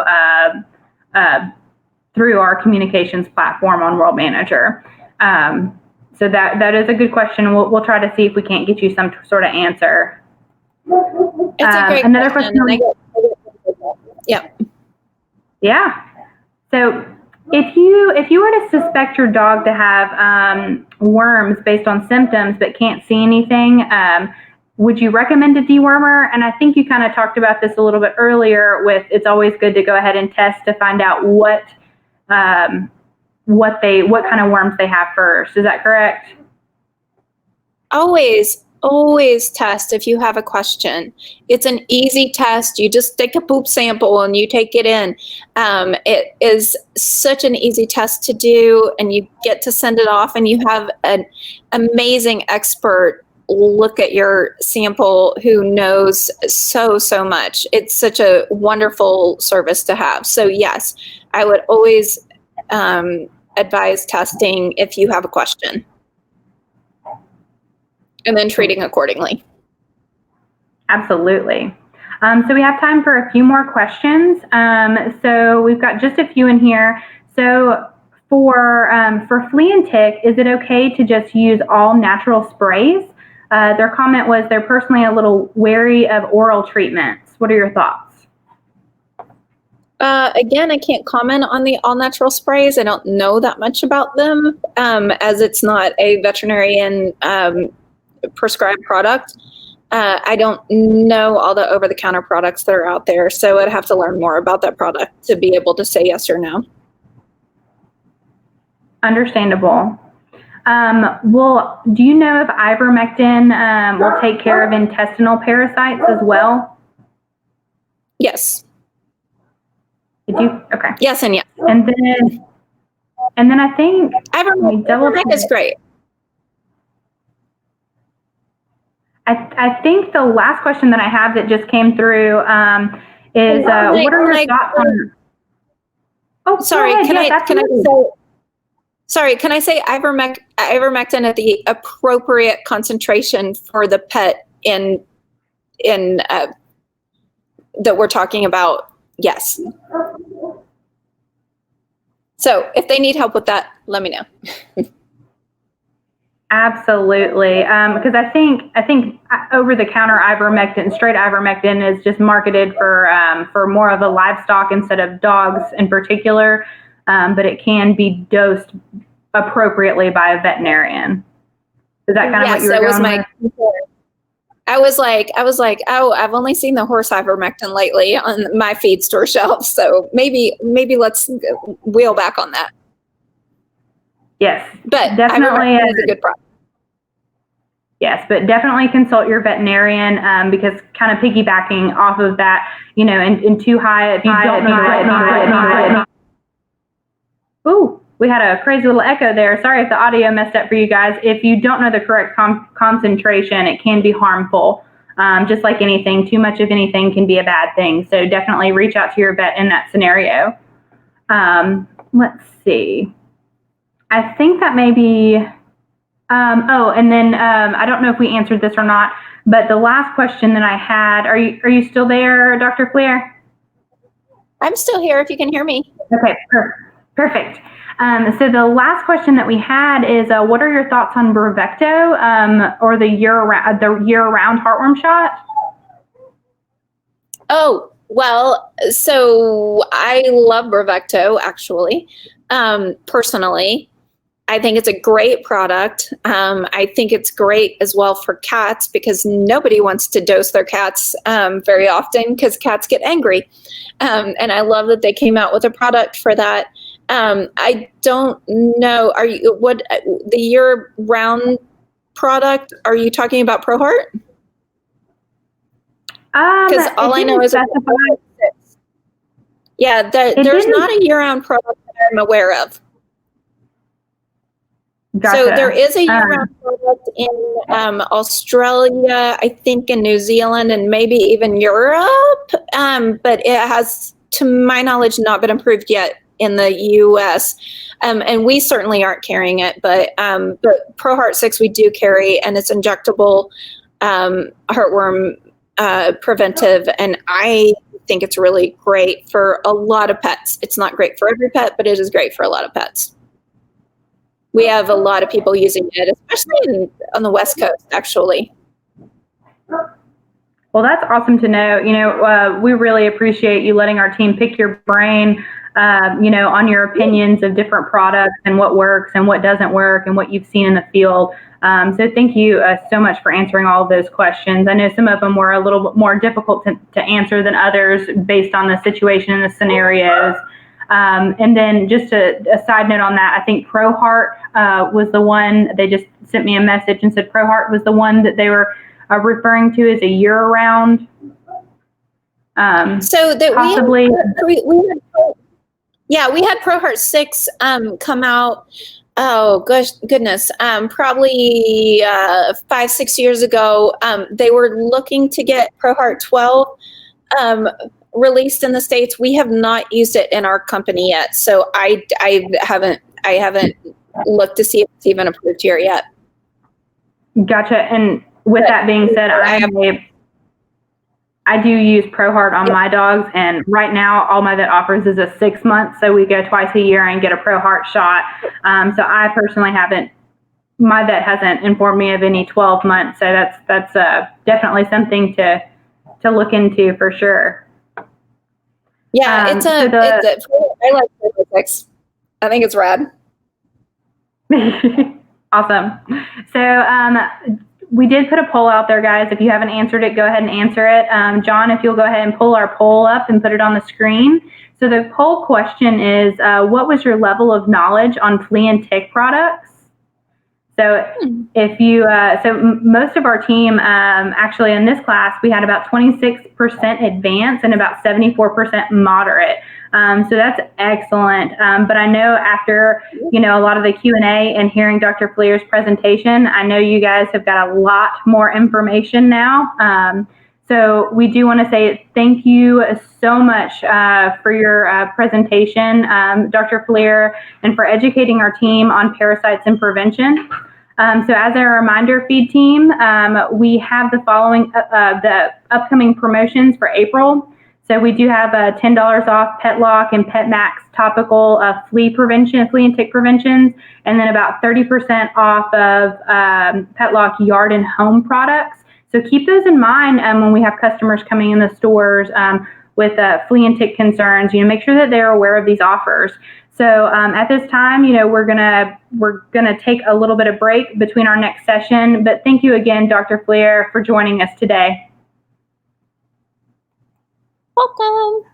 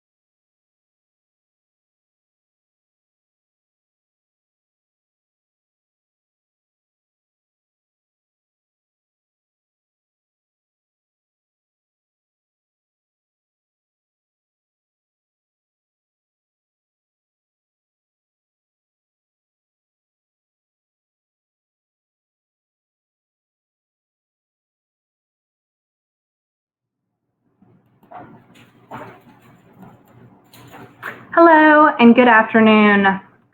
So as we're all safely practicing social distancing, we will be doing vendor classes a bit differently this time. You will all be watching the presenter's live presentation followed by a Q&A session at the end of their presentation. You are welcome to submit questions at any time during the presentation. They will all be reviewed and answered by the presenter at the end of the session. So we will have polls activated throughout the presentation, but remember, polls are mandatory as it gives us and the vendor a chance to hear from you. So today, our first session will be about PetSafe products with Scott Koeckl. Secondly, we will hear from Dr. Fleer about the importance of flea and tick prevention. With so many people spending time at home with their pets, this is a great opportunity to better understand these product lines, how they can help you with indoor and outdoor training, and how to keep your pets protected from pest control, from pests while doing so. We would like to give you a big welcome, Scott, with PetSafe. All right, can everyone hear me, please? We good? Yes. I'm going to take that as a yes. So first and foremost, I just want to say thank you for allowing me to be here today. It's a little unique. Last couple of years, I've been able to come up to your guys' corporate office and speak to everyone there. But just with everything going on, just everyone please be safe and be clean. So also what I'd like to do is just let you guys know of the contest that we have going on for everyone with our containment for the months of March, April, and May. This is for new and existing stores. The stores that have the most sales of containment products will allow for each of their employees to get a $50 gift card from us. So all I can say is that I hope you guys really take advantage of that $50. I would love to have it right now, but for some reason they won't let me sit there and participate. So without further ado, and the fact that we just came off of speaking about containment, let's go ahead and get going in with our slideshow. First one I'm going to talk about to you guys today is our in-ground fence system. In-ground fence system is probably the most basic one we have, and you guys do offer two. But one of the most important things I need for you guys to understand is that this system, along with the stubborn, which I'll talk about next, are capable of covering up to 25 acres. It is a very, very wide area that they can cover. But you'll see that the content that come with it only allow for 500 feet of wire. With this being capable of covering 25 acres and only having 500 feet of wire, 500 feet of wire will only cover about half an acre. So rule of thumb is if you are sitting there and you have someone that comes into your store and they're like, hey, I want to sit there and cover, I got 13 acres I want to cover. Well, they're going to need 13,000 feet. So rule of thumb, for every acre, you need 1,000 feet of wire. All right. I also want you guys to see, looking at the packaging itself, look at the top right-hand corner, because then I want you guys to see that there's that little orange decal, which is that man digging right there. That designates that this is an in-ground system, and that's very important for you guys to know, especially when it comes to the additional collars, which I'll talk to you momentarily. But with these in-ground systems, they all have 4 levels of static correction, and then they have a tone-only mode, which is for training and to train the dog. So that's all I want you to know about the in-ground is it's capable of going to 25 acres, and each acre requires 1,000 feet of wire, but it only comes with 500 feet of wire, which equates to about half an acre. Next screen. So this right here is an additional collar that goes actually with that system. If you look on the left-hand side of the packaging, about 3/4 of the way up, you're going to see that orange decal yet again. The reason that I want you guys to see that is that will designate for you to say to the customer that this collar is compatible with that in-ground system. All right, that's all I want you to know. So it's battery operated and it is waterproof. All right. If you look at the collar and you'll see that big circle in front, that's actually where the battery goes. Next, we're going to move on to the stubborn dog in-ground fence. The only difference between the Stubborn Dog in-ground fence and the in-ground fence is the collars. The transmitters are the same, the wires the same, the flags are the same. Everything is the same except for the collars. The Stubborn Dog collar offers 5 adjustable levels compared to the 4, and it still doesn't have the tone, but this also brings into play vibration. Vibration is good because it's just an added training tool for the pet owner to use with their dog. But it's also good for dogs that are old or have lost their hearing, because it's not fair to give a dog a correction if they don't know they did anything wrong or they didn't hear the tone. So what you can do is you can substitute the tone for vibration. And again, I would like for you guys to look at the packaging on the top right-hand corner. You're going to see, again, the same decal, which is that little orange dot with a man digging in it. And that just, again, designates that this is an in-ground system. So as we keep going, you'll see on the Stubborn Dog, this is the additional collar that goes with that one. You'll see about halfway up from the bottom on the right-hand side, you're going to see that that orange decal, which designates this as an in-ground collar.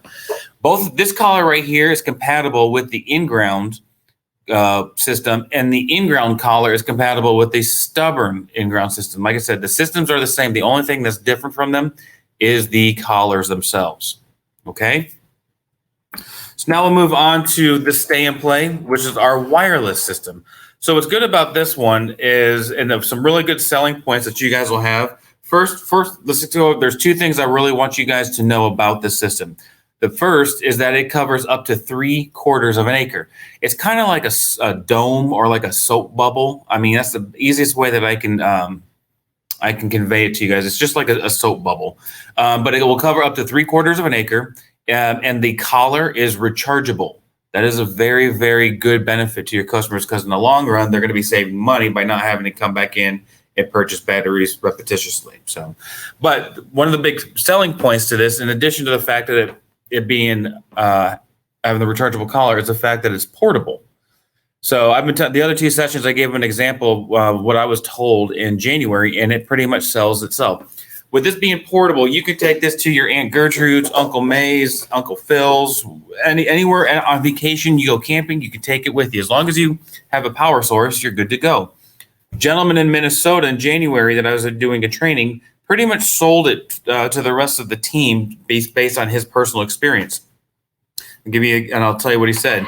When I was in there, he basically stopped me and said that this Stay and Play is the best thing that's ever happened. In January, there's a lot of lakes in Minnesota, and he has a shanty on one of those lakes. He goes ice fishing on the weekends. Well, he can now take his 2 dogs. He can now take his dogs with him, because he brings a generator and plugs it in the transmitter, plugs it into the generator in the shanty, goes outside, marks off the territory with flags on the ice, puts some booties on his dogs, and now they sleep out there on the lake, and the dogs can go play on the ice during the daytime. So just a good selling point that you can take this with you wherever you want to go. What we've now come up with, that's the additional collar. So for this one, I want you guys to look at the very bottom right-hand corner. I know it's a little difficult to see, but there's a blue dot.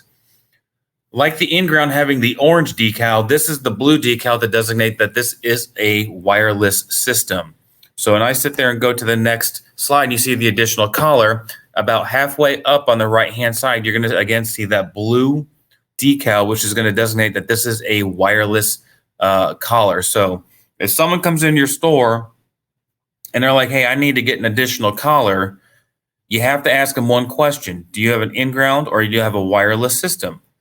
And because if they have a wireless system and then they go and buy an additional collar that's for an in-ground system, it's not going to be compatible. Okay.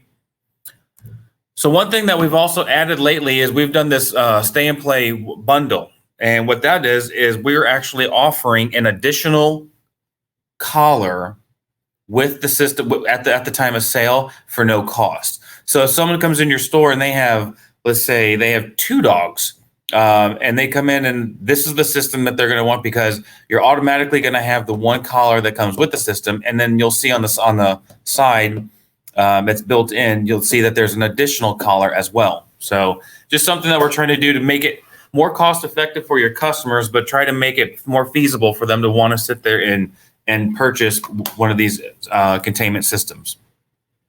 All right, next let's go ahead and we're going to talk briefly on 3 different types of bark collars. The first being our basic bark. So a couple things on this. There are 6 levels of static correction. It is waterproof, but it does require a battery. Now, the one thing I'd like for you guys to remember is that this has what's called our progressive technology, okay?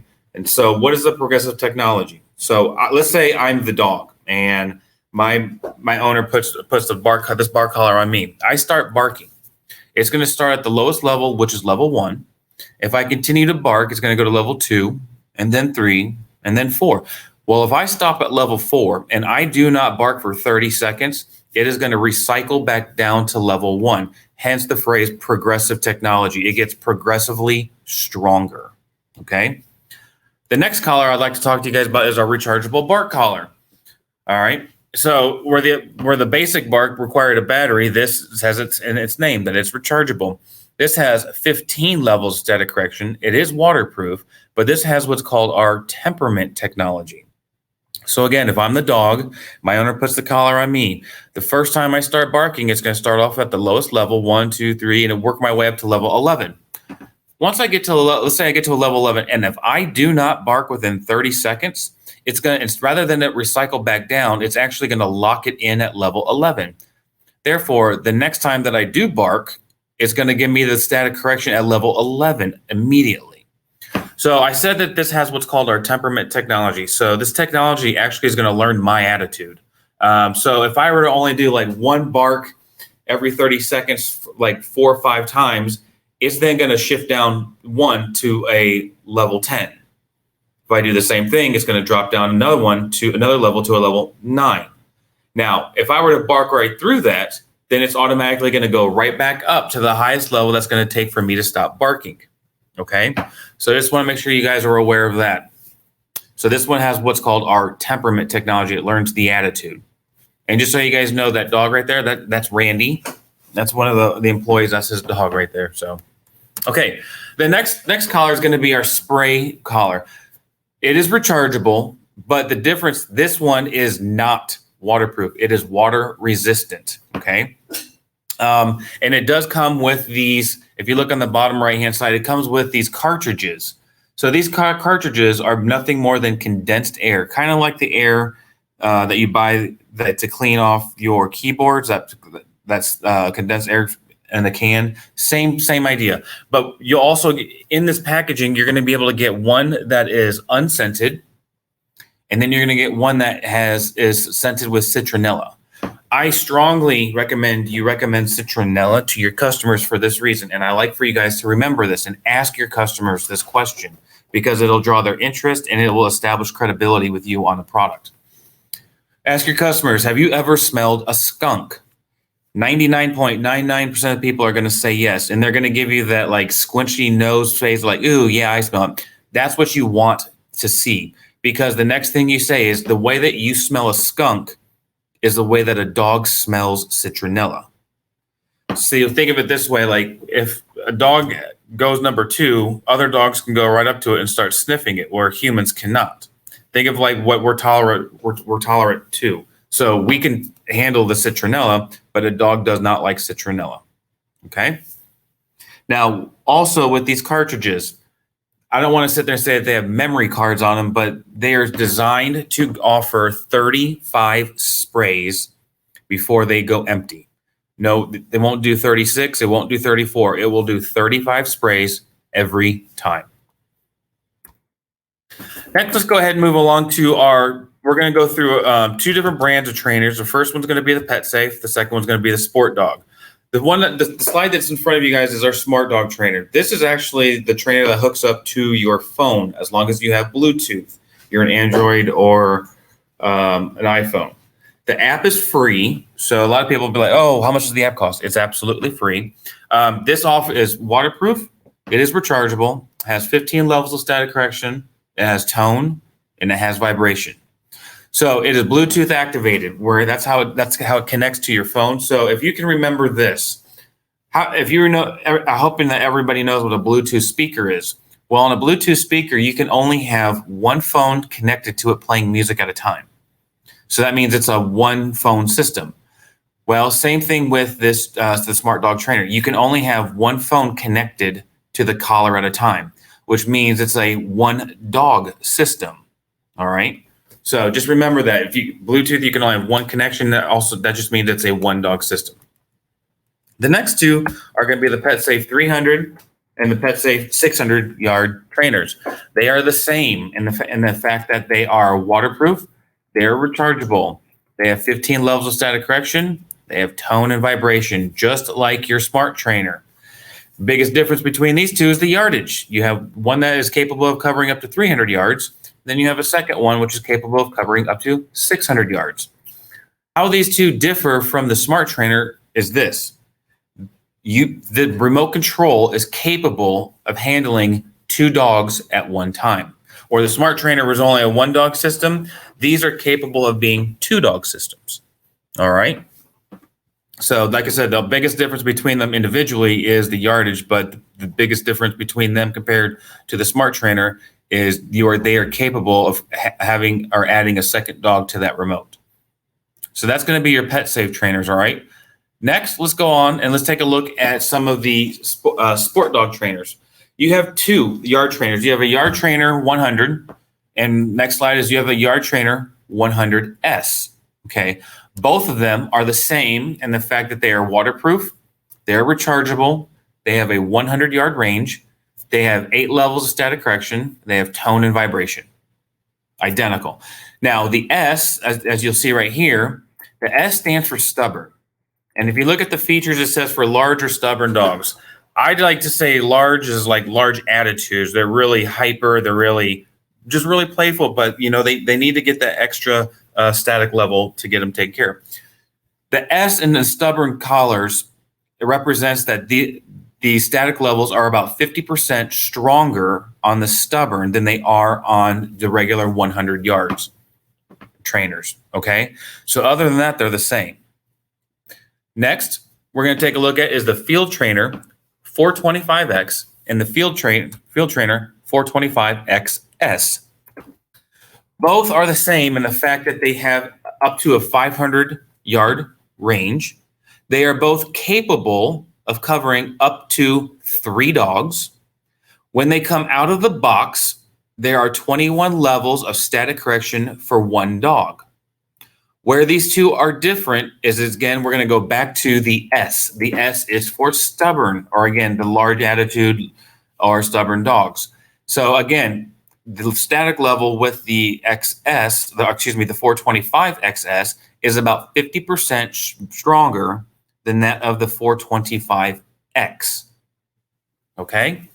All right. So those are the base. That's just basically going through the trainers for you guys real quick. All right. And let me go ahead and do this real quick. I just want to get something to drink real quick. Okay. Excuse me. Next, we're going to go through is some feeders and some fountains that you guys will offer. The first one is the Simply Feed. I absolutely love this. I have this one. It is the best thing since sliced bread for me. What it is it allows you to schedule times up to 12 meals a day, anywhere from 1/8 of a cup up to 4 cups per meal. The hopper, which holds all of the kibble, can hold up to 24 cups of food.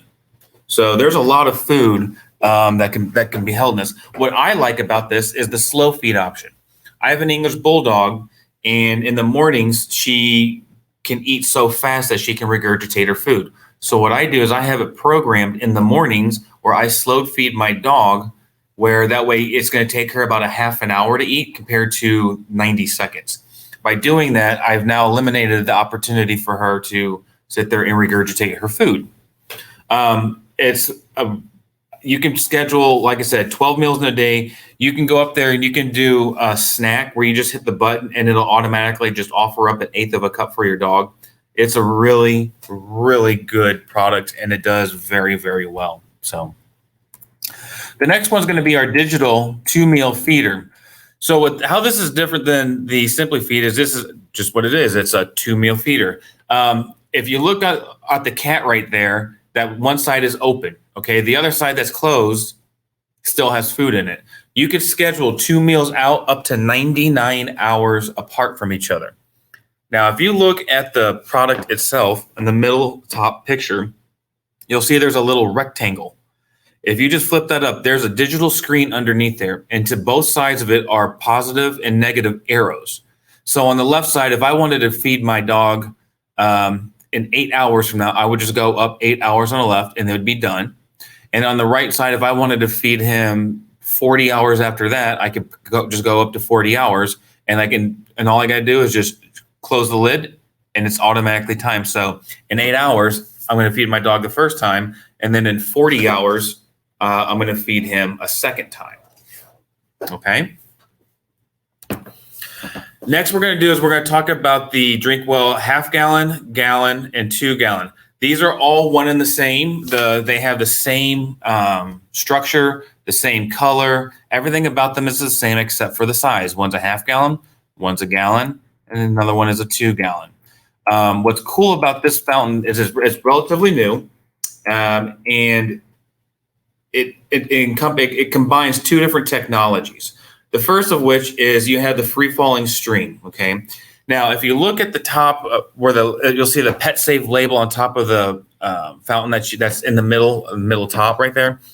If you take that off, there's a lever right there that will allow you to adjust the strength of the stream. I don't like the noise. I actually will just turn it off. My wife does like it, so she turns it on high. So it's kind of like we flip a coin at night to see who gets, whether we go with or without the noise of the free falling water. But let's sit there and say it was me and I had it completely off. The water does not go stagnant at all. What it does is it will keep rotating in a form of like a silent current. What I mean by that is it'll sit there and keep rotating around so that water does not get stagnant at all, and your dog or cat are still going to be able to be drinking fresh water. What's also good about these, and what I'd love for you guys to know, is the packaging. On the packaging, you have a residual revenue opportunity, and that's going to be with the filters, the carbon filters or the foam filters that go with this. There's a picture, and I'd love for each of you guys, when you get to your store, to please go look and locate this, because when you're talking to your customers, it's a good selling point to say to them, hey, this is a picture of the filters that you need. Do you want to pick some up even today? That way you're set up for success. You add a couple dollars to the ring total, but your customers, it makes sense for them to sit there and have more sitting for when the first ones go out. So there's a lot of opportunity for you guys to sit there and add to the value. The other thing that's on the packaging that's good is the one on the other side of where the filters are. It says 1 for 1. The reason that's on there is for a dog to be healthy, they need to have, for every pound that they weigh, they need to have an ounce of water. So my English Bulldog, she's 55 pounds. She needs to drink 55 ounces of water per day to be healthy. The other thing that I like on the packaging, which I'd love for you guys to take a look at, is there's a picture of a dog, there's a picture of a cat, and that allows for you to sit there and cross-sell these fountains anywhere in your store. If you have a cat section, which I assume you guys do, you can put one of these fountains over in your cat section with the picture of the cat. If you have a dog section, you can sit there and go put one of these fountains in your dog section with a picture of the dog. And then you're going to have your feeder and your fountain section where you can just have a third. So you can have 3 of these strategically located in your store for more visibility and better opportunity to sell. Excuse me, I'm just going to grab something to drink. All right. So those are the fountains that I wanted to go through with you guys. The next fountain that I like this is the Pagoda. So what's unique about the Pagoda is it has 2 free-falling streams that come out of it. It is ceramic. It's red as what you guys carry. But what's good about this is when you want to clean it, you can stick the entire thing in the dishwasher. With it being ceramic, it's like you're just washing a plate. There are questions about the pumps themselves. There are additional pumps available if these go bad. Like any motor, whether it be a car, doesn't matter. No motor is going to last forever. But our customer care can help you, and it can help your customer get situated with additional additional motors. But this one, the one thing about the fountains, which I think is unique, is when you're going, people know what their houses look like, and they know what color they're looking at, what they want. The reason we went with the steel on the drink well, the half, 1 gallon, and 2 gallon, is because that silver, dark gray, is going to be kind of uniform, and it can go with a lot of things. All right. Pagoda is a little bit more unique, but red still is a color that is very capable of matching up with a lot of different things as well. Okay. Next is we're going to talk about is the granddaddy of them all. It's one of our best products. And honestly, it could help you guys in the long run be one of your most successful at generating revenue for the store. It's our Scoop Free. Our Scoop Free litter box is an automated litter box, and it's just that. It's automated. So your cat goes in there, they do their business. There's 2 sensors in there, and those sensors, when the cat goes in there, they're triggered. So and they lose their connection. When the cat leaves and they get their connection back, it's like a timer of 20 minutes. After 20 minutes of the solid waste sitting in there or the urine sitting in there, the rake is going to activate, and it's going to push all of the solid waste underneath that taupe colored or the purple ledge or overhang. Now, the one thing that I really want you guys to understand is, and remember this phrase, your customers, when talking to a free, let them know that they're not going to see it, they're not going to clean it, and they're not going to smell it. What I'm talking about is the solid waste. All right. So remember, they don't see it, smell it, or clean it. So I want you to understand how these crystals actually work. Okay. So, and I'm going to ask you everyone a question. I'll answer it, but I want you to ask every one of your customers this question. We all do it. It's all natural. But the question is, what makes poop smell? And you can sit there and be like, everyone's going to be like, oh, it's food. It's the proteins. Well, that's technically true. But for what we wanted, the one word response I'm going to give you will get your customers thinking about how these crystals work. The answer I want you to know, and I want you to tell your customers, is moisture. If I were to, with everyone that's listening right now, if I were to come up to you with a 2-week-old turd or a 2-minute-old turd, everyone's going to agree that the 2-minute-old turd is the one that's going to smell, where the 2-week is not. Well, what's lacking? It's the moisture. So that means that the 2-week-old is not going to smell, and it's just documenting the fact. And say this to a customer, give them that exact same example. The 2-minute-old turd is the one that's going to smell compared to the 2-week-old one. All right. With the Scoop Freeze, you guys should establish an expectation for your store. The expectation should be this: you guys should sell one of these Scoop Freeze every 3 months. So you should sell 4 of them a year.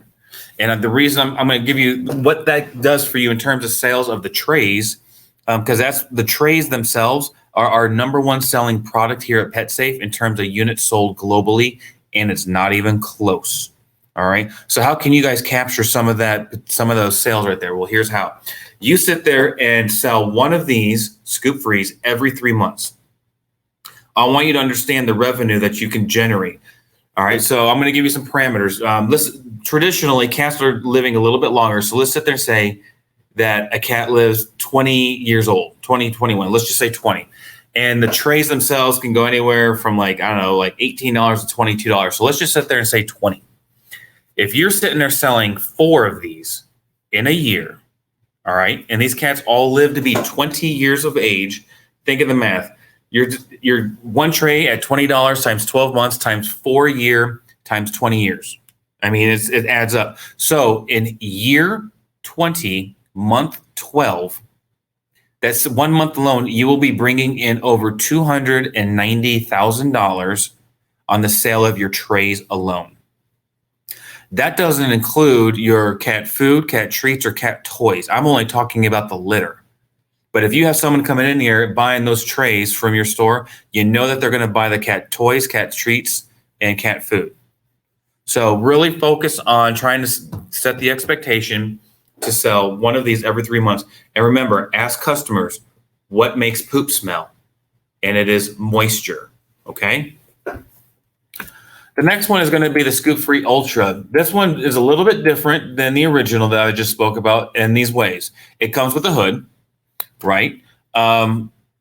It does have the automatic rake, but you can, where the original is only 20 minutes by itself, the Ultra, you can actually adjust it to be 5 minutes, or you can adjust it to be 10 minutes.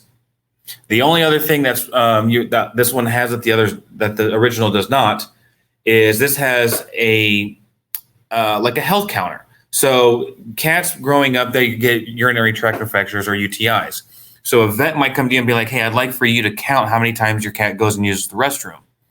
Well, it's kind of difficult for you to do that if you're sleeping. By having this health counter there, it'll allow you to count for the 30 days that's required from the vet. So just kind of want to give you guys a little bit difference on how this is different from the original. But even with this one, the expectation is to sell one of these every 3 months. Doesn't matter if it's the original or it's the Ultra. Your goal is one of these every 3 months. Okay, so now let's talk about the disposable litter box. This is great on two different fronts. The first is you have someone who's interested in getting a Scoop Free, but at like $140, $150, they don't know if they want to make that investment. Okay, that's understandable. What you do is you would offer them this disposable litter box. Because the crystals are included in this, it's going to allow them to understand and actually smell how well it works. And just tell them, hey, let it sit for 20 minutes after every time your cat goes in there, and then you go clean it up. And you'll see how much easier it is, or how much better it doesn't smell, because the moisture's always been collected in the crystals. So that's good for someone who is curious to see how the crystals might work in general before they make that investment in the Scoop Free. The other avenue that this product is really good at deals with people who want to take their cats on vacation with them. Someone has a Scoop Free. It's really kind of difficult to put a Scoop Free in a camper or anything like that. But now you can just sit there and take this disposable litter box. The cat's already accustomed to the crystals, so there's no transition needed from one litter to another. And all you got to do is just push it up. It's the size of a ream of paper, probably about 2 of them. And the biggest size of it is the crystals itself. But it comes with 8 cardboard rakes that you can sit there and do whatever you need to do to pick up all the solid waste. It's good for up to 7 days is what we recommend for one cat. All right.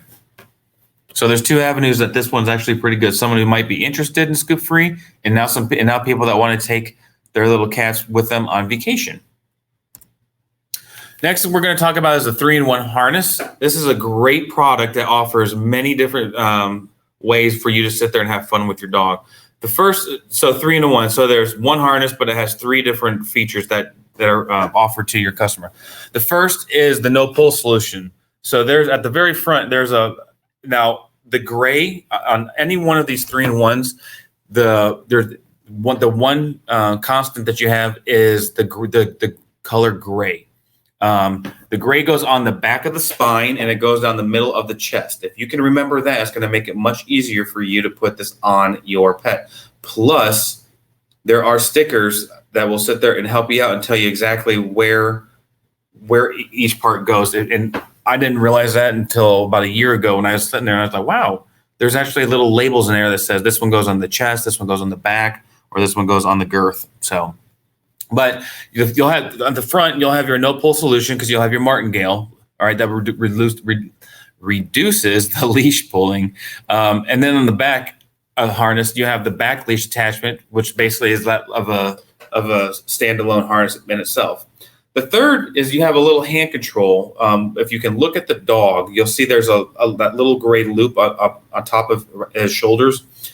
You can put a seatbelt through that and control and restrain your dog into a certain area of the vehicle. It also comes with an additional 12 inches loop that actually you can buckle in the seatbelt through, and then you can attach it to the D-ring on the back of the shoulder blades. And it's the same thing, except it just gives your dog 12 extra inches to move around. Okay. Then you have your Easy Sport. Your Easy Sport, what I like about this, and these do very well in your guys' store, is I like talking about the front. So when the dogs run, they're flexing. Just like when we run, we flex, right? So when they're flexing, it's going to expand around their neck. Well, when it contracts, the elasticity will not sit there, the elastic, excuse me, will not sit there and grab any of the hair, which could potentially pull it out. We actually have a patent on this, which covers it up. So when the dog is running, there's no opportunity for that hair to get caught and actually get pulled out. And just on the back, you'll see on the back of the shoulder blades, in the middle of the spine, you'll see that D-ring where you attach your leash for this one. So 5 colors and 4 sizes. This is a really, really good product, and this is done very, very well at your guys' stores. So thank you guys for your efforts on this. Last 2 things that we're going to talk about. We have the folding steps. That's just what they are. They're actually just folding steps. So these are good for people who want, excuse me, have dogs that they want are smaller, that they want to allow on their couch or their bed. You just basically put this up. The dog walks up and walks down, and it collapses, and it can go underneath your bed and go underneath your couch, whatever is easiest for you. The one thing I will say that I would strongly recommend is the fact that cross sell. You guys have dog treats in your store, so have dog treats sitting right next to this. Have treat bags or treat pouches, that whether it be pet safe or not, just have them there and provide the total solution for your customer. Because if they don't realize that they need to get dog treats to train their dog, they're going to go home and their dog is going to be scared to walk up those 4 steps. So having all this stuff available initially in your store for your customer is going to set them up for success, but it's also going to add to your daily ring as well.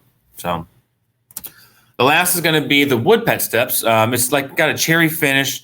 It's very durable, but how this is different than the folding ones is these don't fold. So they're much more durable, obviously, and they look much more professional, much more luxurious, I guess you could say. So, and they will hold up to the 200 pounds. Even if it's the 14-inch, I still tell everyone it'll hold up to the 200 pounds. So, okay. So there's a lot of information that we went through, guys. But I just want to make sure that I had time to do that, and I could answer any questions that you do have, as well as we can go through the questions that that we're going to ask, and make sure that you guys are completely comfortable with all of the Pet Safe and Sport Dog products. So thank you very much. I really do appreciate it, and I am officially done. Not yet, but we'll finish.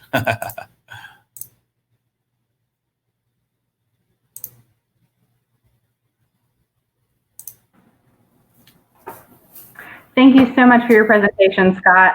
So we're now going to begin our Q&A session and review all the polls. So if you guys haven't had a chance to answer the polls, there's quite a few. They're quiz style, so a lot of fun. So go ahead and be answering those. So after we do polls and our Q&A and polls, we'll follow with about a 10-minute break as we prepare for Dr. Flier's presentation on flea and ticks. So going into the Q&A that came through, and we had some great questions that came through. Hey, Scott, can you hear me okay? Yes, ma'am. Perfect. So one of our first questions was, can you combine 2 or more compact wireless fences without a border in between? Yes, you can. So if you look on the packaging, I would recommend one of the things that I hope you guys get from me is the answers to a lot of your questions are going to be on the packaging. So you can put one of these wireless systems at the front of the house, and then you can put one at the back of the house where the frequencies overlap. It kills the signal and it allows your dog to run front and back. That is awesome. That is really good to know. Another question that we had is, can fountains be used without a filter for people that use dental additives? Yes, they can. So legitimately, so they come with I would always recommend using the foam filter anyways, because that'll keep out the hair, and maybe like my English Bulldog, like a little piece of food might fall in there, just because it's caught in her lip or something like that. But the Brita, the coconut, the carbon shells, or excuse me, the carbon filters, I apologize. Those are also actually designated. So when the water comes through is filtered, you're drinking Brita water. So you actually could still keep it in there with the additives, but what I'd recommend is probably go half the day with and half the day without. And I've had a lot of people say that that's where they've gotten their best success. So if they take a dog and go running and stuff like that, take the filter out, put the additives in, because you know your dog's going to be drinking the water then, and then later on, then you can put it back in there. That's awesome feedback.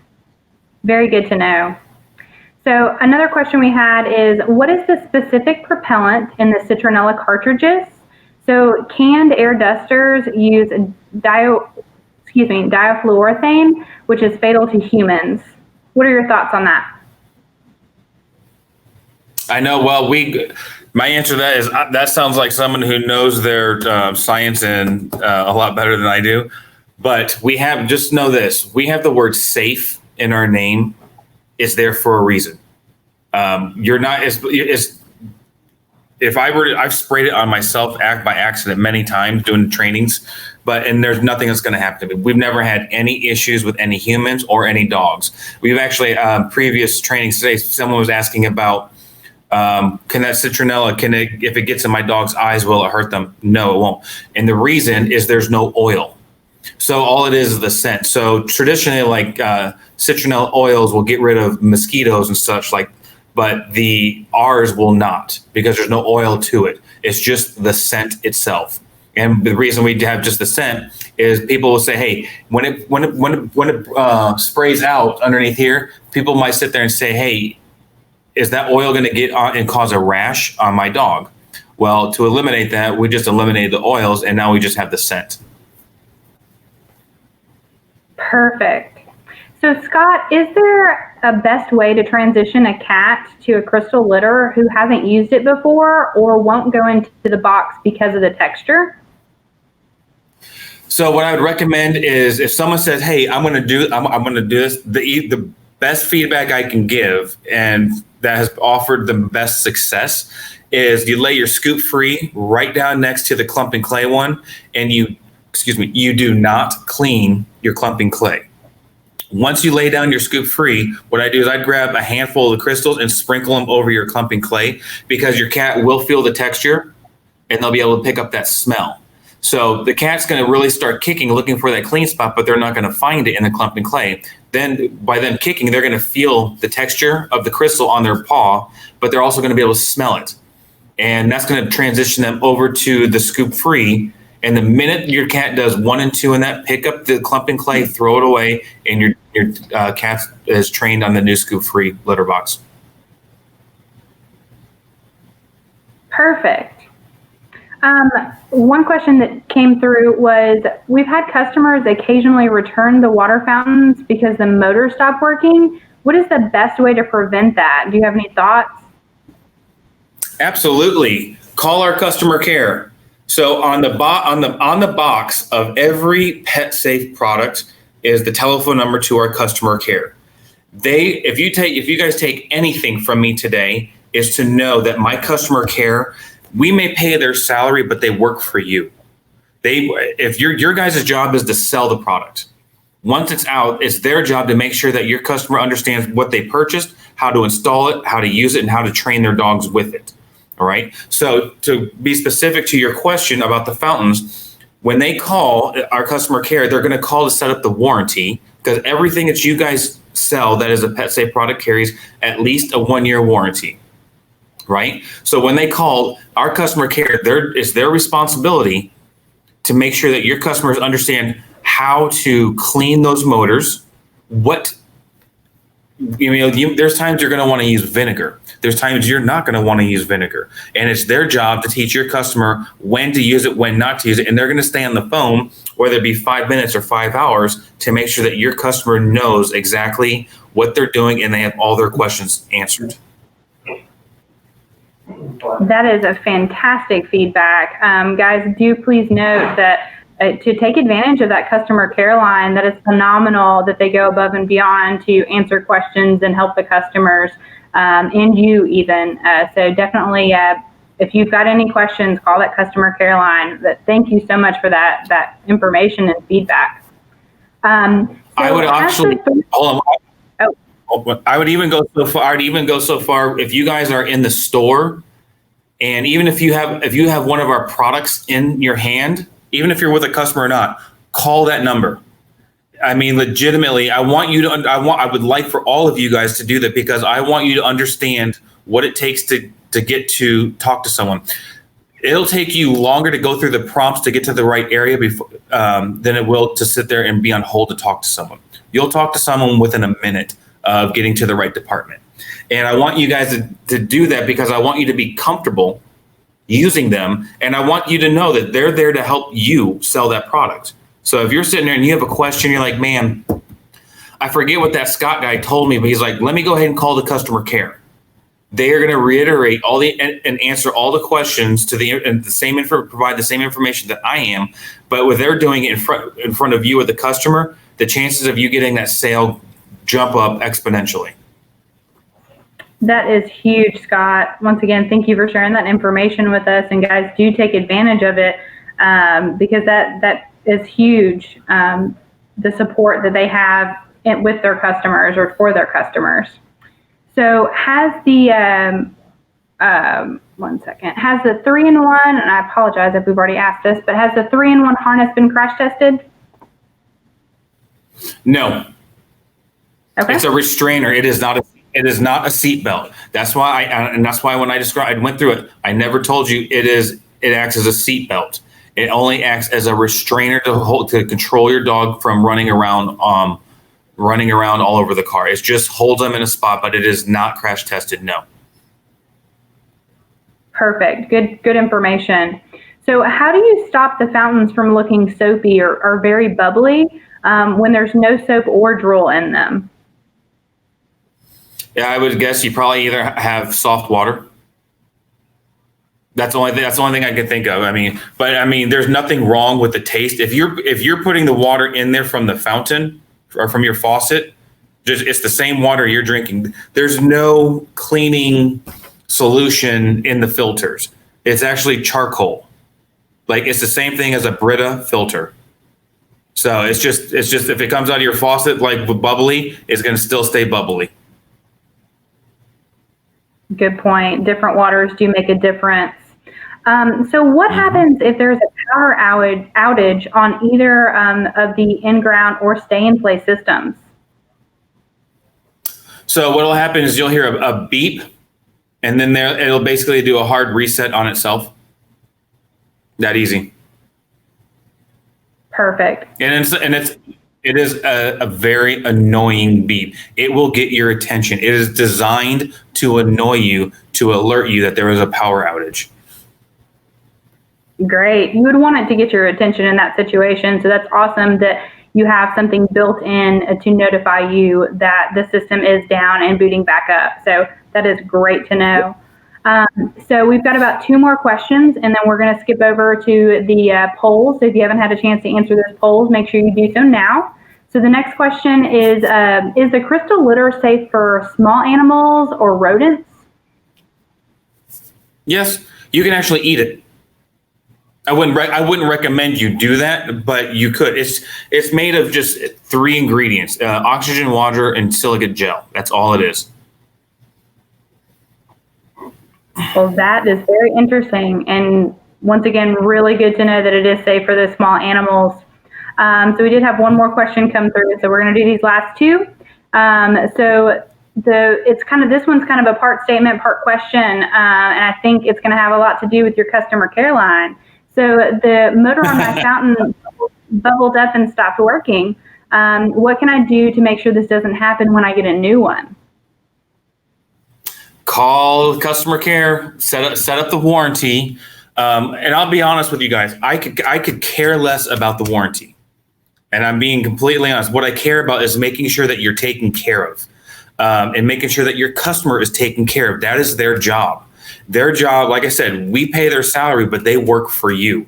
If you're having a bad day, call them. They're going to listen. They're going to walk you through it and make sure that you're taken care of. If something's not working, call them. If you guys have a customer in your store who wants to return a fountain because they say it's not working as well, I'm going to tell you 99% of the time it's because they haven't cleaned it or didn't know to clean it. It's kind of like getting an oil change in your car. If you don't get in the oil change in your car, performance goes down until it explodes, and then you're out of a car. It's with any motor. Same thing with this. So if someone returns it to your, tries to return a product to your store, doesn't matter what it is, call the customer care to see what they can do to troubleshoot to try to keep that product in your customer's hands. Perfect. That customer care line sounds pretty amazing, Scott. So the last question that we had was kind of a part statement, part question. Just kind of wanted your thoughts on it. So they had a customer call and say that her fountain gets very slimy even after she cleans it, or just after a few days it was slimy. What are your thoughts on that? Is there any way to prevent this, or is this just a natural thing that happens with those fountains or with water bowls in general? I think it depends on the dog. I mean, it's hard for me to answer that question if I don't know what type of dog it is, because I have an English Bulldog and I have a Morkie, and they don't slobber like a Pyrenees does or a Saint Bernard. So a Saint Bernard can sit there and in one day I might have to go clean it again, because if they're out running out back, and they're going to get really slobbery, all that slobber is going to get in there. So it's difficult for me to actually answer that question without knowing the type of dog or what the situation is. It doesn't sound like it's a product, an issue that comes from PetSafe. It sounds like it's a dog, like a slobbery dog, or they have like soft water or something like that. That is a great answer and a wonderful point. As we all know, some dogs are definitely slobberier than others. I've got a Pyrenees and a Lab, so I fully understand that. So with that being said, we've kind of went through all of the questions. Guys, those were fantastic questions. You answered them wonderfully, Scott. I'm super thrilled about that customer care line, and I hope our sales team and our stores are as well. So we're going to briefly go through these polls. John, if you'd put up my polls for me so we can kind of review the results. And then afterwards, we're going to take about a 5 to 10 minute break as we get ready for the next presenter. So the first poll that I had up there is covered with the in-ground containment. And you guys, you really did a good job with it. So 25 acres is the correct answer, and about 75% of you got this correct. So 11% said 15 acres, and about 14% said 50 acres. So 25 acres is the amount that can be covered in the in-ground containment system. So great job, guys.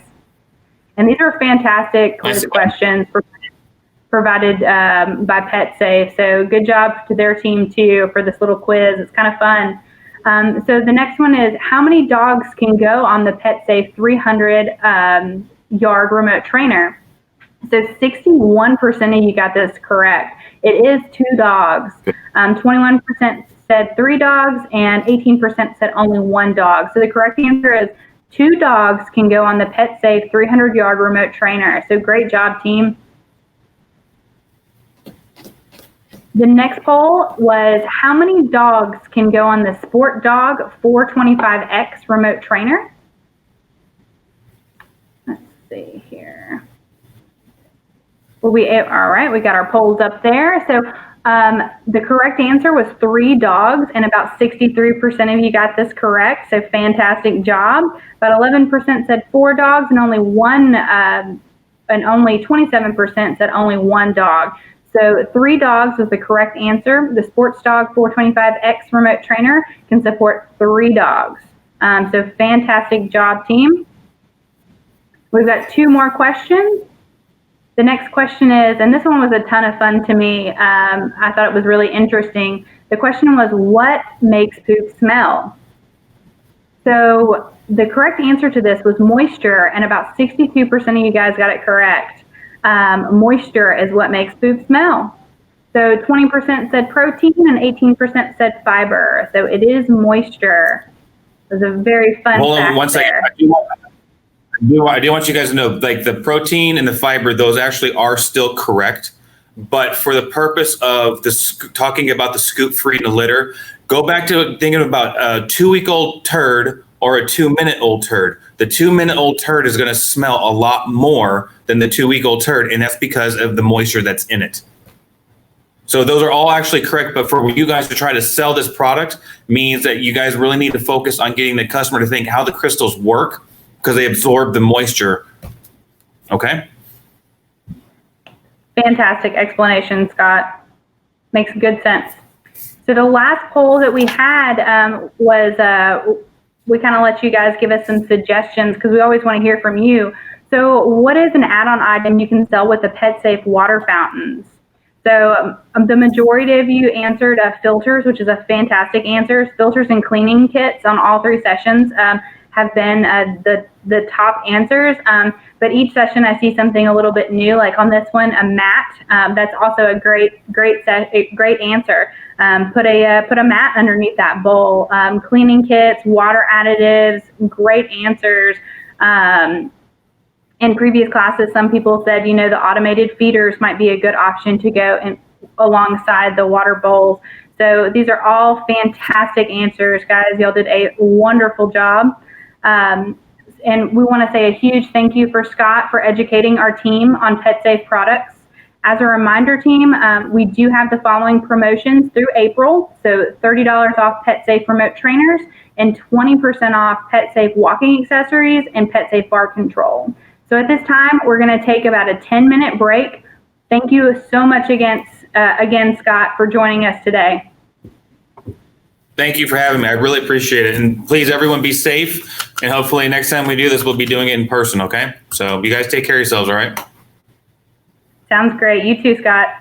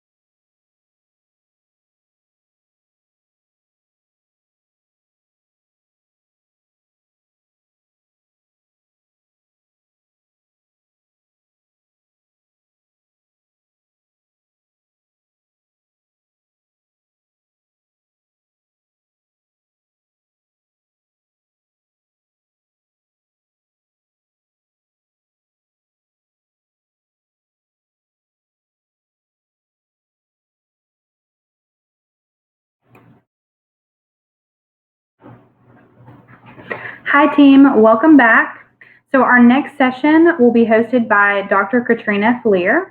Dr. Falier is a doctor of veterinary medicine and medical director for PetIQ, and she will be speaking with us about parasites and preventions. Welcome, Dr. Falier.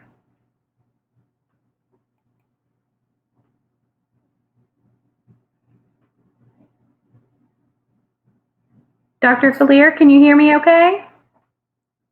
Sorry, let me get this on regular bloopity bloop. Can you hear me? Yes, ma'am. You are on and live. Welcome. I'll do it. Hide this.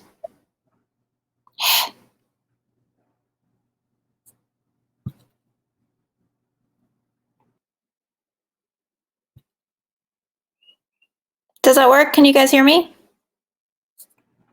Yes, ma'am. You are good to go.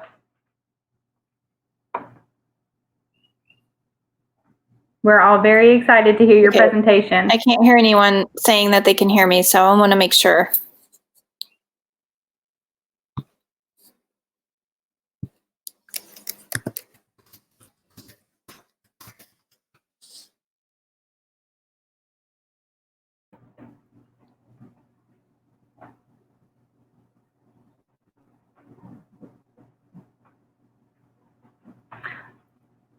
All right, Dr. Falier.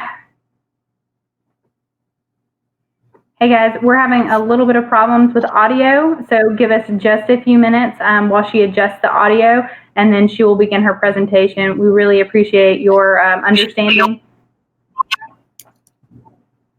Dr. Falier, you're able to hear me okay? I can hear you now. Why does that keep happening? That's the weirdest thing. Okay, I'm sorry. I'm not very tech savvy, y'all, but I do know about some parasites. So let's talk about that.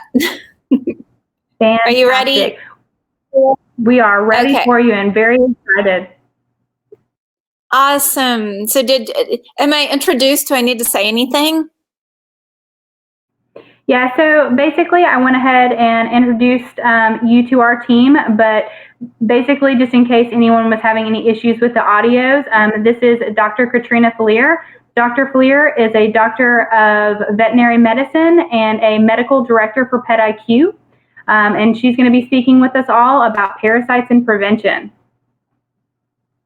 Hi, you guys. And just for a little added information, I am a super lover of parasites, and I did all my postgraduate work on tick-borne disease and also flea-borne disease, so they're kind of my heart and soul. So forgive me if I get very excited about them, but it's something for everybody to be excited about preventing in their pets. So let's get started.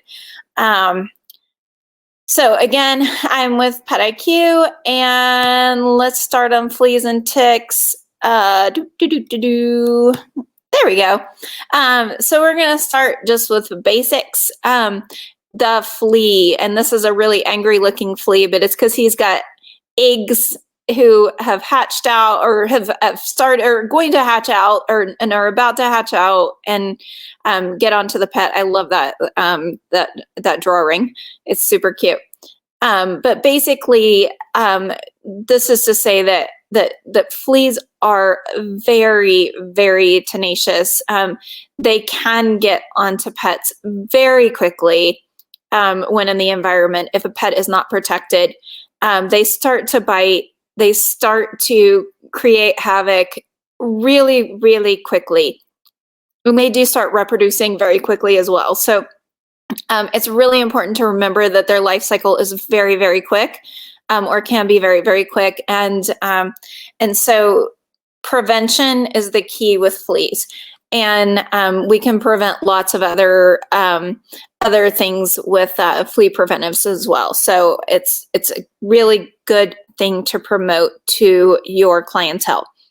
The picture of the cat at the top right is basically showing you that pets do groom, especially cats. Cats groom probably more than dogs. At least my cats groom more than my dogs do, but my dogs groom too. And so you're not always going to see the adult fleas on your pet. Sometimes they get groomed off, and often your pet or your client's pets will ingest those fleas, which we will talk about later in creating a problem with tapeworms, because fleas do carry tapeworms. That is the main way that pets get infected with tapeworms. But the other point is that you're not always going to see adult fleas on the pet. So if a client comes in and says, "Hey, I haven't seen any fleas on my pet. I don't know what you're talking about," it may be because they're grooming them off. And it only takes one flea to create a problem. So it's just important to remember that flea prevention is always important for every single pet, indoor or outdoor. And we'll talk more about that later as well. The little lower left-hand corner is just reiterating that point. And I honestly, I don't know where this slide came from or where this factoid came from, but I think it's probably pretty true based on the clients I've seen. Only 1 in 100 fleas seen by owners. We don't see adult fleas, but you have to remember that there are the babies, the pupae, the larvae, the eggs are on the pets as well, and they are microscopic. You cannot see them, and you will not see them unless by microscope. And so they're on there, but they're also to the point of the right hand corner slide with the dog. They're also in your carpet. They also can infest hardwood floors, which was a shocking thing for me to realize when I finally realized it. If you want to Google something gross, Google hardwood floors, flea larvae. You will see videos that are not fun to see. And there's some stuff on YouTube that is like, oh, yep, they're definitely getting in there and reproducing, and they're really gross. So they can go anywhere. And so we have to remember our houses, we have to remember our bedding, we have to remember our carpets, our couches, all of those things when we're talking also about flea prevention in our pets. So we'll get on with that, but that was just sort of an overview. Fleas are gnarly, they're hard to get rid of, but it is possible for us to do. It just takes time and a little bit of just a little bit of intention, you know? So let's talk about how the flea life cycle goes. So eggs are certainly the first step. Once eggs are laid somewhere, they hatch out pretty quickly, within days to a couple weeks, depending on the environment and depending on the temperature and humidity. But they can hatch out very quickly. Once they become larvae, they then emerge onto their pupal stage, and after that they become adults. I do like to tell everyone that so when you do have larvae in your house, when you do have pupal forms in your house, you want them to mature quickly if they're in your carpet, so that we can get them to a place where they have access to the preventives we are giving the pets. And doing that requires a lot of vacuuming if you have carpet. So heavy vacuuming, they've shown does help them larvae and pupate faster. So it helps them mature a little bit faster so that we can get rid of them quicker. Something to tell your owners: just vacuum, vacuum, vacuum, vacuum, vacuum. Even if they don't suck them up, it'll help them get to the point where we can. But yeah, vacuum, vacuum, vacuum, with that power brush that does the carpet really well. But it's a gross life cycle to have in your house. They're really cool little critters. They truly are, but they're nasty to have on your pets and nasty to have in your house. So they do like warm, humid places. I'll talk about this a little bit later more, but they can stay in places that are warm and humid in your house, even if it's not warm and humid outside. So I'm going to talk about ticks for a second because that's kind of going to tie into that conversation. So ticks are arachnids. They are very related to spiders, but they are not spiders. They are absolutely not. They kind of have a different family tree, but they are in the same class, Arachnida. They do share a lot of the same, as you can see, 8-legged kind of morphology.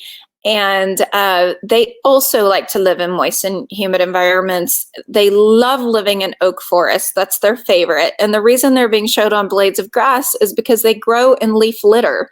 They don't grow on the trees like some people think they do. They grow down in the ground. They grow up down in the ground in the leaf litter that falls in the fall, in the autumn time. And then when the time is ready, they climb up on the blades of grass and wait for a host to come by. So they wait for a squirrel or a chipmunk or a deer or whoever pops by, or a human.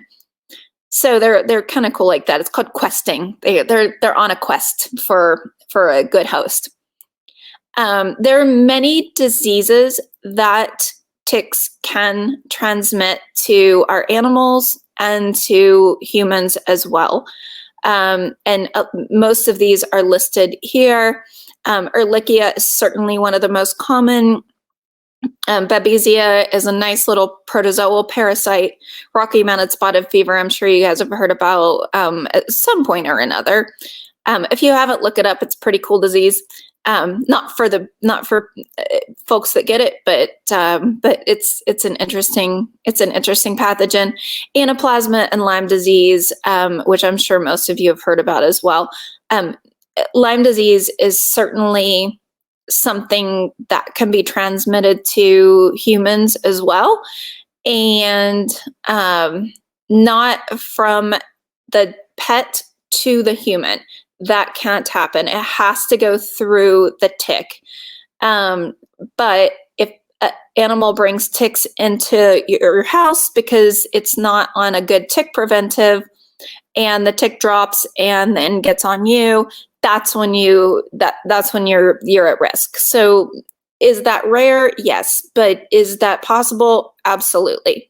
Anaplasma is the same way, and a couple of the Ehrlichias as well. So tick-borne disease is not something to joke about, and tick prevention is certainly not something to overlook. It is important, and it's something that all pets should be on, especially in our neck of the woods. I'm on the East Coast as well. I think most of you probably are. And so it's a big time disease out here. The lower right-hand corner of your screen is really, I'm really trying to just show you how a tick should be removed, and how they kind of get into the skin. So they have these great mouth parts that are fascinating because they secrete these anticoagulants that actually make you like make all the blood come up more than it should, but then they also secrete this like sort of salivary concrete that concretes their mouth parts into the skin. So they are difficult to get out. That's my point. You can tell I get excited about ticks, but if a tick needs to be removed, and if a client asks how to do it, I can tell you that getting a pair of tweezers or forceps down next to the mouth parts as close to the skin where they're attached as possible, as soon as possible, and pulling straight out is the way to go. You do not want to twist. If you twist, you're going to leave potentially mouth parts in the skin, and that's not what we're looking for. So just pull it out, and a tiny bit of the skin might come out too. There might be a tiny bit of blood, but you got to get that tick out, and it's not that big of a deal. It's like a little pinprick kind of situation. So I hope that gives you some help if you need to instruct a client ever on how to remove a tick. Hopefully you don't. You can always also tell them to go to a full service vet, and if you don't feel comfortable. let's talk about the tick life cycle for a little bit. It's very similar to the flea life cycle. So they also lay eggs. They come out with a larval stage as well. It looks a lot more like the adult, except with 6 legs instead of 8. They're super cute and super tiny. I mean, super tiny. Like I've got a tiny freckle that I know is exactly the size of a tick because I used to work with ticks and always thought that it was one. So they're super, super tiny. And super just discreet, I guess is the right word. They then take a blood meal from someone, typically a mouse or a chipmunk at that stage, and then but humans as well. And then they pop up into their nymphal stage after they take the blood meal, and they grow another set of legs, and now they've got 8. They're a little bit larger. Then they take that other blood meal, and then they go over into the adult stage. They can, the difference between the fleas and the ticks is that they can bite a host at any of these stages, and they can transmit disease at any of these stages. So tick-borne disease is something that you really have to, to me, it's kind of paramount. We have to prevent it as much as possible. So those preventives that are out there are super important, especially this time of year. And the fact that so many of those diseases are zoonotic as well, which means they can go to they can also affect humans as well, is a big deal.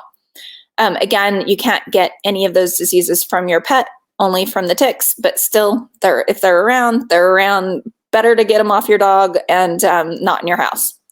So let's talk a little bit more about the environment that a tick likes. They do like a certain temperature. They do like a certain humidity. The flea likes a certain temperature and a certain humidity. They have a very similar arc on the calendar, but that doesn't mean that they're not out there all the time. Low doesn't mean that they're not out. These guys can either become dormant, or we found in recent years that they can actually they can overwinter actively, even in places like crawl spaces and dryer vents where it is warm and moist and things like that. So not to scare anyone, but I'm just saying it's possible. We found that it could be true that they're still active in the winter. So every pet, in my opinion, should be on a preventive all year round. If they have to be on a preventive only part of the time, of course, during peak season, but I really feel like for both the reasons that I just stated, that these guys are active or could be active anytime, and also that our owners tend to be more compliant when they have something to do every month and don't skip a few months. It's just a good idea for them to be on constant preventives. So if you guys have any questions about that, let me know. I'll talk a little bit more about seasonality. I have a couple of graphs for you guys that are pretty simple, but again, this is the seasonality over the last 3 years, not including this year, clearly, because we're only partway through. But you can see that it's pretty consistent when the ticks come out. But the portion, I don't know, can you see my arrow? Anyway, the portion at the left axis, at the left part of the graph is the numbers of ticks. So you can see that it doesn't go away. It really, really doesn't. It might go away sometimes in some places, like that we can't detect it, but we really need to be keeping these animals on prevention all the time. And if we have one worm day, which we've been having this year, at least where I live, in West Virginia, I feel like they just come out. They're like, hey, it's 70 degrees. I'm going to pop out and, have a party. And so I think it's really important that we keep our animals. I keep mine on preventives all year round. And then this is the other one. For us pet specialty stores, which you guys are, the ones that have been, the data's been pulled. This is the sales of flea and tick prevention seasonally. And I think you can see that it pretty much follows. What I think we need to work on is probably getting that plateaued a little bit so that there's not a peak in it. Everybody should be on prevention all year round, if that makes sense to all of you. So it's not something that I want you to push if you're uncomfortable with it, but to me as a veterinarian, it's superbly important to all pets. So hopefully that gives you a little bit of information about why. A little bit of consumer insight, just because it's important to veterinarians as well. I know it's not super a medical thing, but I mean, this is dog ownership, and it was a lot lower in the earlier 2000s, and then it got super high, but it hasn't really gone. There was a slight dip. We think part of that is because the baby boomers have been they're sort of becoming less able to take care of pets and things like that. But we have this millennial and forgive me, I've been researching Gen X, Gen Y, Gen Z. I think it's Gen Z. So we have the Gen Z people, the kids who are coming up, and I should know that because my kids are all in their early 20s. But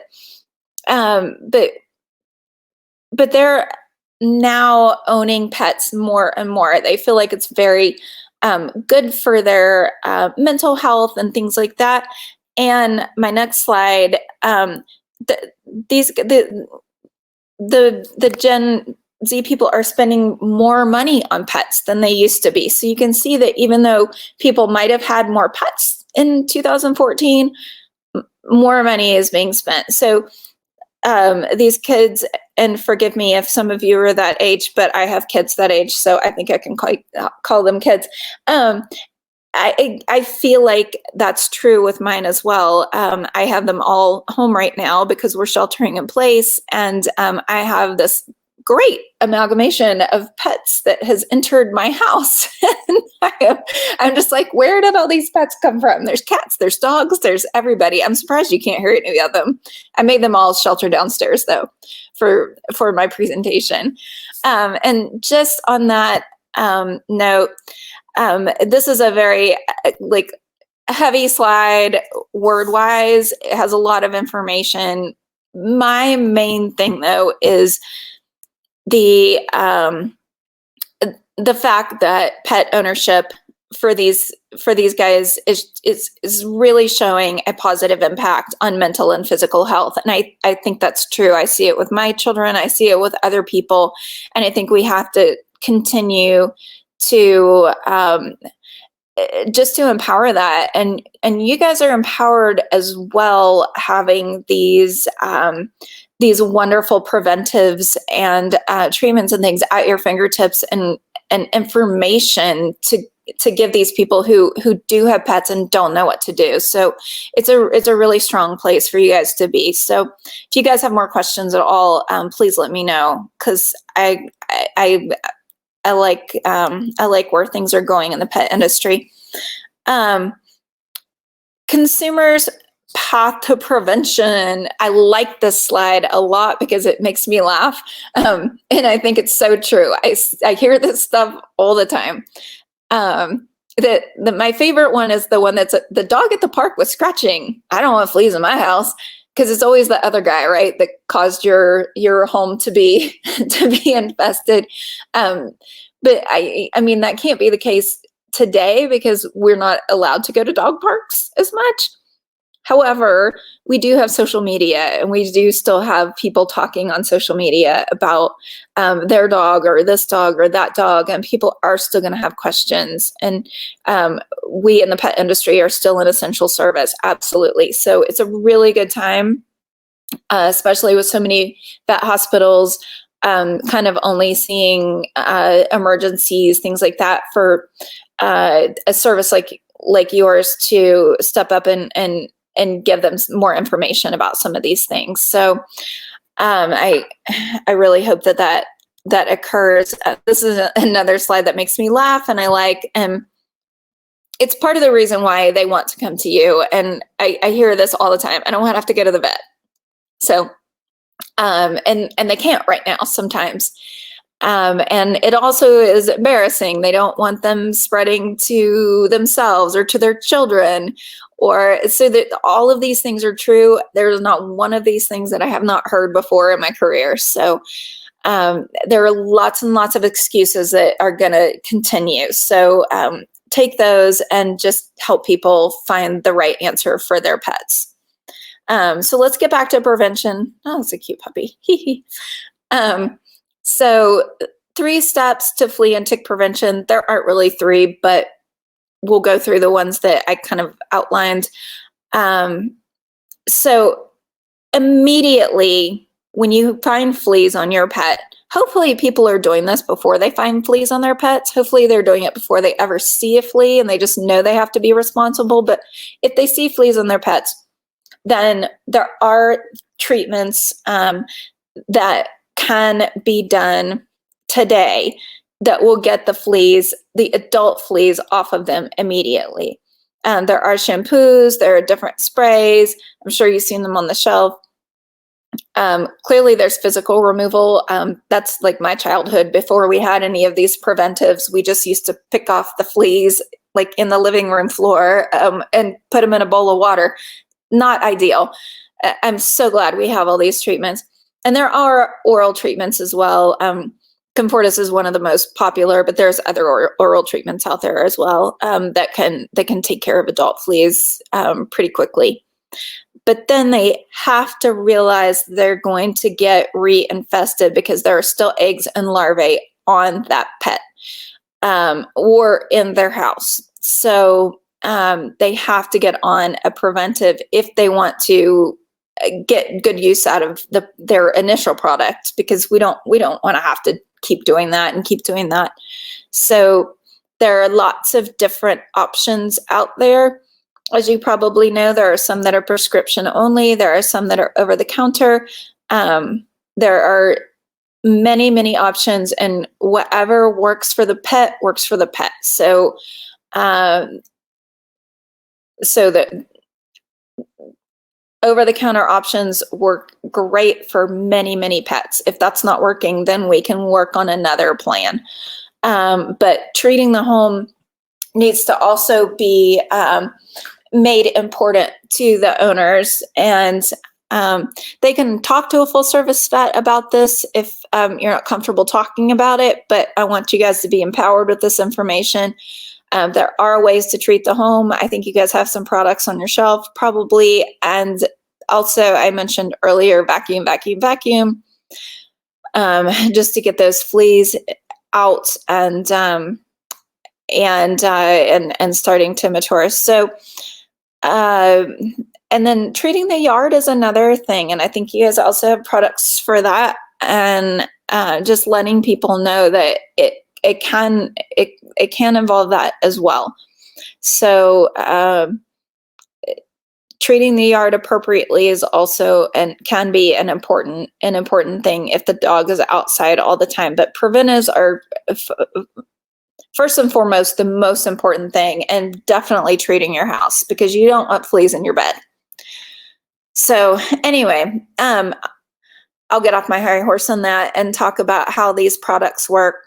So these are the main kind of products that we prescribe out, or even have OTC versions of.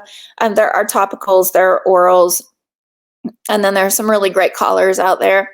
The topicals by far, in my experience, are the most commonly asked for. I think because people don't like to pill their pets. They just don't like to give their dogs oral medication. The dogs don't like it. The owners don't like it. But I have a ton of owners that also love orals. So they're like, oh no, he just eats it. It's fine. And my pets are actually on oral medication. I'll divulge that information to you because they don't mind. They're like, all right, I'll take that. And I like it. They like it better than the topicals. I like it better than the topicals just because I don't like them being greasy for a day because they're indoor dogs. But that's where you have the owner pet combo and making everybody happy. So the consumer has to be happy, the pet has to be happy, the product has to work. So it has to all work together, and not every product is going to work on every pet, but one product will work on every pet probably. So that's the cool thing about it. And the collars, man, I have tons of people who use the collars and love them. It's not something that's right for my particular pets, but I have tons of clients who think they're great, and they tend to work for them very well. So any of these things can certainly work very, very well. And then this is a kind of a bigger form of that. With a little bit of pros and cons. There are shampoos, there are powders, there are sprays, there are also the household and yard cleansers. Some of these things are kind of, like I told you before, the shampoos, the powders, the sprays, kind of a one-time thing that you have to, or not a one-time thing, but something you have to repeat, versus the topicals or the oral that you just give once a month and you can kind of set it and forget it, or the collars, which you just leave on and have to change out as well. So hopefully that makes a little bit of sense to you all. And then these are just some quotes from people that have done some of the most popular things. And I've also heard every single one of these, and you're probably going to hear them too, which is the only reason that I put this slide up, because it is of course the shampoo is more affordable, but it's not going to last forever. You need to follow up with something else. Also, shampoo is great. I keep it on my shower, just in case I, have something that happens, because you never know when somebody's going to show up. I just got a puppy last week, who showed up at my doorstep, and so I needed to do a scrubby scrub on him, and my personal vet's not open right now. So there are really good things for all of these things, but there's also it's a check and balance for every single pet. So hopefully that makes sense. And then we'll talk really quickly about ingredients. There are adulticides, so those are ingredients that only kill the adult versions of these parasites. And those are great if you have a current infestation. Again, there are also IGRs, which are insect growth regulators, that only do that. Those are the ones that only really prohibit the parasites from growing up from either a larval, a nymphal, or an egg stage to becoming a big boy. Basically, they don't get to be an adult. So we don't have breeders. We don't have the adults that can actually breed and make more. So those are good products too. But then there are some that are combos that do both. So it really depends on what the consumer wants, what the consumer needs, what the pet needs at that point in time. But there's some really good products out there that do all of those things. This is a very complicated slide that just talks about some of the drugs that are out there. And as far as adulticides go, I was asked to talk to you about like a couple of the medications and how they work, because it is kind of cool.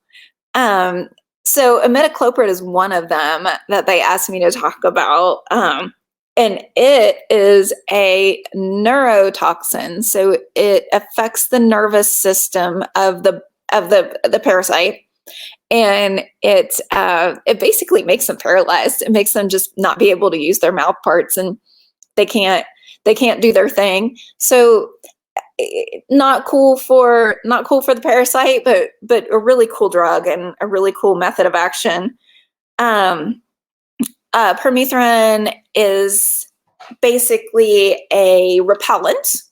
So it's been in our system for a long time. I think in the agriculture industry, it grew up because we had to get bugs off of agriculture. A lot of these drugs came originally from the agriculture industry and have been kind of tweaked enough to make them safe for dogs and cats, which is really, really awesome. So that's how that one works. It's one of the ones that you'll find in some of your products. And then pyriproxyfen is another one that is also really cool. And it is one of the ones that we just talked about, being an insect growth regulator. And it just makes the little kids not grow up. They don't get to be adults. So the little kid bugs. And so they don't get to reproduce. And so then we get rid of them. And it's a really effective way to kind of deal with the eggs and the larvae in the household and and on the pets. So if you have any questions about anything else, let me know. But now I'm gonna leave ticks and fleas. And we're going to go on a little journey across worms because we have more time. Worms are super fun. And I'm talking about like roundworms and hookworms and stuff. So the most common intestinal worms in dogs and cats, because you guys have these treatments on yourselves as well, are roundworms, tapeworms, hookworms, and whipworms. I say that roundworms are spaghetti and tapeworms are rice because that's what they look like in the poop. If anybody ever brings a poop sample in and says, "What is this?" then you'll know one is spaghetti and one is rice. Hookworms and whipworms we rarely see in adults in the feces, but roundworms and tapeworms we see quite a bit. If you did see a hookworm or a whipworm, they kind of look like smaller spaghetti, but roundworms look like massive spaghetti. It's really gross. General symptoms of all of these parasites, and you're going to see this again and again, so I won't go over it and over it, are diarrhea and vomiting, weight loss, because the parasites are in there stealing all the nutrients. You'll see a swollen tummy often in puppies. Most puppies have worms. They get them from their mommies. Mostly they're roundworms, but they can get other stuff from them too. So all puppies really should receive at least a round or two of dewormer before they get too old. So, and they can receive it pretty young too, typically at 8 weeks, but always check the label. Anemia is something that they can get as well in more severe cases. So that's just because the parasites are attaching to mucosal membranes, which can bleed. And so if they have blood loss, then that's what we see. That's quite a bit more rare, but it's possible. And then in super severe infestations, we can see death. That rarely happens in owned pets unless they're just entirely neglected and nobody's doing anything. Most owned pets will get dewormed sometime in their life, but in some feral pets, we can see that. It's possible. But don't scare people with the death thing. It's very quite rare. These guys are pretty easy to get rid of, all these worms. Over-the-counter products are available, and they're actually really, they've really improved over the years. They're really very good. There are also prescription products available if for some reason the OTC products aren't working, but you can always send people to the aisle where the OTC products are, and in a lot of pets, these will work just fine. So again, we're talking about now dewormer ingredients instead of tick and flea preventive ingredients. The most common ones you're going to see are Pyrantel pamoate. That's going to treat for that's the basic one that we use to treat for hookworms, roundworms, just the basic guys that you see all the time. Fenbendazole is also one of the ones you're going to see a lot, which does help with roundworms, hookworms, whipworms, and also tapeworms. Unfortunately, it only treats one species of tapeworm. There's a prescription medication. Well, actually, I don't know. There might be praziquantel is another one that you might see that over the counter as well. I'm not sure if you guys have a product in stock or not that has prazi in it, but I wouldn't be surprised. So sorry about all these drug names, but just kind of, I don't know. I think it's good to like familiarize yourself with what treats what and what to talk to people about a little bit. You really guys do have a lot of power in being able to teach people what to use in their pets and things like that. And you also have the power to tell them, hey, this is outside my realm of familiarity. There's a vet down the street or something like that. But at least helping them out is a really good idea. And that means they'll come back. So let's talk a little bit about roundworms. So the reason I call them spaghetti is the reason that they're sitting on a plate and in the lower right hand corner. They are really gross looking, but they're also really cool. Almost all puppies and kittens have them. They do stay in the soil. They can wreak havoc in the body if not treated, and they can go to you. They can go to your kids. And I'm talking you like the bigger you. Your clients, anybody. So, wash your hands. Don't play in the soil without washing your hands afterwards. Wash your hands. I think we've all learned that these past few weeks, but still, these guys are microscopic when they're babies. So, when they're baby worms, so it's very easy to miss them. So, wash your hands after you pick up dog poop. Again, potbellies and puppies usually due to roundworms. You're going to see the same stuff we already talked about. Super easy to treat. Lots of things on the shelf that will treat roundworms. Pyrantel pamoate is absolutely a great product. I just used it on this puppy that got dropped on my doorstep last week. So, and I have extra so that I can do it again. And again, sanitation, hygiene, I cannot stress that enough. And you can't stress that to your customers enough when they have a new puppy. It is important to keep puppies up off the floor so they don't get new stuff, and to wash your hands all the time when you're dealing with your puppy, because there is stuff that you can get from them. So, hookworms, very similar. Hookworms are, I would say, more rare than roundworms, in my opinion. I just don't see them as much, but they are scary. The scary thing about them is that if they are in your yard, there are species of them that actually can do the thing where they bore up through your skin and can infect you that way. So that's not cool. Treating for hookworm early on for puppies is a really big deal.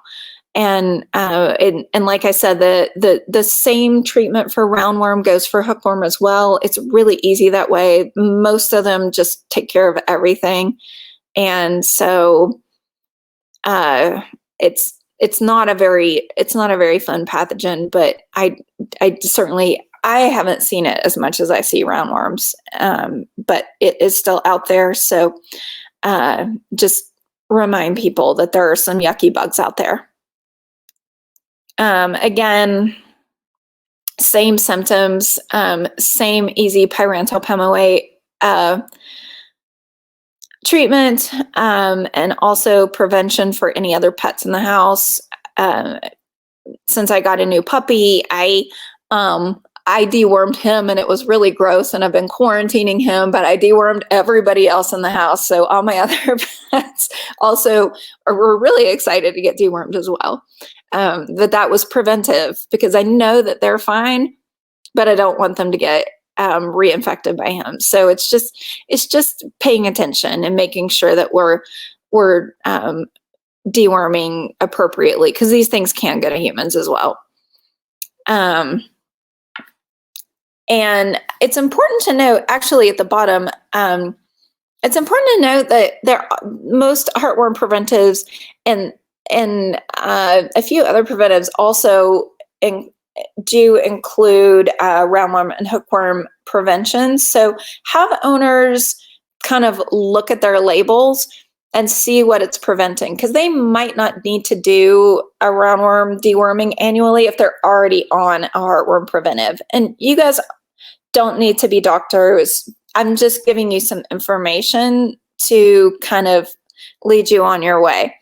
And just have people read the labels, or have them call them their vet if they have questions, because some of these things are already being taken care of. But absolutely, as puppies, they absolutely should be dewormed, because a lot of them are too young to be on a heartworm preventive anyway.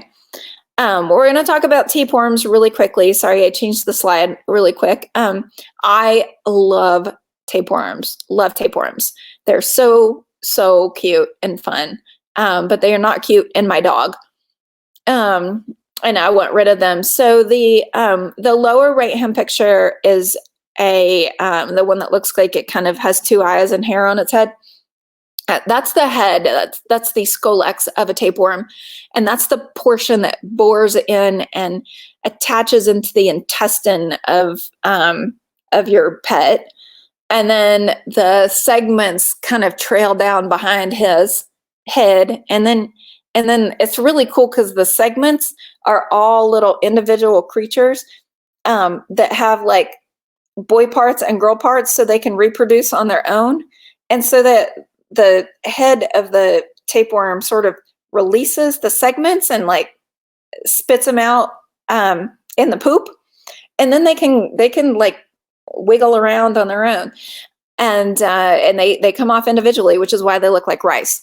It's really gross sounding, but also really cool. So they go down and they do their little reproduction thing. They make eggs, and then they leave them wherever they feel like. So they scurry off to somewhere.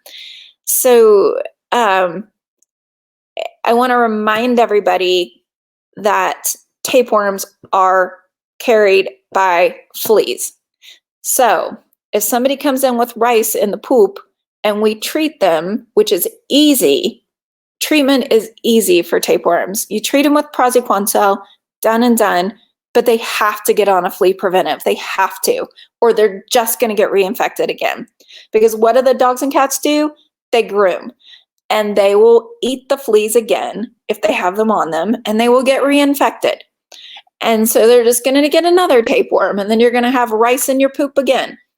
So it's just really, really important. And some tapeworm species are zoonotic as well, which again means that can go to you, to your children, to anybody in your household who is human, and that is scary.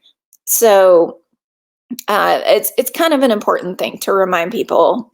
This is an important pathogen to think about preventing. Same symptoms, basically. You might see, again, so you're going to see the abdominal discomfort. You might see the rice in the poop, or you might actually see it on your couch, which is really, really, really gross. So I've had owners tell me that before. They're like, yeah, there are like these little rice things like squirming around on the couch. That's not cool at all. So again, hygiene, treating the home as well as the pets, flea control, and also just that quick praziquantel dose for tapeworms is so effective. I always forget about the whipworms. They're so fun though. Whipworms are also something I hardly ever see in person. I see them in poop sample. I see the eggs in poop samples sometimes, but I hardly ever see the adult worms, but they are really cute. There's one up in your upper right-hand corner. It kind of looks like a Indiana Jones whip, which is why they're called whipworms. They're just really interesting creatures, but they're also kind of nasty. Luckily, they are not zoonotic. We don't get them, but dogs can get them from dogs. So if you have multiple dogs, then everybody needs to be treated probably if somebody comes up positive. Their eggs are really cool. They look like footballs. That's why I posted pictures of them at the top of your screen. And it's called a bipolar plug. They've got little plugs on each side. I don't know. I think they look cool and they're fun to see on the microscope slide. But these guys don't do much else than any of the other worms do, and they are prevented the same way, pretty much. Fenbendazole is a great drug for them, and your heartworm preventives will take care of them as well. So we don't worry about them a lot, but I thought it was worth mentioning because most dogs do get them sometime in their life. And similar symptoms. So if people come in and say, my dog has no appetite, and what do I do? My dog's been vomiting. What do I do? Tell them to go to their full service vet. That is what you should do. However, if they are unwilling to do that, mention a dewormer, and that might be what's going on. We're not sure. So hopefully that makes sense. And I am done. And I know you guys are done too. Sorry I talked so long, but do you guys have any questions at all? All right. So thank you so much for your presentation, Dr. Flair. We're going to go ahead and begin our Q&A session, and then we'll review our poll at the end of the session. So we did have quite a few questions come through, lots of good questions. So the first one is, what type of flea and tick prevention do you use and why? Or do you suggest and why? Well, that's an interesting question. I'm going to answer that honestly. I am currently using Trifexis with my pets because I got some for free. And that's the truth. So I like it. It works really well for my pets. They have had no problems with it. But the company sent me some gratis. So that is what I'm using currently. That's an embarrassing answer. But what do I recommend? I recommend what works for your pet. Honestly, I actually love Bravecto. I think it's a great product. I love NexGard. I love HeartGard. I love the combo of those. I have a lot of clients on both of those. And ProHeart is a great product as well. If you are like me and forget your monthly date, I have to set like 3 alarms to remember. And I'm a veterinarian. So there are a lot of great products out there, and I don't think there's a right answer. I think the right answer is what works for your pet. Is that an okay answer? I think that is a fantastic answer because I always think an honest answer is a great answer. And, to tag along to that, in order for you to learn about new products and for any of us to learn about new products, we have to try them. So that's fantastic. You're learning about a new product right now. So that's an awesome answer, and I think those were great suggestions. So what would you tell a person who doesn't believe in flea and tick prevention in order to kind of help change their mind? Like, what would be your, let's say, like a short, sweet spill? Like, what would be something that super would resonate or resonates with you that you think would make them go, oh, okay, I do need flea and tick control? Well, the first thing I would say was why. And I would want to know why they didn't believe in it. So I would want an answer to be able to respond to, because that's a very broad question. But that said, I would just talk very much about the pathogens that can be transmitted. especially the zoonotic pathogens and the ways in which they can infect your house and infest your house. It's and yourself as well. So, I guess I would get into a disease, more of a disease conversation than a just bugs in your house kind of conversation, because there are so many things that they can carry and transmit, and it depends on the part of the country too. If you're in the West Coast somewhere, plague is still real. Yeah, I think those are great suggestions and would really resonate with our customers. Yep. So, no, go ahead. Okay.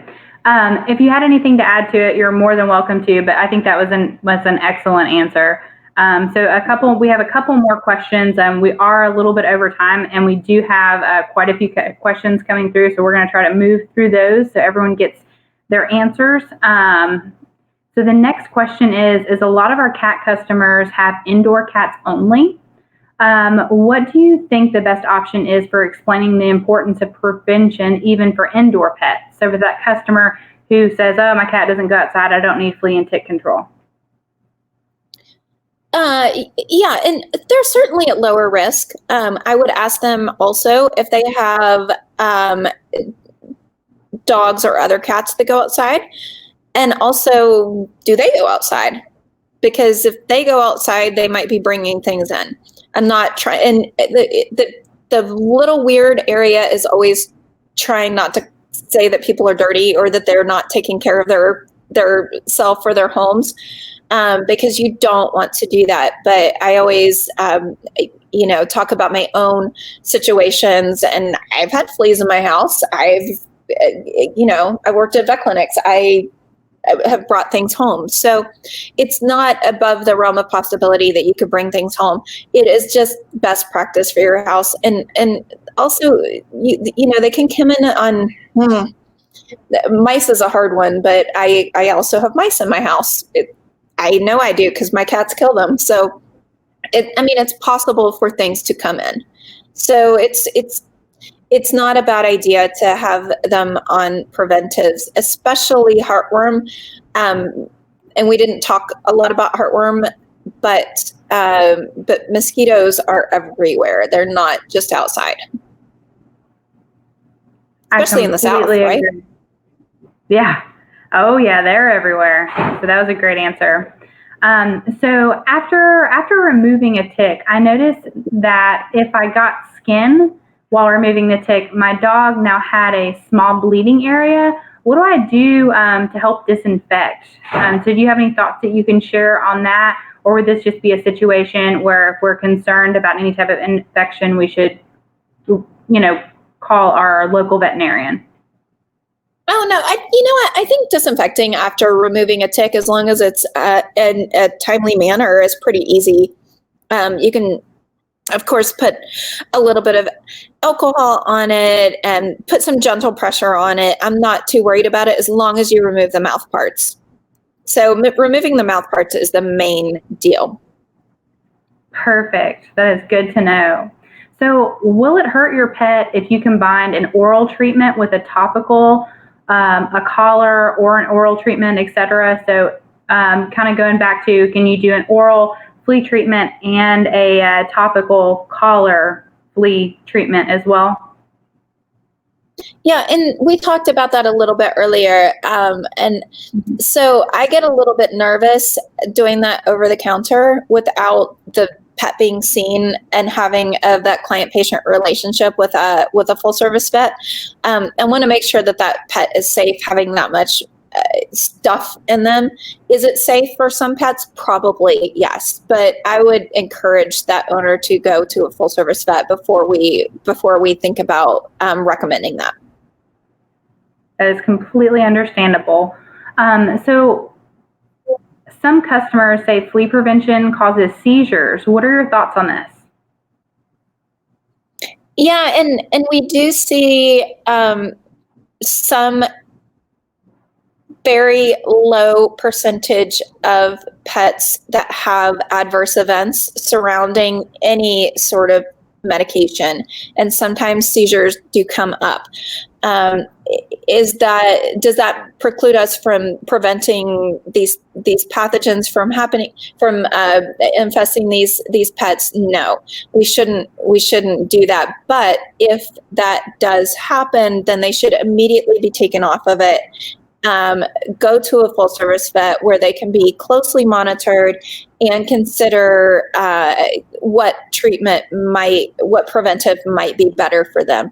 So as I said before, every preventive is not going to work for every pet. And so there is a preventive out there for that pet. And we just have to make sure the pet is treated first and make sure they're safe. Perfect. So another question that we had that it's got some statement to it. So they had wrote in and said that my cat has fleas and I'm treating him. However, I'm concerned because he is having hair loss and deep scratches on his skin. What would you do to treat this, or what would be your thoughts in this situation? Is he having hair loss and deep scratching just in the area of treatment? Then I would discontinue the use of that product. That's a good answer. There's not a lot of specification, unfortunately, with the question that came through. So I don't know if this is scratching or hair loss due to the chemical, or depending on where the scratching is. So I agree. I think there'd be some more questions that would have to be asked for you to be able to give an answer besides discontinuing the product. Certainly. If it's in the area of product placement, I would discontinue use of the product, seek the service of a full service vet for, and change the product. Maybe go to an oral. That might be the answer. And a topical might not work for this pet. That's a great suggestion. So what kind of products are out there to repel mosquitoes for cats? They said that all they've ever heard about is cedar oil sprays. Like Wondercide is an example of a cedar oil spray product. Do you know of any other mosquito repellents for kitty cats? Gosh, off the top of my head, I don't. I don't. You know what though? I will look that up for you. And if I find anything, I'll send it to you. But off the top of my head, I don't get a lot of cat questions. That's an interesting question, though. I will find out. Well, that's great. Well, we'd love to hear back from you on that. So another one that we had is: are there major side effects to dog quad warmers? So I'm assuming they're more or less specifying multiple warmers at one time. Yeah. No, I actually. I've used them before, and I have not seen any personally. I'm sure that there are dogs who have had side effects. Off the top of my head, I don't know what they would be, other than just GI disrupt and things like that. I can look that up for you as well. But personally, I've used them and have not seen one issue at all. Okay. And I've used them in puppies as small as 12 weeks before, just because I've worked in shelters and things like that. Good to know.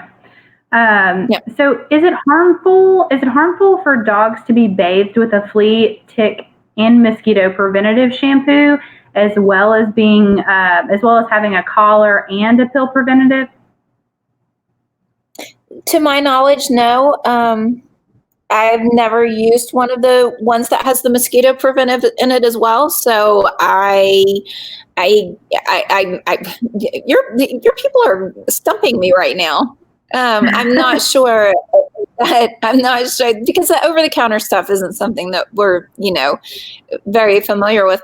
I am not sure. I can certainly look into that for you as well. But I would imagine it would be fine, because it's a wash off. That is completely understandable. Yeah, but I can't say for sure. Gotcha.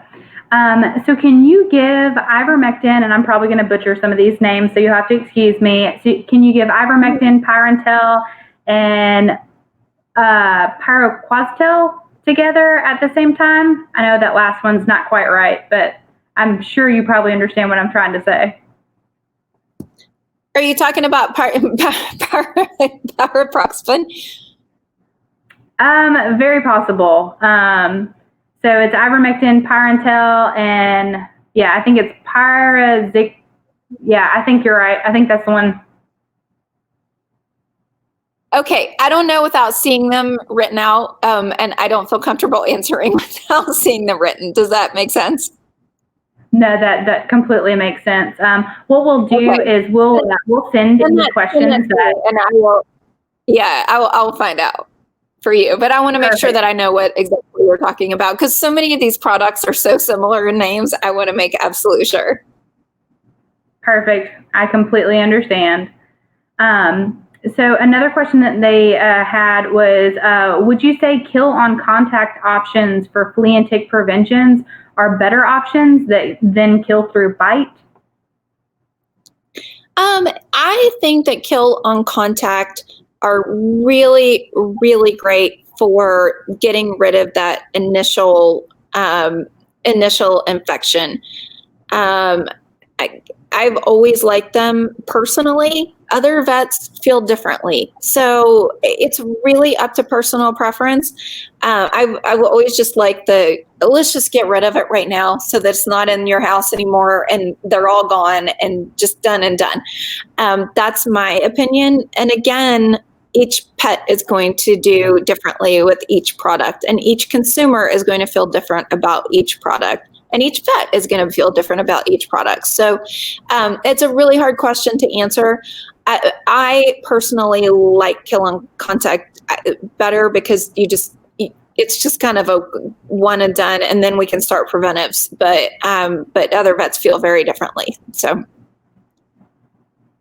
Okay, that was a good answer. So I did get a little bit of clarification. So the question, going back, once again, apologizing for my pronunciation.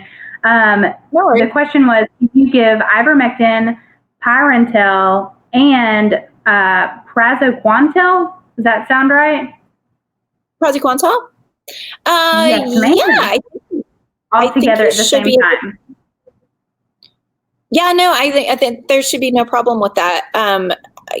I don't know that there's I mean, they all do very different things. Yeah, I don't think there's a problem with that, but I don't want to say absolutely because again, I haven't seen the pet, and I don't know 100%. I'm just thinking about the products and thinking that they probably would be fine together. Okay, so we just have a few more questions in here. And so one of the questions that came through that I thought was kind of an interesting question, but they asked if there was any products that you don't recommend, that you haven't seen good results with that are out on the market, and you don't have to answer that if you don't want to. But that was just a question that they were curious about, if there was one that you weren't as pleased with. I mean, I can honestly say all of them I've seen bad results with in somebody or heard bad results about in somebody, but most of them I see glaringly good things from everybody. These products all go through rigorous testing and are even then go through after that the veterinary world testing where we actually put them out in the clinics and have empirical data. There have been some bad stories from probably every product out there, but they're few and far between. And I like seeing prevention happen, and if it's not working for one dog, then let's try something else.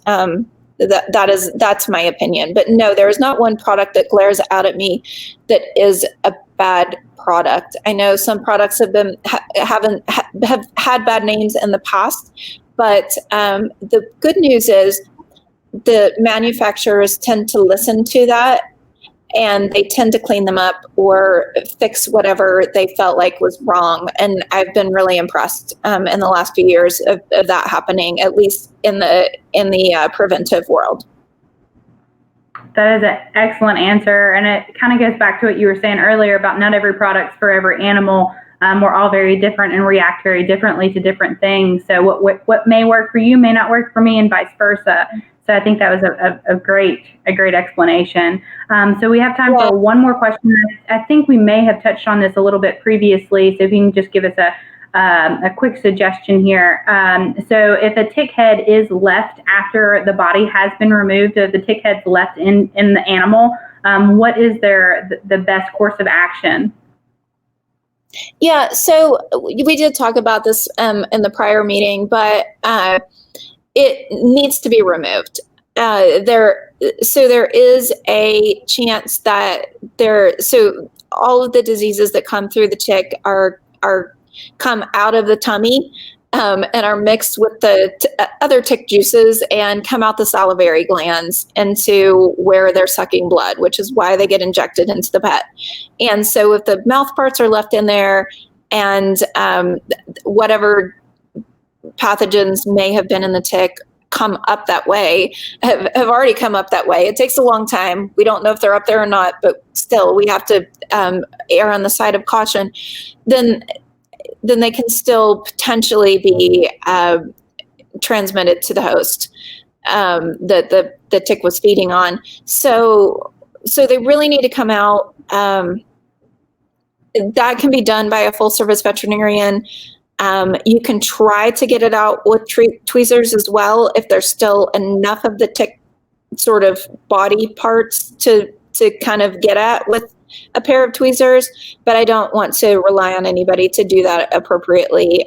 It probably is a scenario to take to the vet, and they can clearly sanitize it appropriately there, and probably also test for appropriate diseases.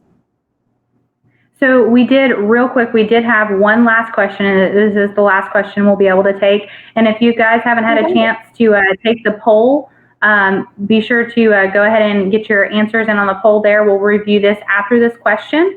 So the very last question is there an age of a dog that flea and tick products are not effective? There are ages of dogs that flea and tick products are too young for. So depending on the flea and tick product, and you always need to look at the label instructions.